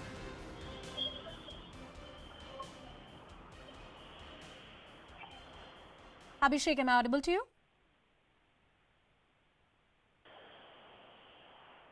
We'll try and connect with my colleague Abhishek Jha in just a bit, but we have seen the kind of escalation that happened in the Taiwan Strait. There were also certain violations that were reported by Japan, and China clearly has taken a very, very aggressive posture after the recent visit of US House of Representatives visit Nancy Pelosi, and the United States of America has said that this is only a pretext that the Chinese are using to once again open a front, and express their expansionist policies, which have been a headache for the rest of the world. Now, what will be the stand? What will be the strategy of Xi Jinping in the next few days as a wait and watch?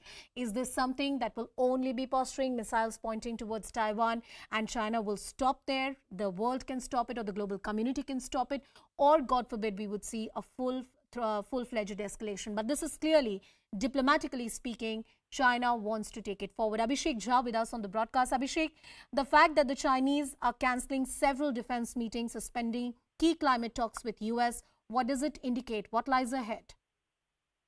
Actually, we have seen a lot of reports according to which China has almost cancelled many of the meetings that were scheduled for in the days to come. In fact, yesterday when Chinese Foreign Minister Wang Yi was in Cambodia alongside the ASEAN meeting, there was a few meetings also lined up. One of them was Chinese Foreign Minister's meeting with U.S. Secretary of State Antony Blinken and his Japanese counterpart. Those meetings were cancelled, and now we are learning the fact that China has actually cancelled another set of meetings. Those were basically broadly around defense, climate change, and other crucial, important international issues. So a lot of diplomatic outrage is being seen in the relationship between USA and China in the wake of Nancy Pelosi's visit to Taiwan, and we'll have to wait and see how this situation actually escalates, because the military escalation we have already witnessed in the Strait of Taiwan, but now Chinese side is also escalating it at the diplomatic level. Cancelling of such meeting is surely a message that China wants to convey, not only to the US but also to all the other supporters who have been supporting Taiwanese government and their democratic and human rights values. So we'll have to see how much of furthering China will do of its aggressive posturing in terms of diplomatic engagement to the world bodies and the other nations, and also in terms of strategic and security ties with other countries. Abhishek Jha getting us all the details about what is expected, but clearly China is ramping up the ante. They are not letting the issue die down, and these are diplomatic measures that they have taken. Let's see what lies ahead in the next few days to come. The story and much more here on CNN News 18 on the other side of a very quick break. Stay tuned.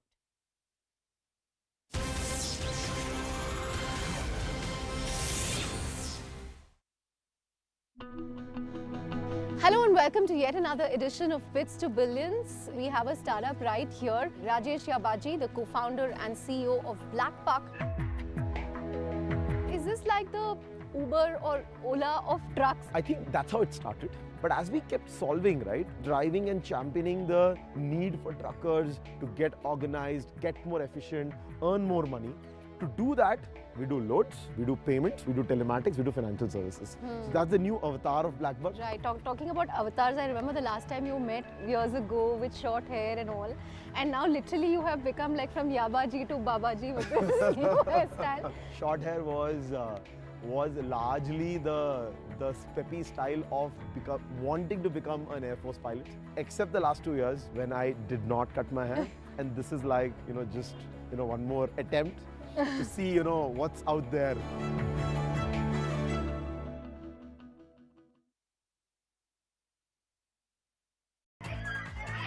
The family members ran after them in vain, trying to stop the brazen abduction. After the accused fled with the woman, her family informed the police. With the help of CCTV footage, the police nabbed the accused and rescued the woman. It turns out that she had turned down a proposal from the head of the gang who had been stalking her for some time. That's when he got together some accomplices and decided to kidnap her. In Hyderabad, a car was seen precariously hanging from a 25 feet high wall. This happened after the vehicle crashed into railing wall of a multi-storied building. The driver allegedly lost control of the steering wheel after the brakes failed. Thankfully, no one was hurt in the incident and bystanders managed to pull the driver out of the car. And after getting death threats, actor Salman Khan is ramping up his security. Now, what the actor has done, he has upgraded his Toyota Land Cruiser SUV car, now has armor and bulletproof glass. The upgraded vehicle is now worth 1.5 crore rupees. It costs extra to install bulletproof screens. The actor has also received a firearms license, something that he had requested the commissioner for. And dramatic visuals from Rajasthan's Sirohi show the extent of flood mayhem in the state. Have a look. The abandoned auto was stuck smack in the middle of the completely submerged road. But it turned out to be a savior for this man who fell off a flooded bridge and got swept away. The water was moving so fast that he had no choice but to go with the flow. But he managed to latch onto the vehicle and stood on its ledge, waiting for the help to come his way. Dozens of people gathered around and helplessly watched the man's plight. He was eventually pulled out to safety when police arrived at the spot. And there's massive politics over Centre's campaign Har Ghar Tiranga. Congress MP Rahul Gandhi said that those running the campaign have come from anti-national organizations which did not hoist the tricolour for 52 years. AIMIM chief Mr. Asauddin Owaisi said that RSS had rejected the idea of independent India. कि RSS उनका foundation रहा है, तो क्या ये बात सच नहीं है कि आरएसएस की जो तर्जुमानी करता है, जिसको माउथपीस अंग्रेजी में कहते हैं, ऑर्गेनाइजर मैगजीन ने 1947 के अपने ऑर्गेनाइजर वीकली ने कहा था कि इस देश का झंडा तिरंगा नहीं बल्कि भगवा होना चाहिए, कि उसमें 3 रंग है, वो खुद अशुभ है, ईवल है. And this is not good. A majority of Indians are drinking contaminated water. According to the data given by the Centre to Rajya Sabha, 80% Indians drink contaminated water. Centre says that there are excess toxic metals in groundwater in many districts across the country. The problem is more serious in villages than in cities. There is an increased risk of skin diseases, cancer, and excess lead in water can affect the nervous system of humans. Now, a madrasa linked to a terror accused was demolished in Assam's Moregaon area. The madrasa owner, Mufti Mustafa, was recently arrested for his links with Bangladesh-based terror outfit. 43 students were studying in this madrasa. They have now been admitted to different schools. Reactions have been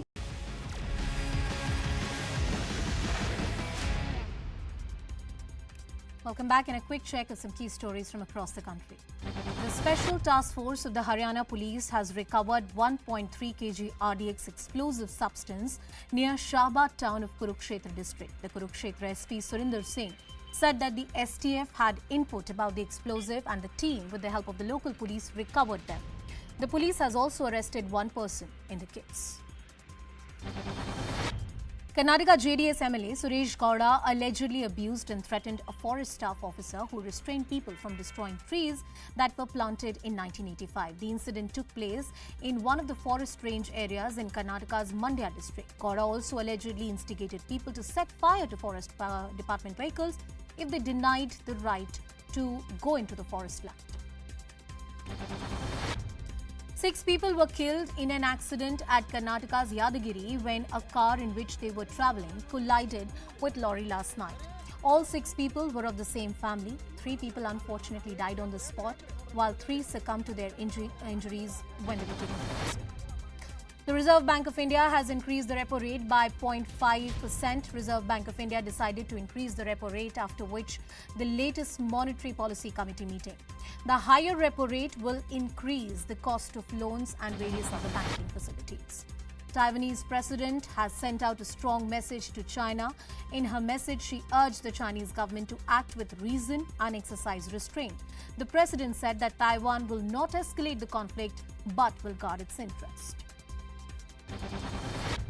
The United States condemned China's launch of 11 ballistic missiles around Taiwan during military drills as an overreaction to House Speaker Nancy Pelosi's visit to the island nation.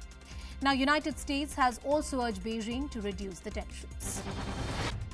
United States has declared monkeypox outbreak as a public health emergency measure. US President Joe